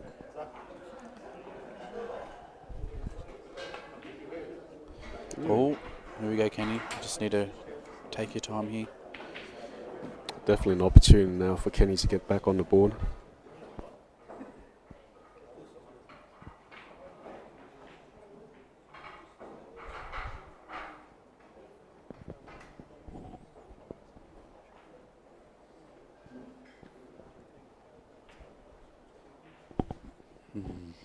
Nervous shot. hit through the ball. I think at the moment Kenny just feels the added pressure of playing someone like Rusty Wheeler, that you have to make every single shot. So in doing that, then he's actually tensing up and not following through on his cueing action. Looked like he jabbed at that one.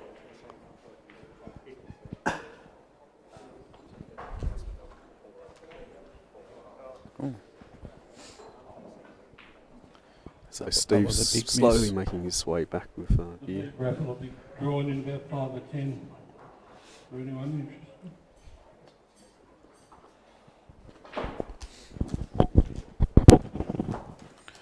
Kenny's on yellows here. Jamo's back from drink break. Kenny's fouled, giving Rusty 2 shots. Kenny doesn't seem very happy in this match at all about anything. No, it's well, I think he's had more chances than he expected. And when you don't take advantage of chances against great players like Rusty, it must play on your mind, because you know it's not going to last for long. So you have to take those opportunities when they come. I'm watching this thinking, gee, I wish I was playing. It's easier said than done, though, you know. That was a good shot there by Rusty. Yeah, very good. Also with the comfort of the 2 shots, I think. He missed one, so... Oh, did he? Yeah. Okay. All right.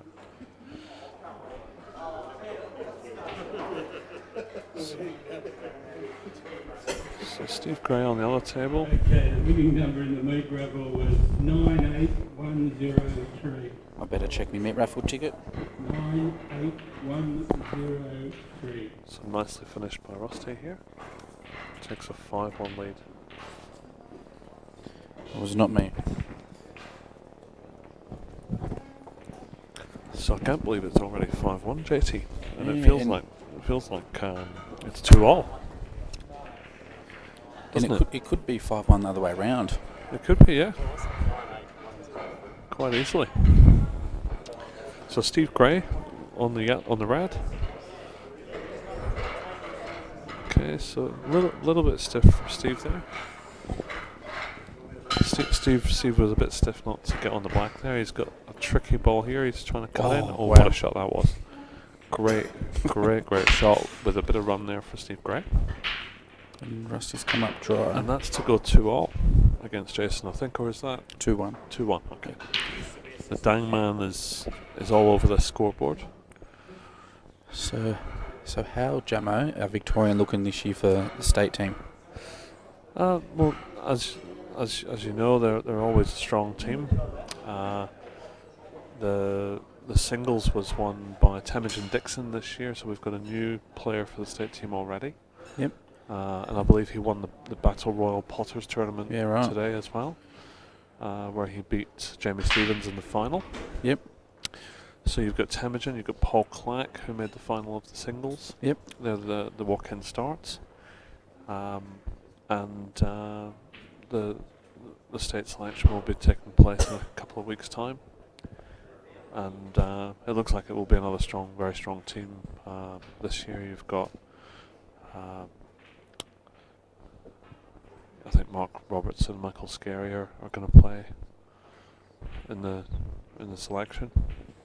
And you probably Gusta Giorgio, myself. Jake playing this year? I don't think Jake McCartney will play this year, or Ben Noonan. So those are 2 big outs for us. We'd love them to play, but I'm not sure Jake can because of work commitment. You also got Matty Kerwood, who's improving more and more every time I see him play. Yeah, him, Matty and his dad Mark has been playing really well. Mark's always there or thereabouts. So. And some other player I haven't seen much of, that Shane Fell, is that his name? Yeah, Shane, he's a teammate of mine on a Tuesday night, and very, very fast, very good match player. Yep. And he'll definitely be in the hunt, that's for sure. So I think there will be a very strong state team this year. And we won it last year, I think, with a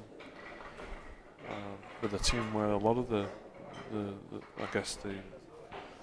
I think 5 of the previous year's winners were not playing in the team last year. So Is the great Nick Howry retired? I don't know. I think he does talk about retirement every other day on Facebook. But Then I read somewhere that he's just going to play and just have fun and in the trials and just. But yeah, not sure if Nicol plays. Obviously, I think he's made 5 or 6 state teams, so he'll be a great player for the team to have. So back to the match here. We've got Rusty with he seems to knock these balls in for fun normally, but just not this time. Kenny has those 2 yellows, but I think he could get 1 yellow out and nearly sit the wide on the rail. I think he is playing the safety here. I prefer to see a bit more of an attacking shot here. Personally, I don't think he's gonna beat Rusty playing tit for tat. Because even given chances like this to Rusty, he's gonna. He doubles balls like they're over the hole. You know what I mean? There's not a hole under here, is there? It looks like there might be. No. See, Kenny has to. I think there might be a hole now, though. See, Kenny's just getting down and just hitting. You know, he's not. Yeah, he's usually actually studying the table a little bit. It's a good shot. It is. I think Rusty's going to probably try and do the cannon under the yellow Come off here. the side rail. Straight into it. Maybe, but does the red go off the red? Under it. Possibly. I reckon it does. Could hit it real thin. I think he'll do it. Oh no. Interesting choice of shot that was. I don't know what he was trying to. Was he trying to do that shot then? Maybe he was trying it and it just didn't work, but he couldn't possibly have been happy for Kenny to take this opportunity, surely. He probably doesn't even have to play this ball now. He could play the plant. That would probably be my last ball, wouldn't it be your last ball? But he's obviously. He could actually push his shred over and killed it if you. I don't. Oh my good God, what's going on? I'm I'm stunned. I don't understand what's going on here. I really don't. That is very puzzling.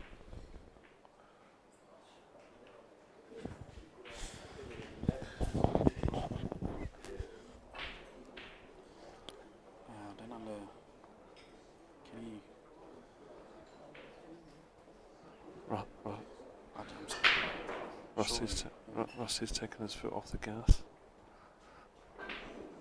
Putting some petrol back in the engine. I'm sure he'll fire up soon. I'm still bizarre if that last shot where he didn't actually have a go.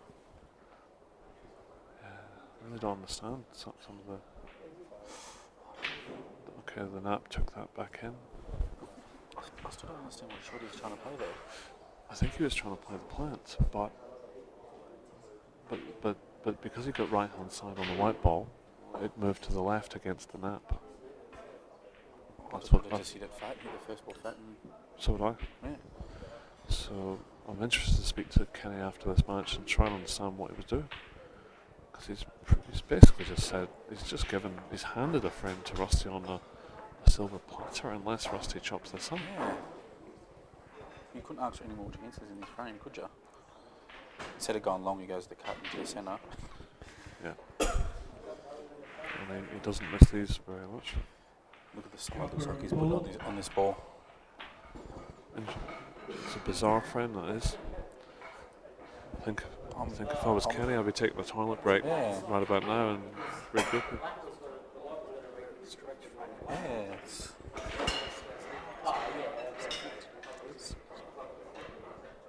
So twice in a row, Kenny turned down the plant in favour of his safety, but unless he's had a bet on Rusty to win, that must be it.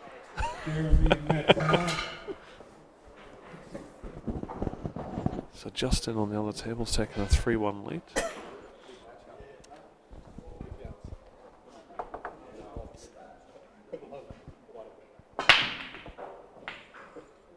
He's got a ball off the break. It's a good break.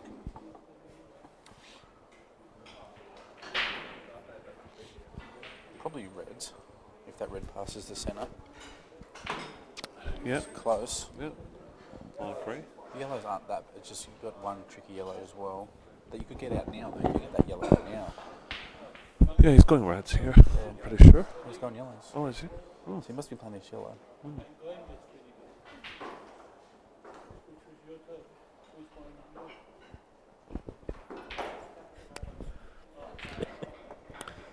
So we've just had a message from Lee Rennan from Melbourne. If nobody knows Lee, that would be understandable because he's nobody. But he's just messaged in to say how great the commentary is and that I'm a better player than Shane Fell. Thank you for the compliment there. I appreciate that one, Lee. The way Kenny's playing, he'd probably cover this pocket. But yeah. He has gone for the cover, but I don't like that either. He just gives him. You just get those reds out now. Oh look, I think the yellow in bulk was always going to be a problem for him, so I don't disagree with the choice of shot. I think what he's saying to Rusty is, if you can pot these, you deserve the frame, and frankly, if he does, he does. It'd be a pretty big out. I just thought you could have used one of those yellows that are touching to run up and maybe disturb those balls. Yeah, there was an option, but Kenny plays the percentages. If there's a safety option, he usually takes that instead of the pot. It's amazing how once he pots his balls, it looks like he's feathering real far away and it's hitting side on every shot or just... Yeah, he's got a very unique style. But he hits the ball so clean though when he's coming through.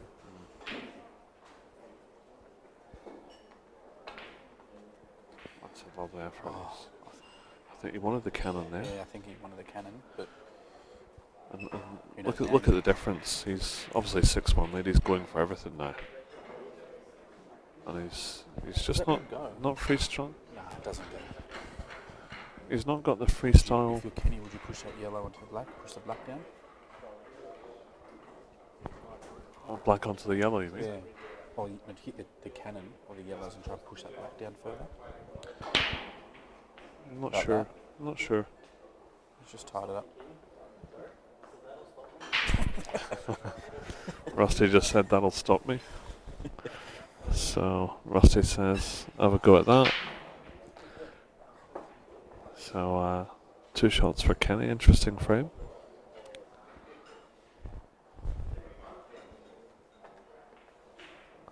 That's a good shot. Yeah, good shot. You gotta be careful that yellow. I think if you get that, you can probably get that yellow out now. I think because it's touching the black. You've got to be careful, it'd be right under it. Yeah. That's a good shot. Oh. Yeah, that good. He's got a second visit though, hasn't he? So that gives Kenny a bit of insurance. So what are you doing here? Are you pushing another yellow down to this black? Yeah, I'd probably try the plant. Yellow off the black. Clear the other yellow.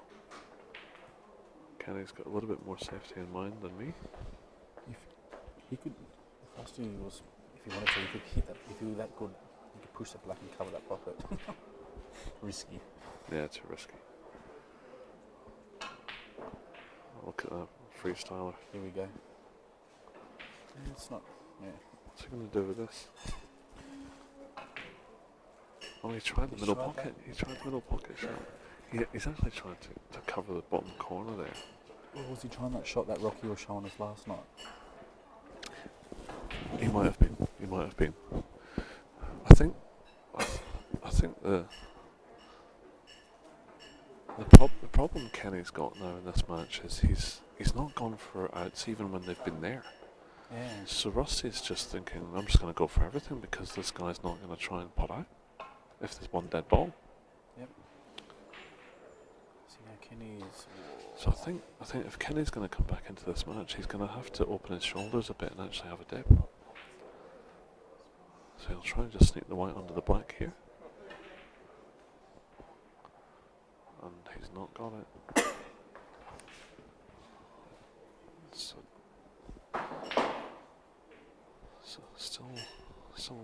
do for the rust bucket here. He's gone for the pod. And he's gone off, so You got this yellow off the black straight in. yeah, I think so. Yeah, I think I'd be playing it now because then you've got the insurance ball, and I think he's gone for the option of being closer to it, but I'm not sure that's the right one. I think it's harder now to actually get position. You got the ball in hand where you can actually put it where you want it. So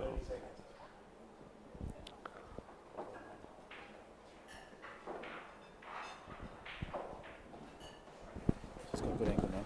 But you could have done this the first shot. I actually prefer being a bit more on the right hand side of the table for this one, because it's a natural angle to get on the other yellow. You know what I mean? So I really didn't like that. Good shot. He's got the 2 shots, so You just waste one now. should be okay.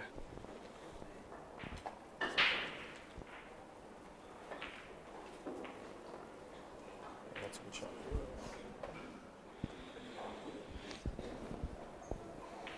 So it should be a frame back for Kenny here, which is badly needed.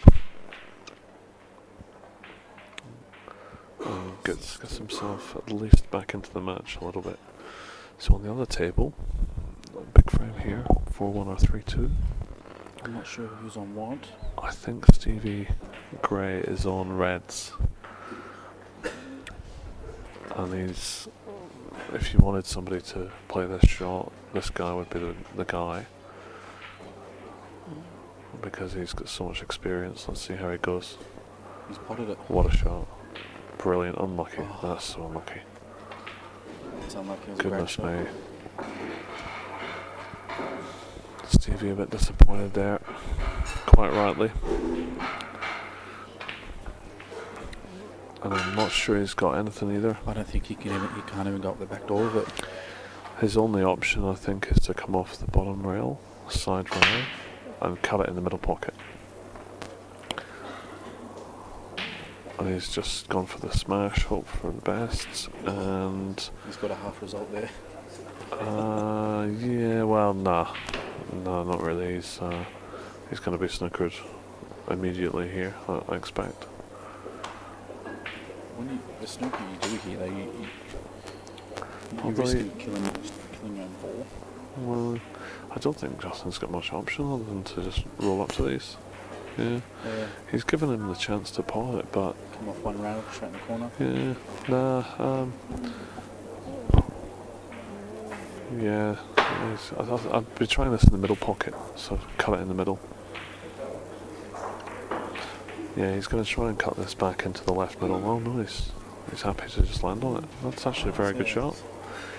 You go for the punt and pump it, then you could go anywhere over the black ball and you just worse off. Yeah. Well, I still got a few tricky yellows, so it's a good shot. Yeah, it's not easy, this out. So, Steve's playing the percentages there. Sage will play that yellow in the middle of those 3. Even if he doesn't get the snoop, he hasn't left. I think he'll go for I think he'll try and pot out here. Yeah, he's on it now. He may as well just do it now. This is the key shot, and he's played it pretty well. Bit straight. Yeah, a little bit too straight. That's worked well for Steve Gray.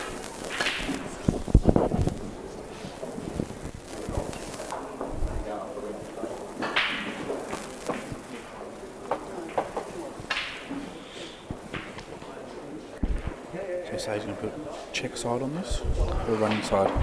Yep, Yeah, running side. running side. And that's a lovely angle.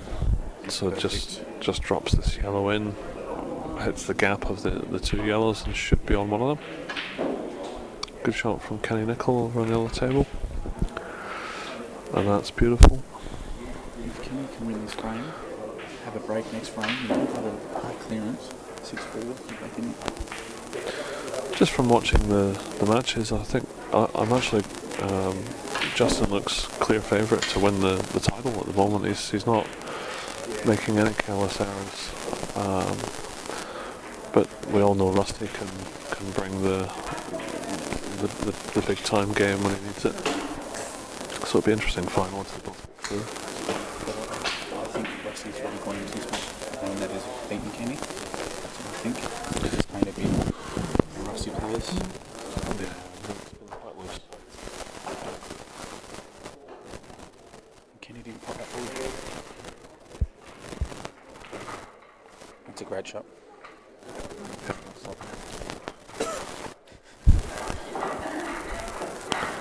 You might have to just roll this sleeve because you don't have to put up. I think he's going to count on the... Oh no. He's just going to roll it through. Oh, double. Oh my good God. What the hell? Looked like Rusty was going for the double there. He's missed that by a foot. That was a good double attempt there by Rusty Wheeler. I think he played the... I think he played the cut in the middle, he just missed it by a foot.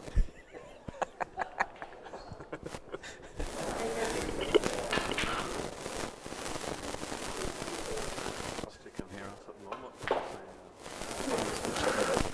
Yeah, nice shot.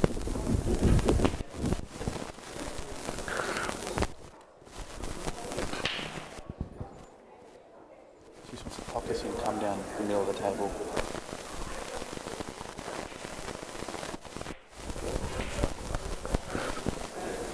Never liked a fraction more.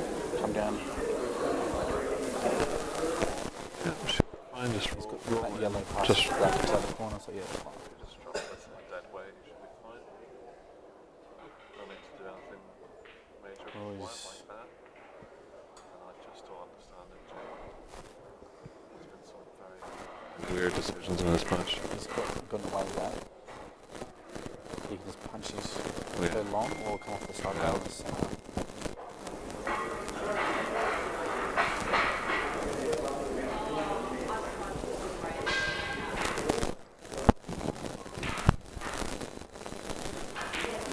He's missed. So, Rusty with an unexpected opportunity here. And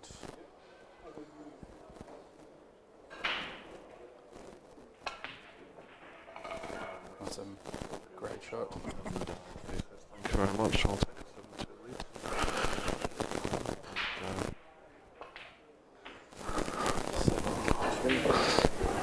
So I might go for a little break Me too, actually. and we'll be back.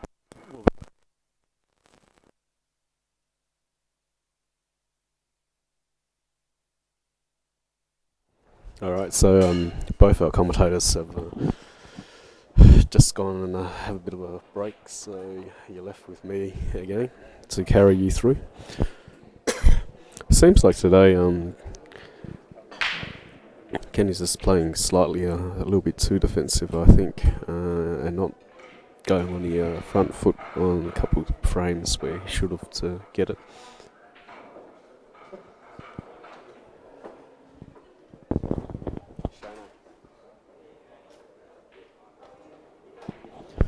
Just going to wave Shane Smith over to commentate, but apparently he's doing the time for the match, so still stuck by myself, but it's all good.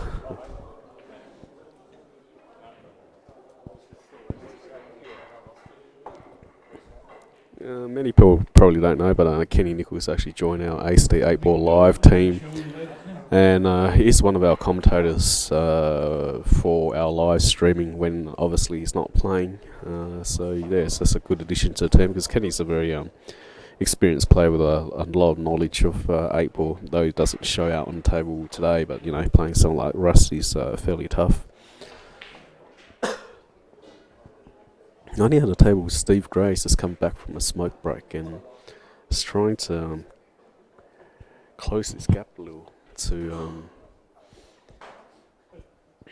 get himself back on board. Dan.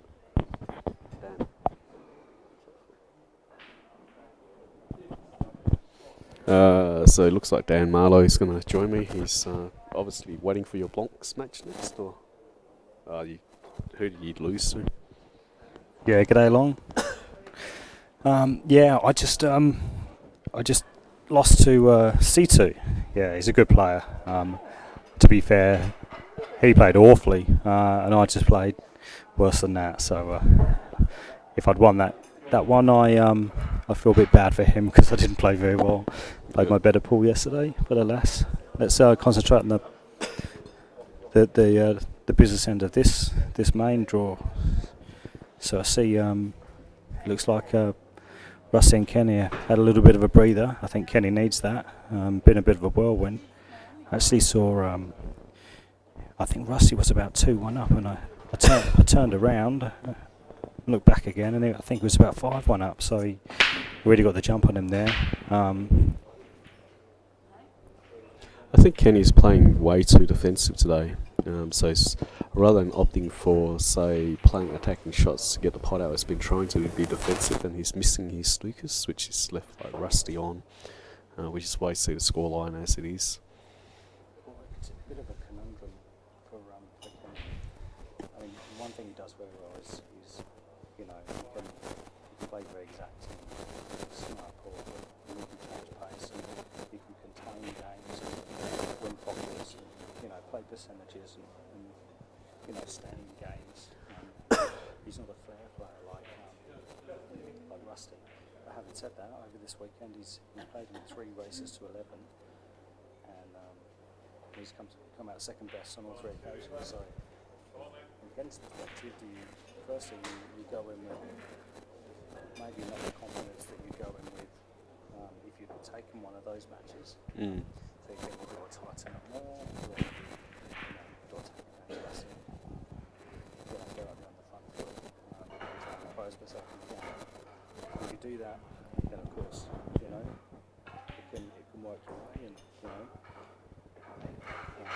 But if not, then Rusty's just going to blow you away. So he's kind of in between a rock and a hard place at the moment. And the scoreline is obviously not going to do many favours, because suddenly the pressure's on as well. He's thinking every time I play a bad shot, Rusty's going to take the time and get closer to 10. And the closer it gets, the harder it's going to get for him. So. Yeah, it's a two-edged pressure. One is the scoreboard pressure, and then the second pressure is knowing the opponent that you're playing, that you can't lead them on or anything, or the game's lost or frame's lost.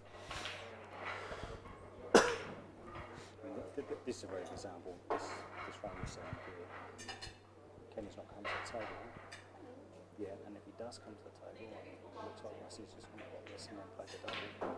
Oh no, of course not. This is Rusty. Of course he was going to try and break it. Tried to promote that yellow and unluckily missed it. Yeah, he'd be unhappy with that. He'd expect to bash that red in the face, but let's see. Okay, so he's just popped his yellow out to get into play, but now Kenny comes to the table and he's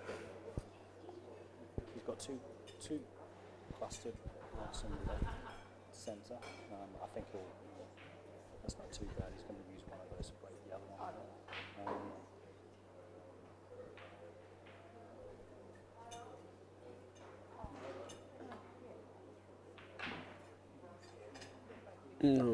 And he's got the snooker, I believe. Yeah, it looks like it. There's no real pressure on that. The problem is, you know, he's come to the table thinking, even if I say it, Russ is probably going to.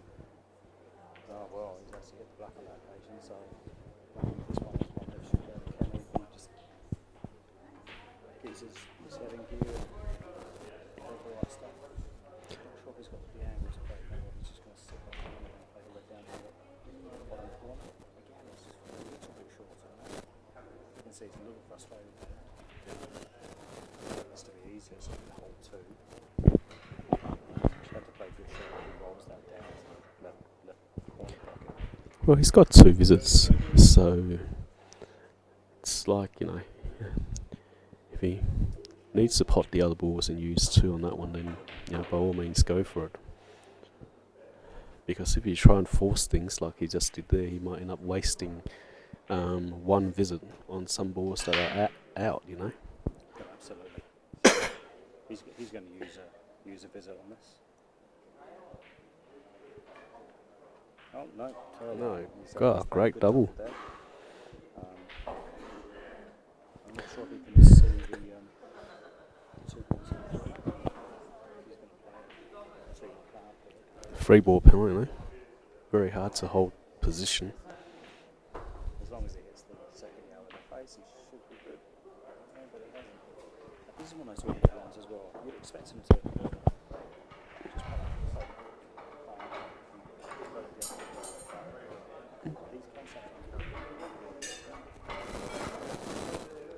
Yep. I think I just accidentally put Justin on 5, so I might have to correct that.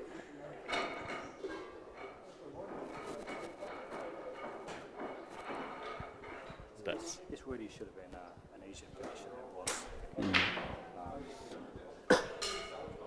He's done this the hard way, and he's not actually done it yet. We should be able to play this just with some bottom and just bring the white back down the table above the red.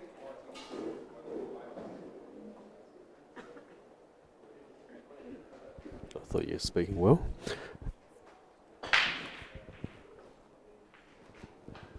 So see the game on the left, between Justin and Steve, pretty tight, only one frame in it.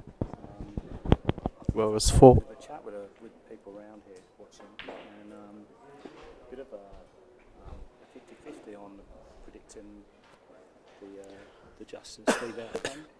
Steve's played some good ball this weekend. Just solid call. I had a chat with JT, who was on the mic a little bit earlier, and look at that. And there we go. Look, Kenny's just let Rusty in. And I think when it came to the table there with 2 visits, you would have thought it was regulation, but he's just tightened up.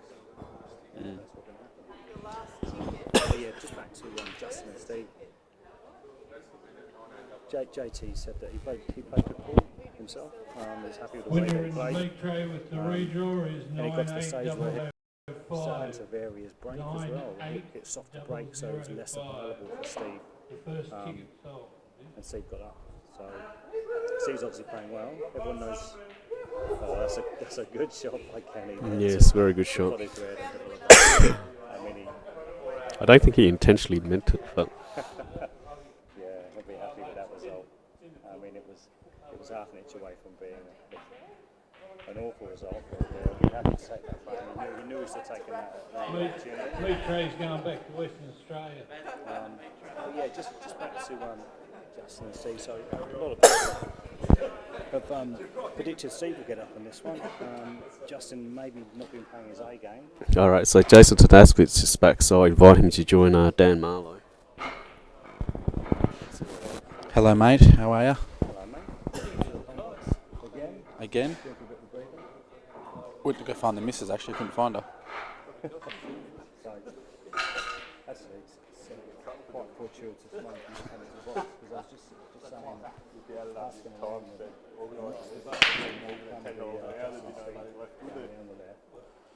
you obviously just played Steve, and he's been playing some really solid ball this weekend. Some people think that Justin hasn't played his A game, but he's improving as he's going through. We said there's only one frame in it. What's your prediction? I think, it's Stevie Gray is a very good tactical player. So, and it's, I think probably their best games, or probably Sage would win, but I'm tipping a close match between Sage and Gray. I haven't got a winner yet. I haven't picked a winner. Maybe a 10-9. Well, you heard it here first. So, currently that's a pretty good prediction. They've been going neck and neck all the way, and it's pretty early in the match. But saying that, Sage, every time I played Sage in the quarterfinals last year of the Australian singles, he destroyed me. 2 years ago in the Kings Cup, he beat me 11-1, so he's, He's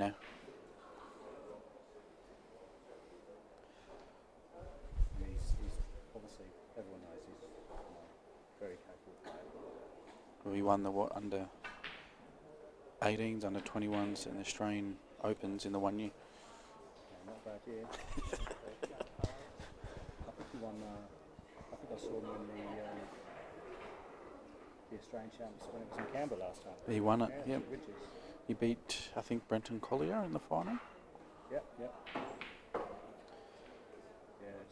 just testing the memory there. It was a while ago, and of course, And we'll have the option and to I do think it again this I year. think the year after that he lost to Rusty in the grand final in New South Wales, and it was a hill match.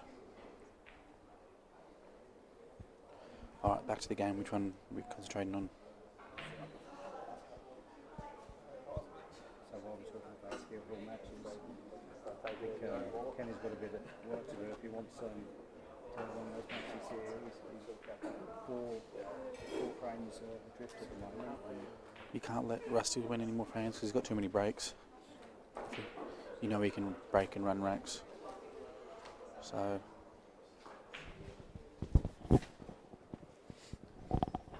So how did you play yourself this weekend? You took out a big scalp in Edmund Chan. Yeah, I had a good result against him. Actually played some good points for once, which was nice. And when I can strike him together, then it go quite well. Unfortunately, it's few and far between. And I played a very different brand of ball in round 2 against Chopper. Yep. Very different. And I apologise to Chopper because I didn't really give you a proper game. But then you have revenge for me, mate, so thanks for that. No worries. That's a great shot there by Rusty. Beast has one tricky yellow. Yeah, I'm looking at the bottom of the yellow. What's he going to do there, Jason? I'm not sure, but this is what Rusty's knows he's genius for. Stuff like this.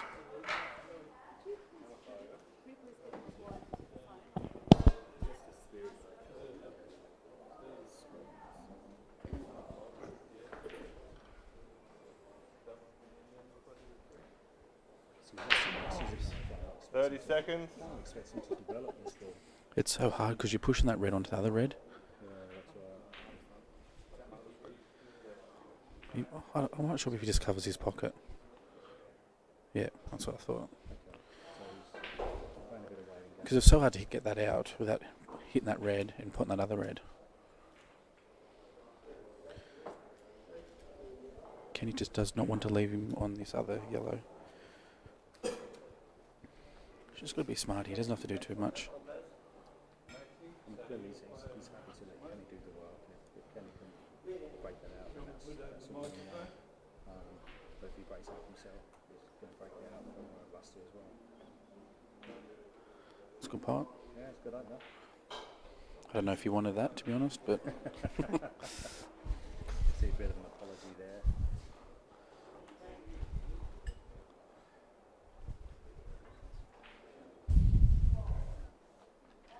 off the red.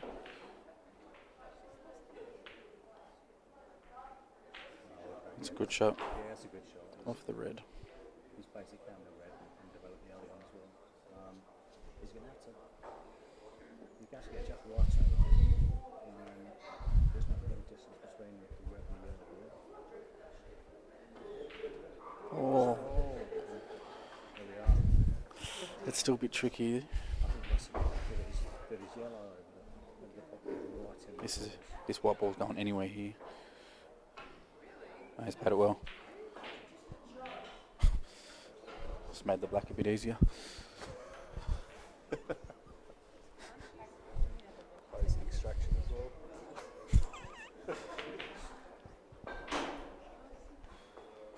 That's a big deep breath then by Rusty.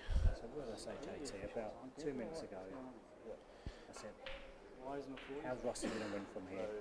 Okay, he had his yellow tied up on the red. Kenny had the pocket, and he's won another one.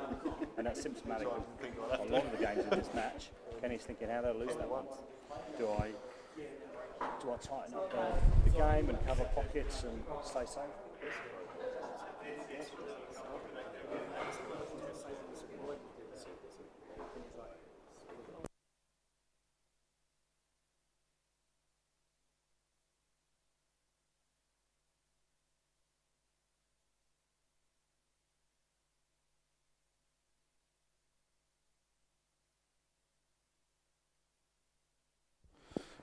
GU net.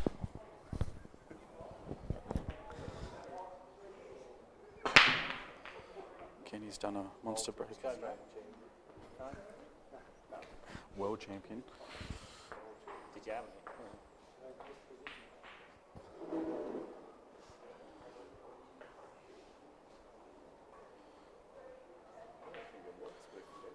I think these Reds are looking pretty here.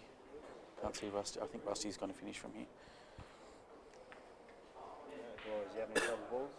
No, he's got one near the black ball, but it still goes. Unless is that red pass between those two yellows?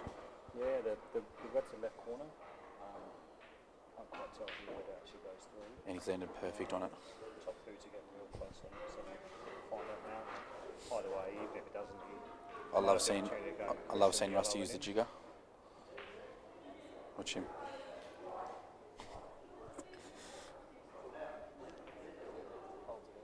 Oh, that answers our question. Just squeeze by. You take the bottom one, or you play the middle one now, or the bottom one. Bottom one, just screw up above that red on the right. Suppose the same corner pocket. Yeah, that's a great shot.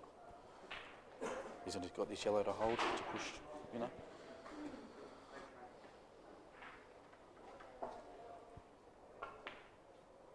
Yeah.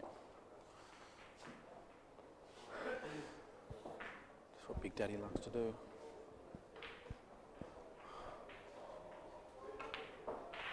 It's amazing. He puts every shot looks like he's putting aside. A lot aside, yeah. But he cues the ball so nicely though.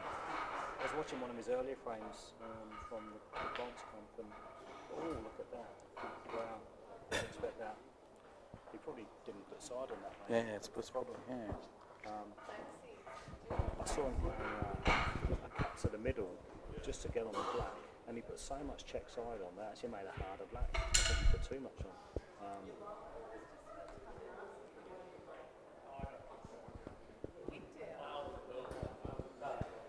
Well, Kenny finds himself in a position he's been in a few times in this match already, and that is 7 balls on the table. Rust with 1 or 2 left.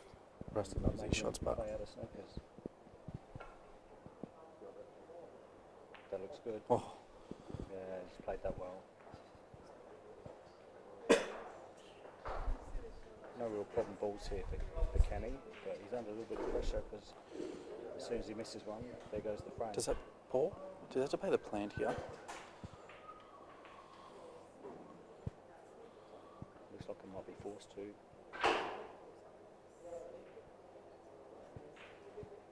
It's a good shot. Oh, no, yeah, it's a good shot. And he has to back himself to finish from here if he wants to get back into this match.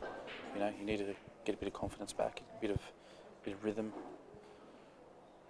Because it's hard to get confidence back if you just keep playing a snooker and they keep getting out of it and hitting it.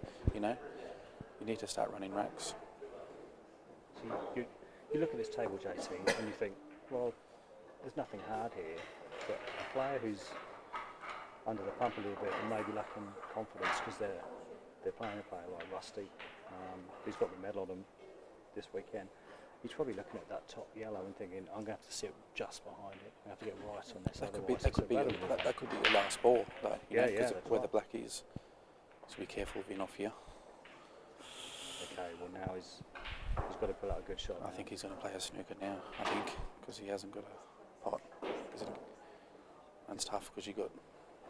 Yeah, it's a straightforward snooker, but it's an easy out. But if he can, I think he can pot this first yellow to the corner. Yeah, I don't like it.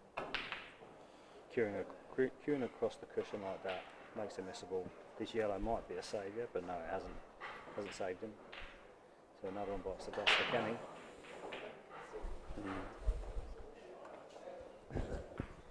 Meanwhile, Justin on the left of the table has opened up a 2-1 lead. What's the score? 9-3.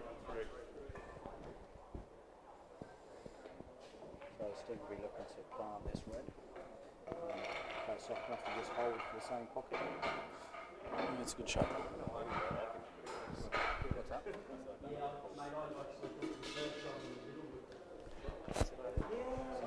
So how many viewers we got? We have the opportunity for any shout-outs here. Who we got online? Any new comments?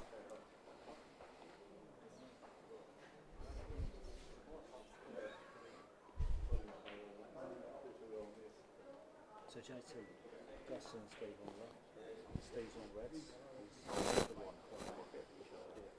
Yep. Justin's got 3 yellows, 2 yellows tied up on the cushion. His favourite here. 30 seconds. I'd still say Stevie Gray, his favourite for this frame, but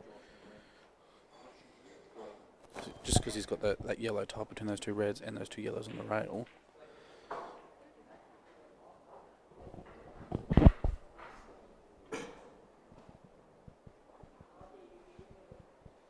All these players, however, they do have uncanny ability to win games if you think they've got one leg. I saw Steve Brown getting against you earlier. He had his red tied up on the yellows, you had the pocket, and I can't see him in that game from anywhere. Only way I could fucked up if I foul snookered and I foul snookered. And I had a whole table not to foul snooker. Well, okay, there is that. Yeah.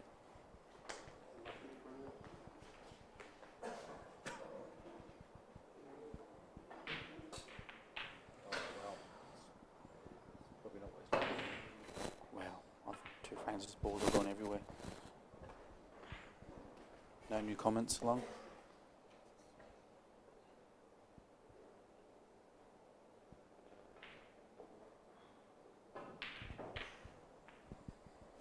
Jason Foster says hello. Hello.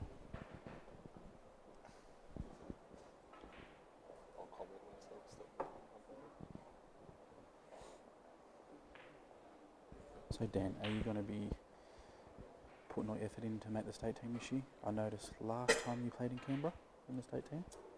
I think last time was Melbourne. Oh, did you play in Melbourne? Did you? Yeah. Yeah. And, That's a great shot.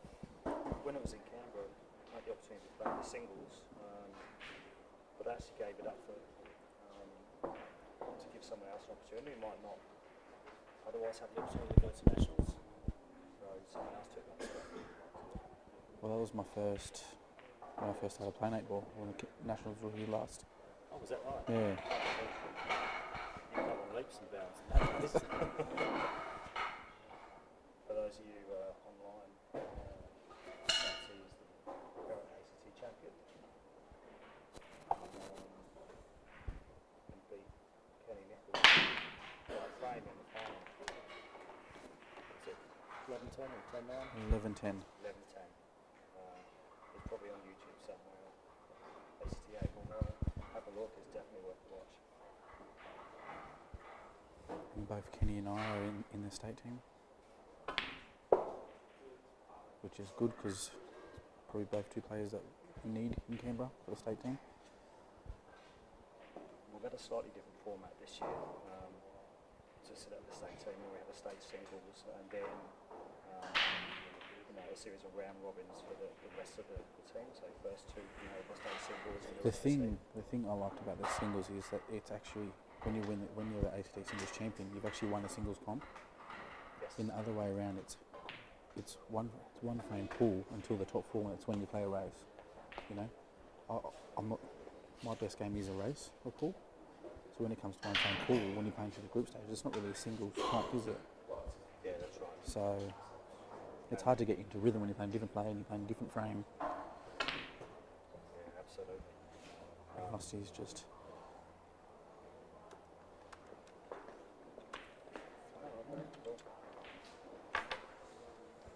But hopefully we got Shane Smith sitting next to us that he's a shoo-in for the state team this year. Thanks, George. Does the light need to be on?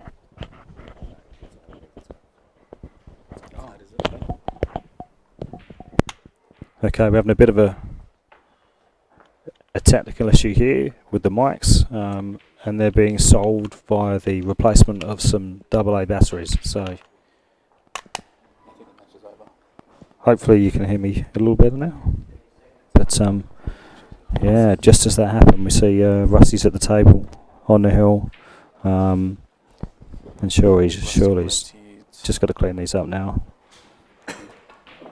And Kenny had his chance even in this game. He jawed the black in this game. But look at this. see you shaking your head already. It looked like Kenny was conceding there, but I think he's withdrawn the handshake.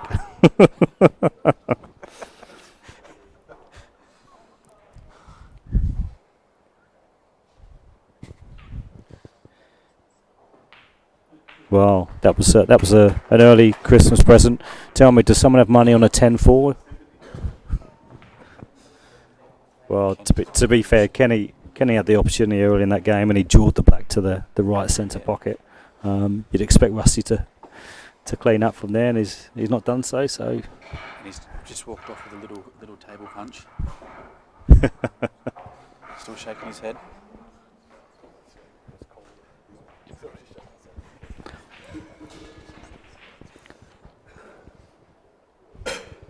So, JT, have you seen many comebacks from 9-4 of late, or worse? One I can think of.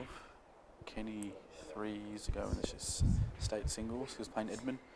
Raced to 9. Edmund was 8. Kenny was 8-3 up, 8-2 up, and lost 9-8. Wow. Yeah, I mean it's so hard when you're on the hill. Your cueing arm feels like it's the wrong one sometimes. You don't see the angles, or you got to look for them where you didn't have to before. You second guess yourself.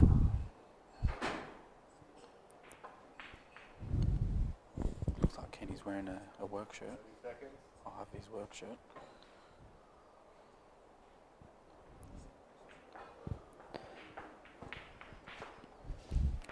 So ordinarily here, I'd see the yellow and the red tied up at the top of the table and think, well, there's some work to do there, but this is Rusty, and he's got plenty of yellows there in which to break that out, including that one in the top left of the table.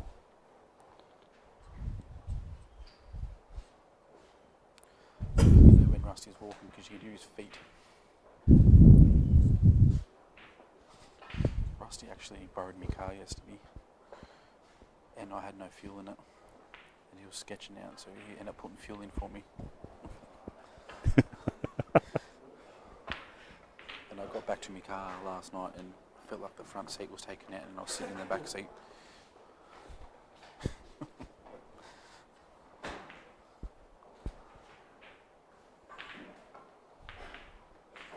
If he finishes from me, yeah. There you are. So he's got a nice angle on that yellow to pop out that other yellow, and if he gets a good result on that, then you'd think that the rest is pretty easy. Oh, he's just going to sit behind for the middle. Okay. It shows what I know.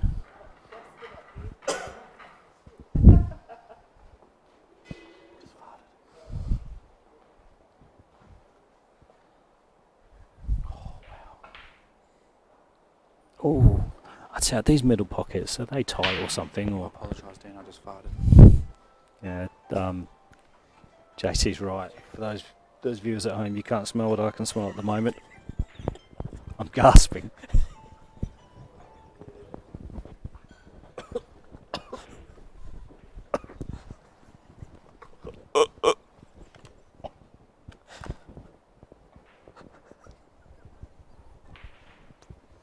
Hello, ladies and gentlemen.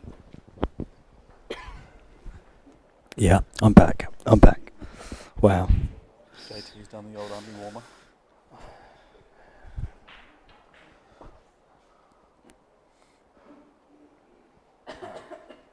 Everyone's coughing around me.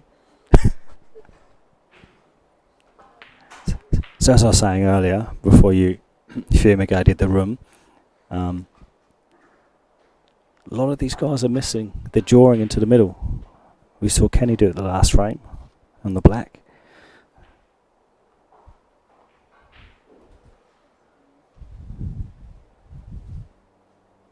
Can he just take his time here and just focus on body?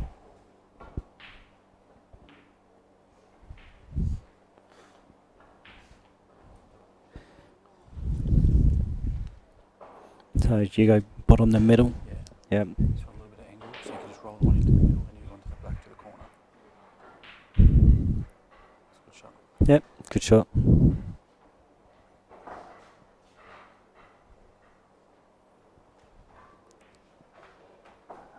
And while Kenny's just finishing these up. We see there's a bit of ball to play between Justin and Steve in this frame. Got yellows and reds tied up bottom right corner of the table, and I think one of those will be looking to win that pocket if they can. Reds look favourite at the moment.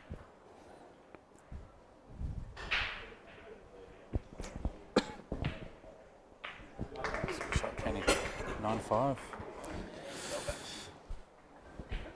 Tell me, JT, is Rusty going to be feeling any pressure here, or do you think he's thinking I've got lots of frames in which to master? So there's still 6 more frames. Rusty has, what, 3 breaks out of the 6? So you can't expect him to master at least one of them. If not, you know, it is hard, but anything can happen. It also puts pressure on Kenny's break when he has it. A dry break against Rusty could be the end of your frame. It would suck if it was 9-all when. Oh, well. If it come to 9-all and something happened in the final frame. Oh, this is nice. This is...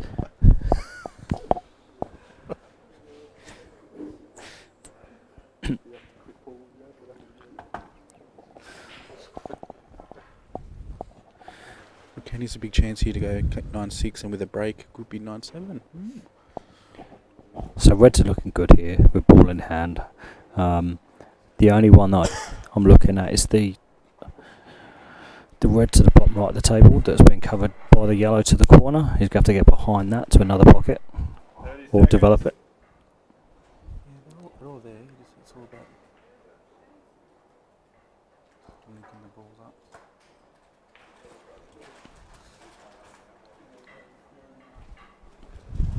Got Shane Smith next to us doing the timing. Oh, we actually have a referee on this match now. Shane Smith's the number 1 ACT timekeeper.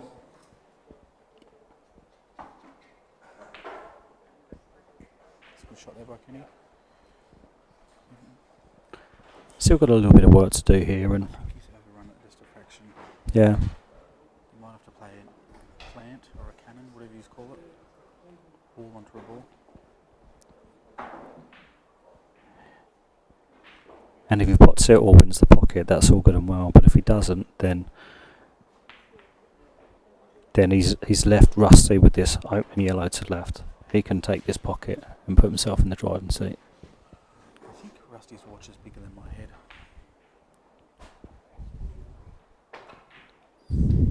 Oh wow. Yes, yeah, played a smart shot there. So I think that shows the difference. We're talking about winning the pocket. He said, no, I just popped the ball and cleared the pocket. Thank you very much.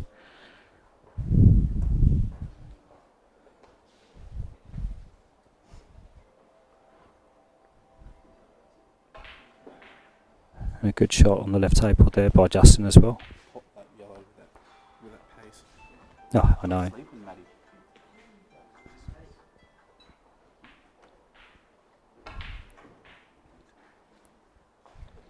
Yeah, very confident cue in there by Rusty.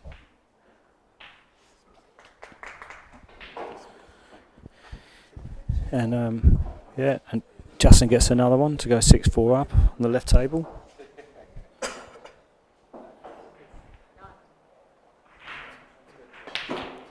Wow, that's hard, and I break. And that's it, and that's perfect on that yellow. Doesn't have to do anything, although I'm sure he probably put some side on there somewhere. Yeah, it's alright. Just have to avoid the reds, come through the gap, which he's done perfectly. And what, left or right hand side on this? Of course you would, JT. JT special. There we are. Is the first one into the final. Yeah, congrats Rusty. Commiserations Kenny. Well, Kenny gave it a shot. He's I think you'd agree he didn't play his best ball there. And even if he had a 4-star, he would have lost 10-9. Anyway, alas. Next time, Thanks, Kenny. Rusty. So just a bit of a bathroom break on Rusty, the left table with Justin and Rusty Steve. winning that match. It's unlucky for Kenny, but No, I would have liked to see Kenny win because the Canberra bloke and he's a good bloke, but I did buy Rusty in the Calcutta. So See, it's a I win-win bought either way. Kenny in the Calcutta. So, But you still get something because I do. last But fall. we're commentators. We're supposed to be impartial. But Kenny's had a really good tournament, so you know you can go back and watch his match and see a few things what maybe he could have done. Yeah, he's elicited some positive comments from some of the top players who've come to Canberra for this comp. I was chatting with Steve Jamison just after their match, and he said he played well. You know, he's a very exacting player, but I think anyone coming up against Rusty's who's got their work cut out, and I think he just puts you on your back foot straight away because you think I've got to play my A game to beat this guy.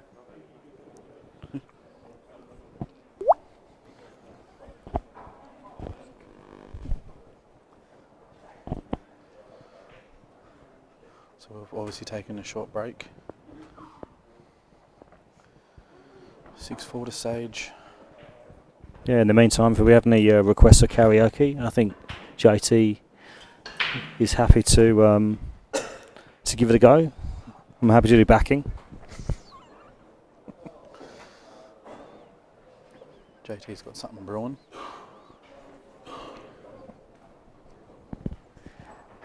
I played in the blogs comp earlier, and I think I got more chance of winning the meat raffle than beating C2. It's pretty ugly, I have to say. What was the score? I was 3-1, but Yeah. I think I deserved the 1, and the other 3, well, they weren't pretty, but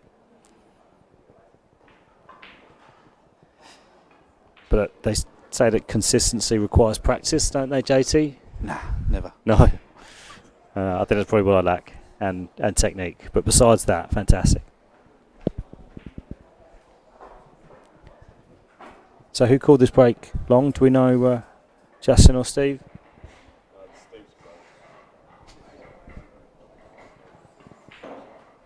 Yeah, it should be Steve's break.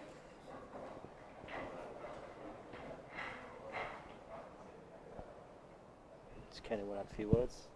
Do you want to chat to your adoring fans?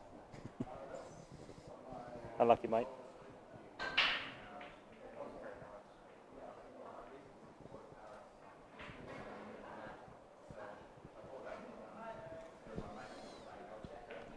So everyone's taking a break. I might take a break too.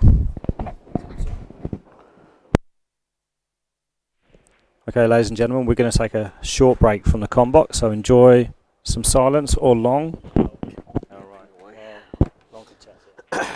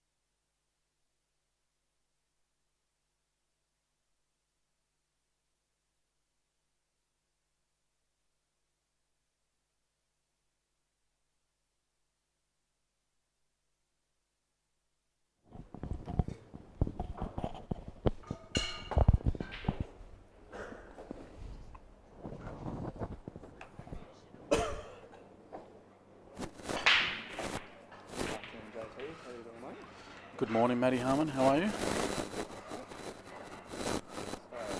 Quite a battle on our hands. Seems like Stevie Gray's with the last couple of frames. Claude to 6-5. Yeah, Stevie Gray is a very good tactical player. He likes to slow the aggressive players down a bit. Yeah, I was interested to see how timing the semi-finals was going to affect the players. Justin can be a slow player, but most of the time he's quite quick around the table. I think Stevie Gray was the one that was going to affect the most. But yellows are a good chance to finish here. Yeah, he's got through these top two. And then looks down to the last four around the black. I think his last ball without yellow down the bottom. Yeah, obviously the black. This is the key shot here. Which ball are you playing on? The one on the right? No, right down with line. Yeah, right. Yeah. That's a good shot. Yes. Drop the one in the middle and two in the centre of the table to the right hand corner. Now it's pretty much just ABC. But you expect Sage to finish from here. Yeah. So you might play the yellow right in the middle of the table to the right hand centre inside the red. Screw across the rail. Yeah, just out. Yeah. Bronx Comp, Mick Norton and Sean Letson. Yeah, it's a good shot. You could roll this in and come off the rail back, put the black in the same pocket, or do you want to land straight and put the black in the other pocket? Oh, it's gone this way. Yeah. Yeah. I think it's just Yeah. a bit hampered with his bridging over the yellow. Just a nice screw back. That's a good shot. Master break, I think. I think so. Yeah. Dispose of them too clinically, so well done, Justin. 7-5. So, maybe how did you play yourself against Rusty in the quarters? Good in patches, mate. I definitely had my chances. Many of the frames I had the first opportunity. Unfortunately, I missed the black 3 times, which hurt a lot. You can't do that in a way like Rusty. He got up to a 6-1 lead.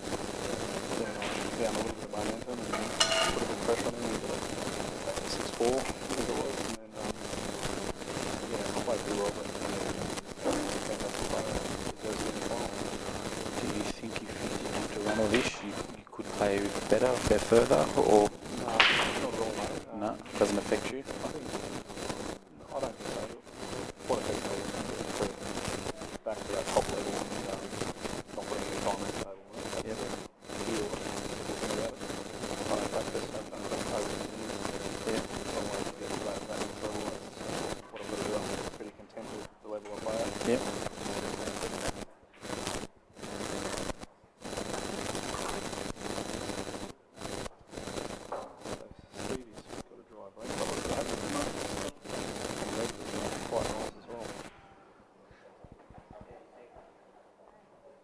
They're using the 30-second shot clock, which is good. I like. Yeah. Yeah. The semi-finals was a couple of slow matches there. So, sorry, not the semi-finals, the quarterfinals. So I decided to put a shot clock on them to speed things up. Yep. Who still has one.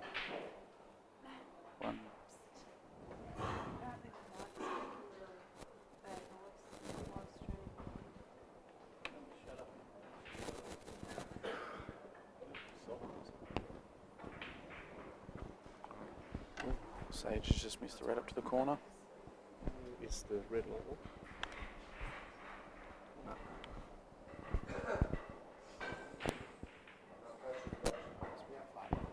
Because you're saying it's really crappy. Sage has now 2 visits on reds. So we're having a bit of technical problems. And it's making some weird noises.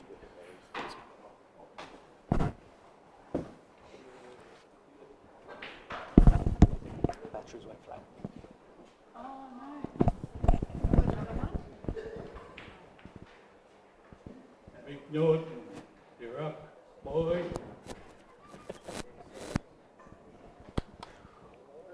It's on the pokies. You just changed the batteries.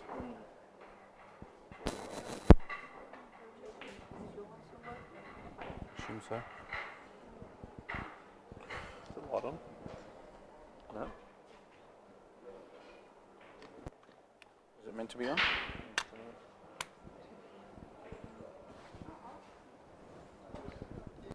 Is the light meant to be on? No.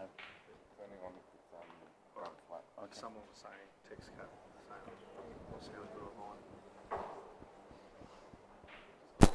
Hello.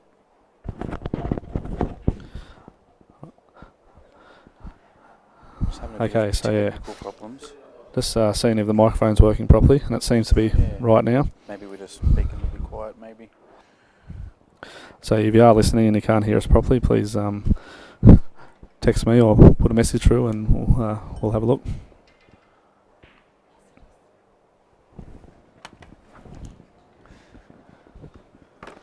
All right, just had the thumbs up that the sound is good. So Sage is on reds here.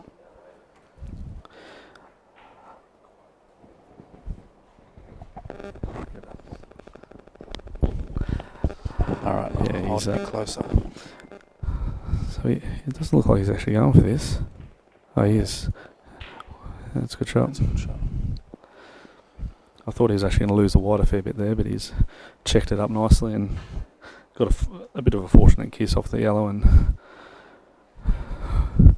but now he's got to play this quite firm and stun it. Stun across the rail. Yeah, but he's got the.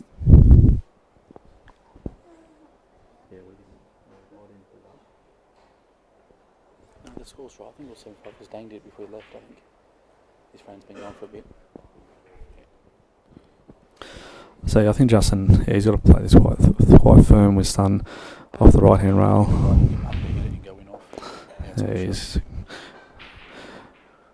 That's good enough. Not quite across far enough, but he's got the yellow to hold, so you can just run this in.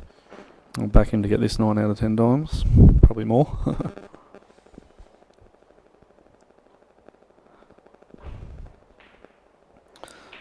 He's gone off the yellow in as well. Yep. So 8-5 now.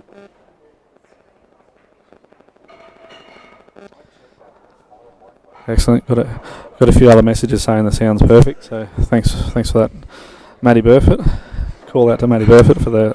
Who is Matty Burfoot? I don't know. Is he my Teletubby twin? I think so. Yeah, So Justin's break, is this going off for a break, I think? I know he's just putting the scores in, that's all. I'm pretty sure it's 8-5.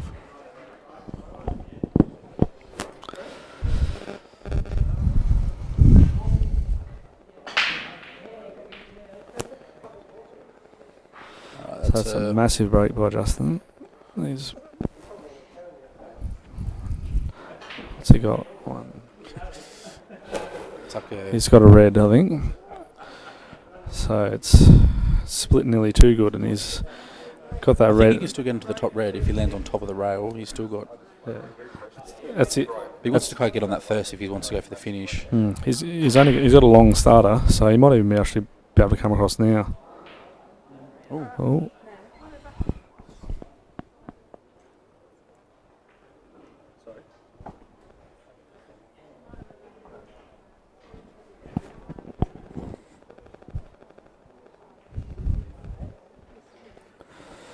Steve Gray's on yellows here, end. Yeah, he's obviously behind the 8 ball, so to speak, to start the frame. Yeah, this is what Steve Gray loves, though. He loves these tactical battles. I think what he needs to do is get in a position where he can play the yellow onto the red and give the 2 shots to cover the black, but also not leave Justin on the red in the top rail. Yeah. That's he's left Justin a shot to cut that top red across, I think.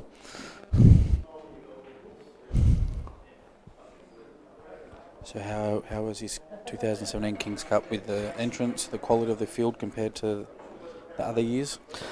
I think it was really good, mate. We've actually had 11 interstate players come to this comp. Yep. It's great to see Justin returning for the third year in a row. Even better to see Rusty come down for the event. And I'm hoping in future years we'll get a few more of them really big name players. Obviously the prize money is what attracts those guys. Yep. This year we've ended up with $8,000 prize money. Yep. So it's a $2,800 first prize. So I think that's quite good prize money, and we're hoping to build on that next year.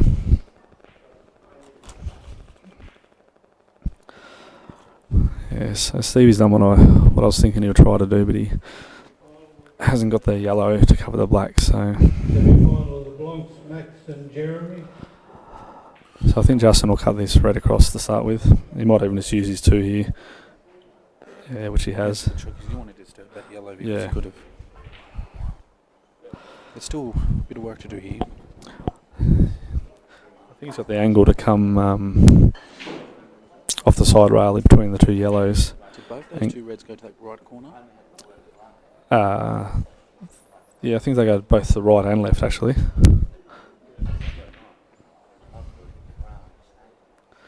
Actually, it's quite deceiving watching on this on the screen, because I thought he had a completely opposite angle to what he had actually had. So I don't know if you can cut that red into the centre. You might be able to cut the bottom one into the left-hand corner. Yeah, I think that's. I think he can hit that red, but I don't think he's actually got a shot on it. So I think he's in a little bit of trouble here actually. But he's looking at it like he can actually pop that red in the left-hand corner. So I think if he just hits it, it's probably going to go close to going in. Mm.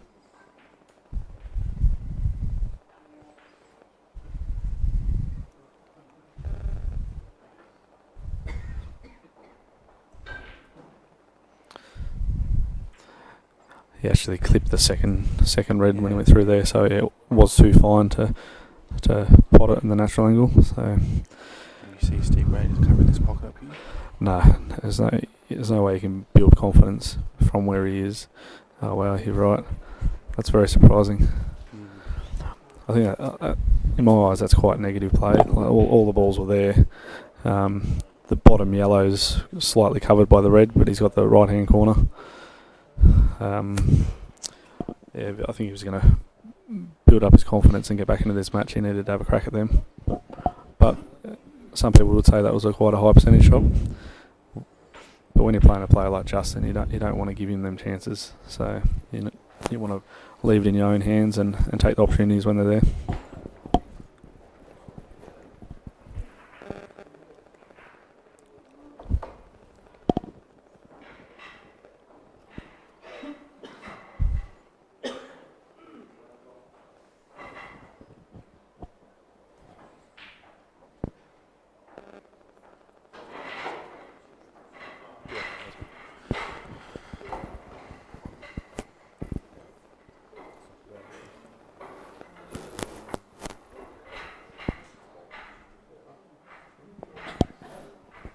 See, Steve Gray's just pushed another yellow down onto his other yellow, which is...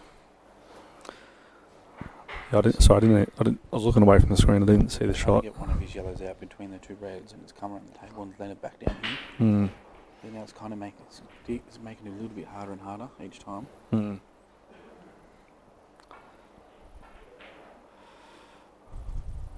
Oh. Oh.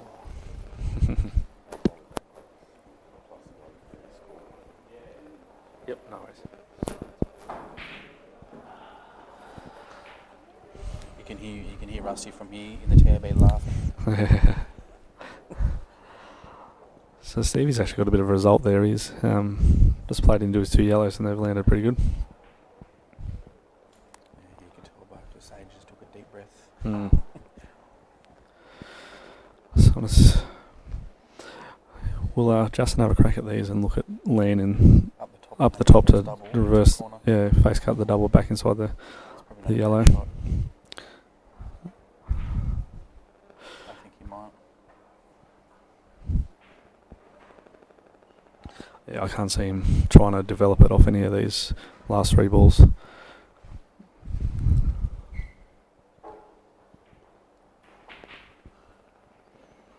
That's a nice shot.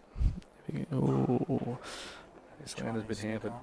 But I think he can drop the one into the middle, bump into the yellow, and then have the red towards the middle of the table to the left-hand corner.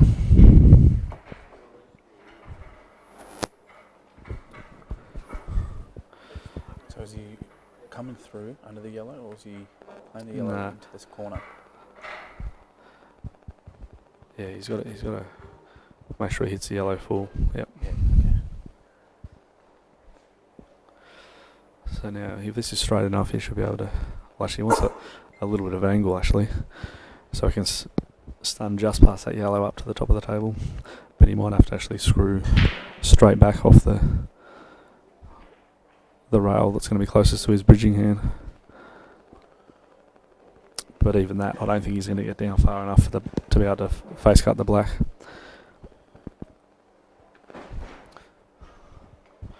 So, yeah. Didn't quite have the angle.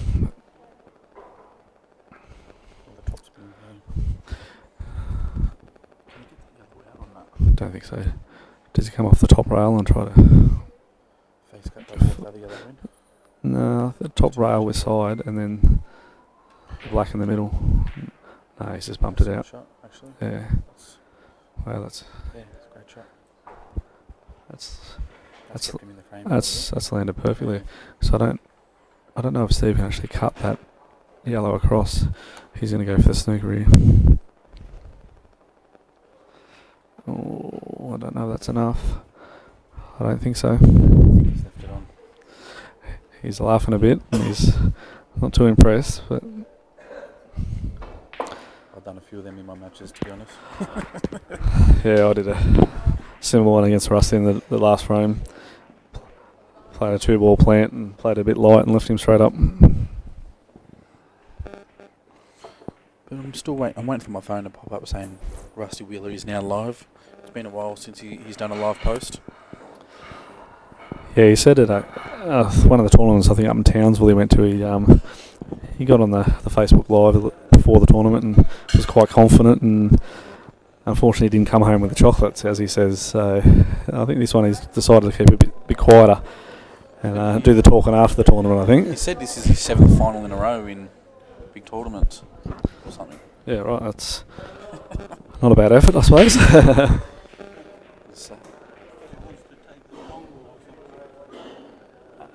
Nah.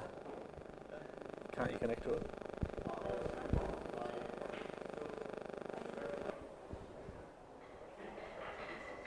I need my phone too, mate. Yeah. Sage has come up with a big break there. It's 9-5. And he's looking like to go game here to meet Rusty in the final at 10-5. He's on yellows. Yeah, they're all sitting pretty nice. With this yellow next to the red in the middle, are you trying to... Did you play where you put that yellow? Which one? The one in between the yellow and the left and the red? Yeah. I thought he might actually... Screw into it now? Or No, it's too fine. He just come across the table. Yeah. play to the centre? Yep. So I think he's overran it a fraction. He might have to play the top one. He's overrun it. Just looking at his face reaction. Yeah. So I think it's fine. He's just a nice soft screw, or if he wants to play a little bit firmer, he can come off the top rail and put the next yellow in the same pocket.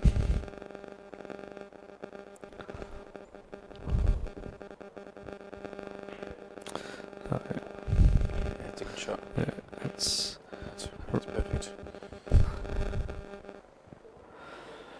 So he's obviously got this straight one to the middle, and then You can't leave that roll one to his second last ball to play that yellow into the yes, left centre. but I don't know if he actually can, because where he's going to land on this, he's going to have a bit of angle. Well, you might be able to go straight through now. Yeah, he's got the gap. So But where you put that yellow near He the is. back I think able it's. to lean on that now, or is he? Oh, I think he has got the angle, but I think he's got to put this long one to the right. And if he hasn't got too much angle, he should be able to run through. Play the one on the left and run in between the two balls. Yeah, I don't think it's on the one on the Oh, left. okay. Yeah. Actually, looking at the table, I think it is on, but So we could play that lean into the two balls, and he's yeah, if he can go the one on the left, that's the shot. But it mustn't be on. So you might have to check this up a little bit. Yeah, he's. yeah, it's a good shot. Yeah, that's Natural fine. angle now too. Just roll this around, Yeah. two rails straight behind the yellow for the left-hand middle.